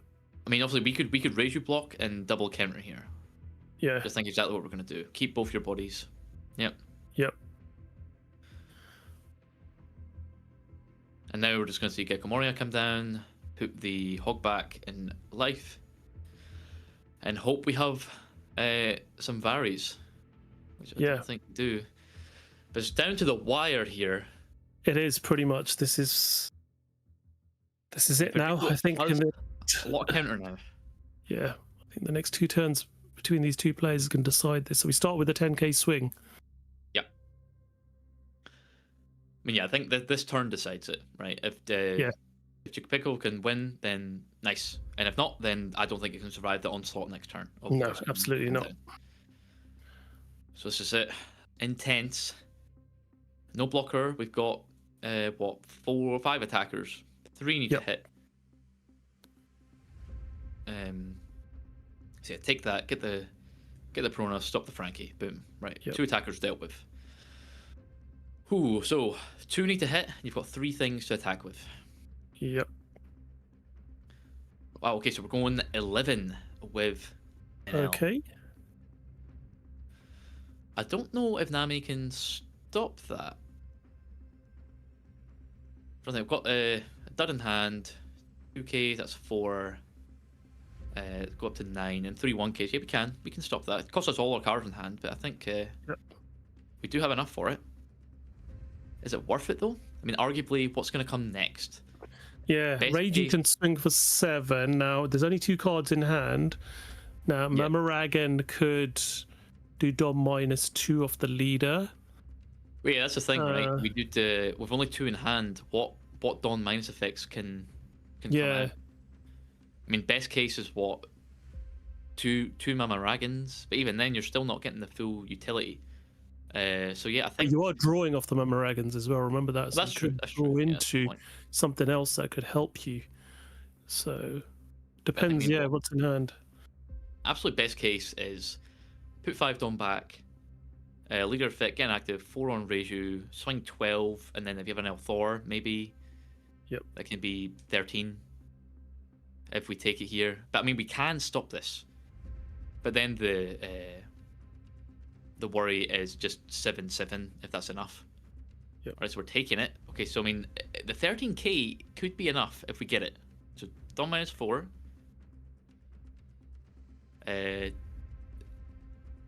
All right, yeah, for an L effect. Oh, with the Hiyori last life, that's it. That's enough counter. That's enough. That's it. We have our winner.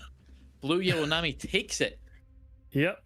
Had enough counter to be able to deal with that last swing. Well played by Federico there. He is our Venice regional champion with Blue Yellow Nami. That NL winning streak has come to an end at our regionals. Yeah, that is it. I mean, undefeated run into Nami at the end. Obviously, I mean, that Rayleigh trigger game 2, unbelievable. And then obviously, like, just the expected Perona and Third Bark triggers to stop the attacks. They would have been quite impactful, either of the turns there at the end. But great showing from Nami, showing the strength of the deck. Perona is a very, very strong card, and the amount of healing that Nami does, and just the hand advantage we get. I mean, we saw the hand in the whole game, right? It was very, very bad, very bricked up. But exactly. Early on in that game, you're looking at the hand, and you're like, "There's no counter, all bricks in hand that are not going to be useful until later on in the game." But again, you know, managed to get through that early wave, and finish the game really strong there. So massive congratulations. Final look at the bracket there. So Federico's journey in top 32. So beat a Nami, beat an Ace, beat an L, beat a Nami, beat an L, win. Just like that. Easy peasy. Yep. Becomes our regional champion for Venice, and another region championship is over. So we've got a couple more to go before we reach the climax of season 1.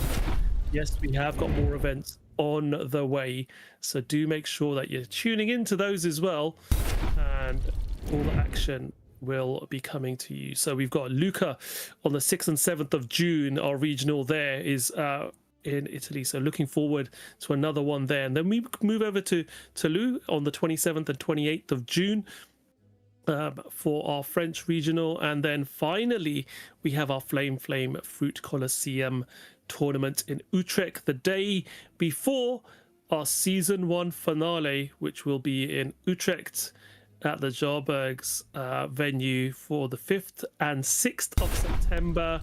Our season 1 European Championship final to decide which of our players are going to make it to the World Championship finals next year. So it's going to be really interesting to see who our season 1 champions are. Lots of action to go ahead, and you know, it's been an amazing tournament in the heat of Italy there. Our players have obviously been grueling it out over 10 rounds yesterday, 5 rounds of knockout action today as well. But it's not only the players that have been doing it, our staff behind the scenes as well, amazing judge team, and the tournament organizers as well. Game Trades has done a fantastic job hosting this, and our stream team behind the scenes as well as our stream judges. Huge appreciation to them as well, have been able to bring you such great action from this weekend. We hope you've appreciated, hope you've enjoyed the stream. I've certainly have, and enjoyed having everybody in the chat and watching from across the globe as well on both platforms, on YouTube and on the Twitch channel as well. Nathan, do you have any words before we go today? Yeah, I mean, obviously you've gave all the thanks out, so you know, I'll repeat them. Double thanks to everyone. Really appreciate it. Obviously, thanks to yourself. Been a great co-host with me, and yeah, it's just been great. Obviously, getting back into commentating. It's my second one I've done this season after I took a break last year. So nice to get back in it and to the action. I've enjoyed it. Hopefully, I've been good for everyone watching. Any complaints, you can at me on X and tell me how bad I am if you want, or any critiques. I'm more than happy to take them. And yeah, you got any final words, any highlights from the event over the weekend? Yeah, I think it's been good. We got some good variation yesterday of decks that we showcased, and obviously we do love, especially on day one, showing you guys different decks as much as we can leading up towards the final round. So hope you enjoyed seeing different decks in action, and obviously you can see that on all of our streams going forward as well, and the past if you go back and check out some of our previous streams as well. But yeah, if you want to follow me on X, you can do at TCGTaj. I do retweet a lot of our Bandai announcements, as well as tweet some stuff where I host from locals as well. So very active in the One Piece card game in the London scene here and just outside of London as well. But we hope you've enjoyed the action. Like I said, a huge thank you to everyone, especially you viewing out there, and we'll see you on the next One Piece card game regional. I'll be in Birmingham next week at the UK Games Expo, taking part in the Treasure Cup on Saturday with my son. So if any of you are around there, please do come and say hello.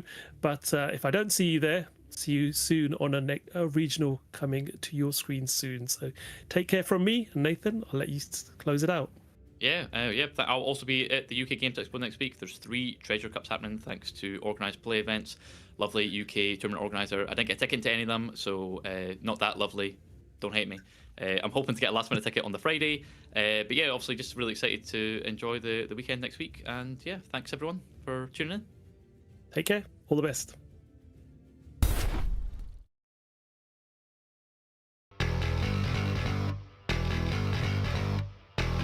Raise your cards up. Make that board gay. Yeah, yeah, yeah. The journey starts now. Man that card gay. Yeah, yeah, yeah. Yeah, yeah, yeah. Dominate the field. Master your tactics. Dominate the stage. Master strategy.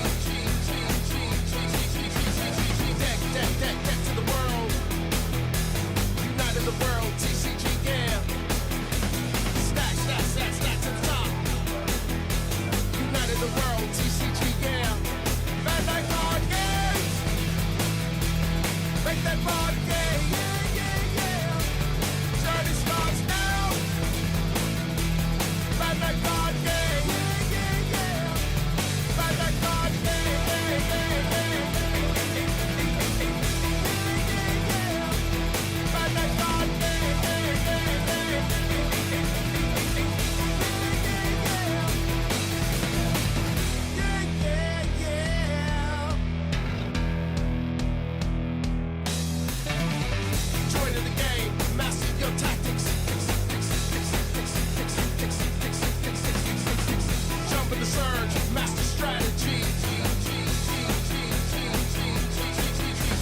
Flip, flip, flip, flip for the world. United the world, TCG, yeah. Attack, attack, attack through the wall. United the world, TCG, yeah. Face your cards up. Make that board game, yeah, yeah, yeah.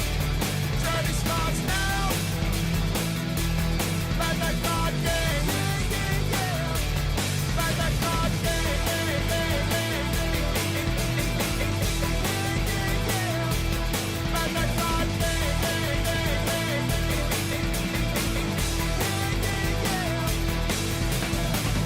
Yeah, yeah, yeah.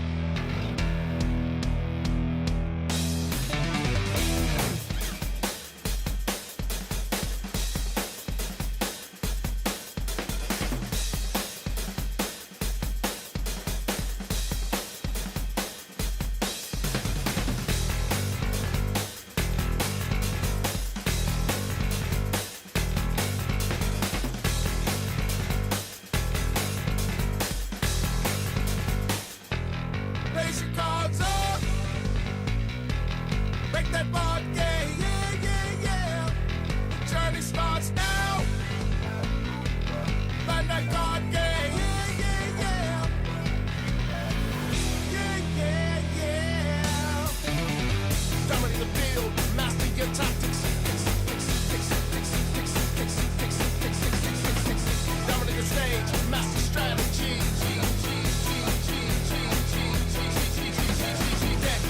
Deck to the world. United the world, TCG, yeah. Stack, stack, stack, stack to the top. United the world, TCG, yeah. Bandai board game. Make that board game, yeah, yeah, yeah.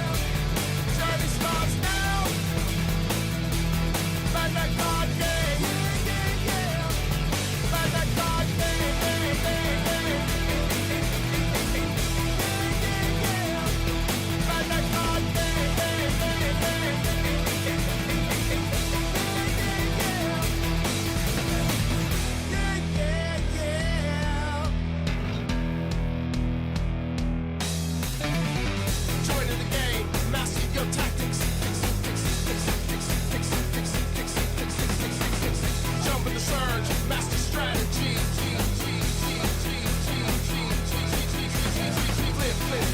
For the world, united the world, TCG, yeah.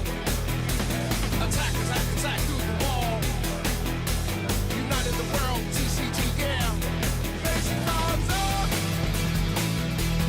Make that board game, yeah, yeah, yeah. Journey starts now. Play that card game, yeah, yeah, yeah. Play that card game, yeah, yeah, yeah.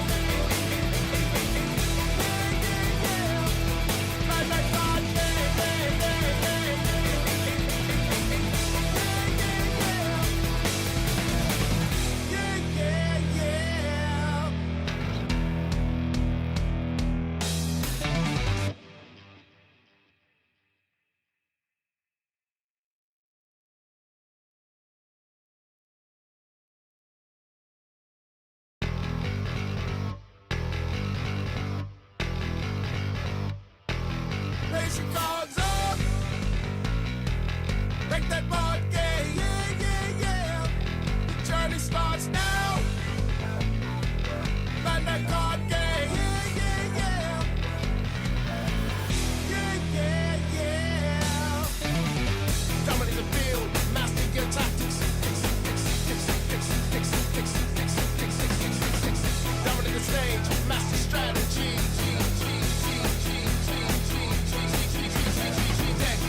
Deck to the world. United the world, TCG, yeah. Stack, stack, stack, stack to the top. United the world, TCG, yeah. Bandai card game. Make that board game, yeah, yeah, yeah. Journey starts now.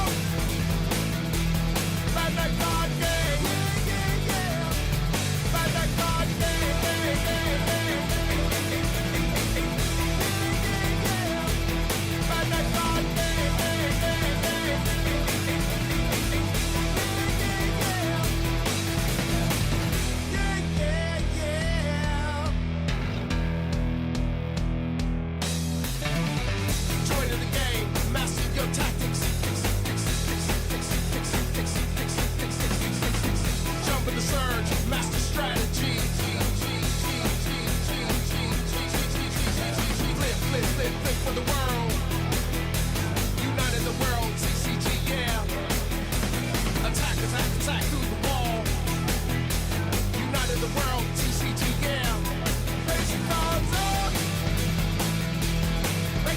card game.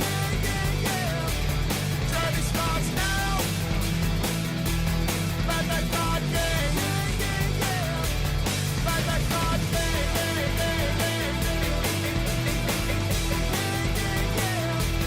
Play that card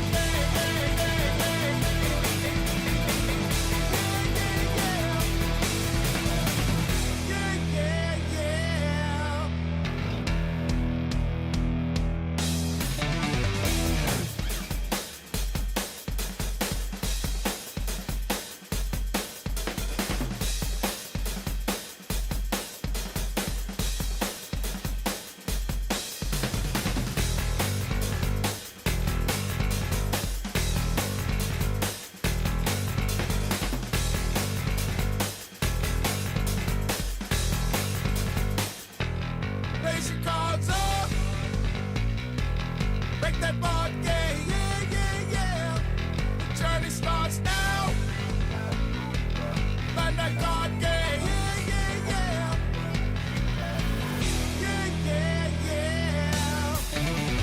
Dominate the field. Master your tactics.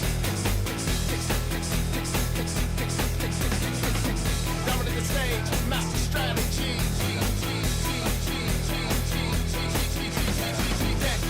Deck to the world. United the world. TCG, yeah. Stack to the top. United the world. TCG, yeah. Bandai card game. Make that board game. Journey starts now. Bandai card game. Bandai card game.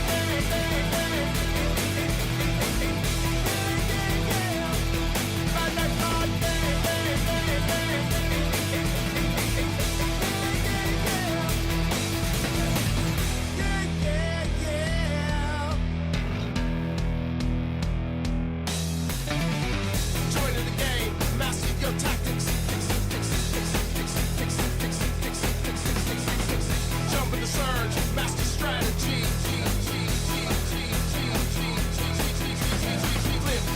Flip for the world. United the world, TCG, yeah. Attack through the wall. United the world, TCG, yeah. Face your cards up. Make that board game. Journey starts now. Play that card game. Play that card game.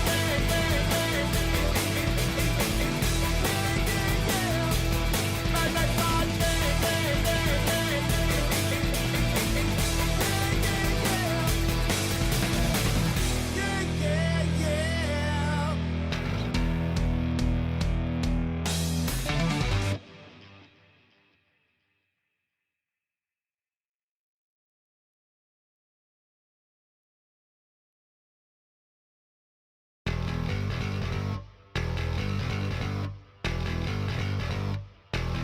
Raise your cards up.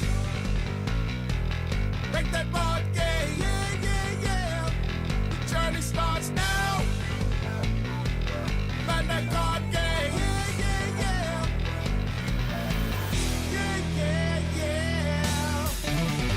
Dominate the field. Master your tactics. Dominate the stage. Master strategy.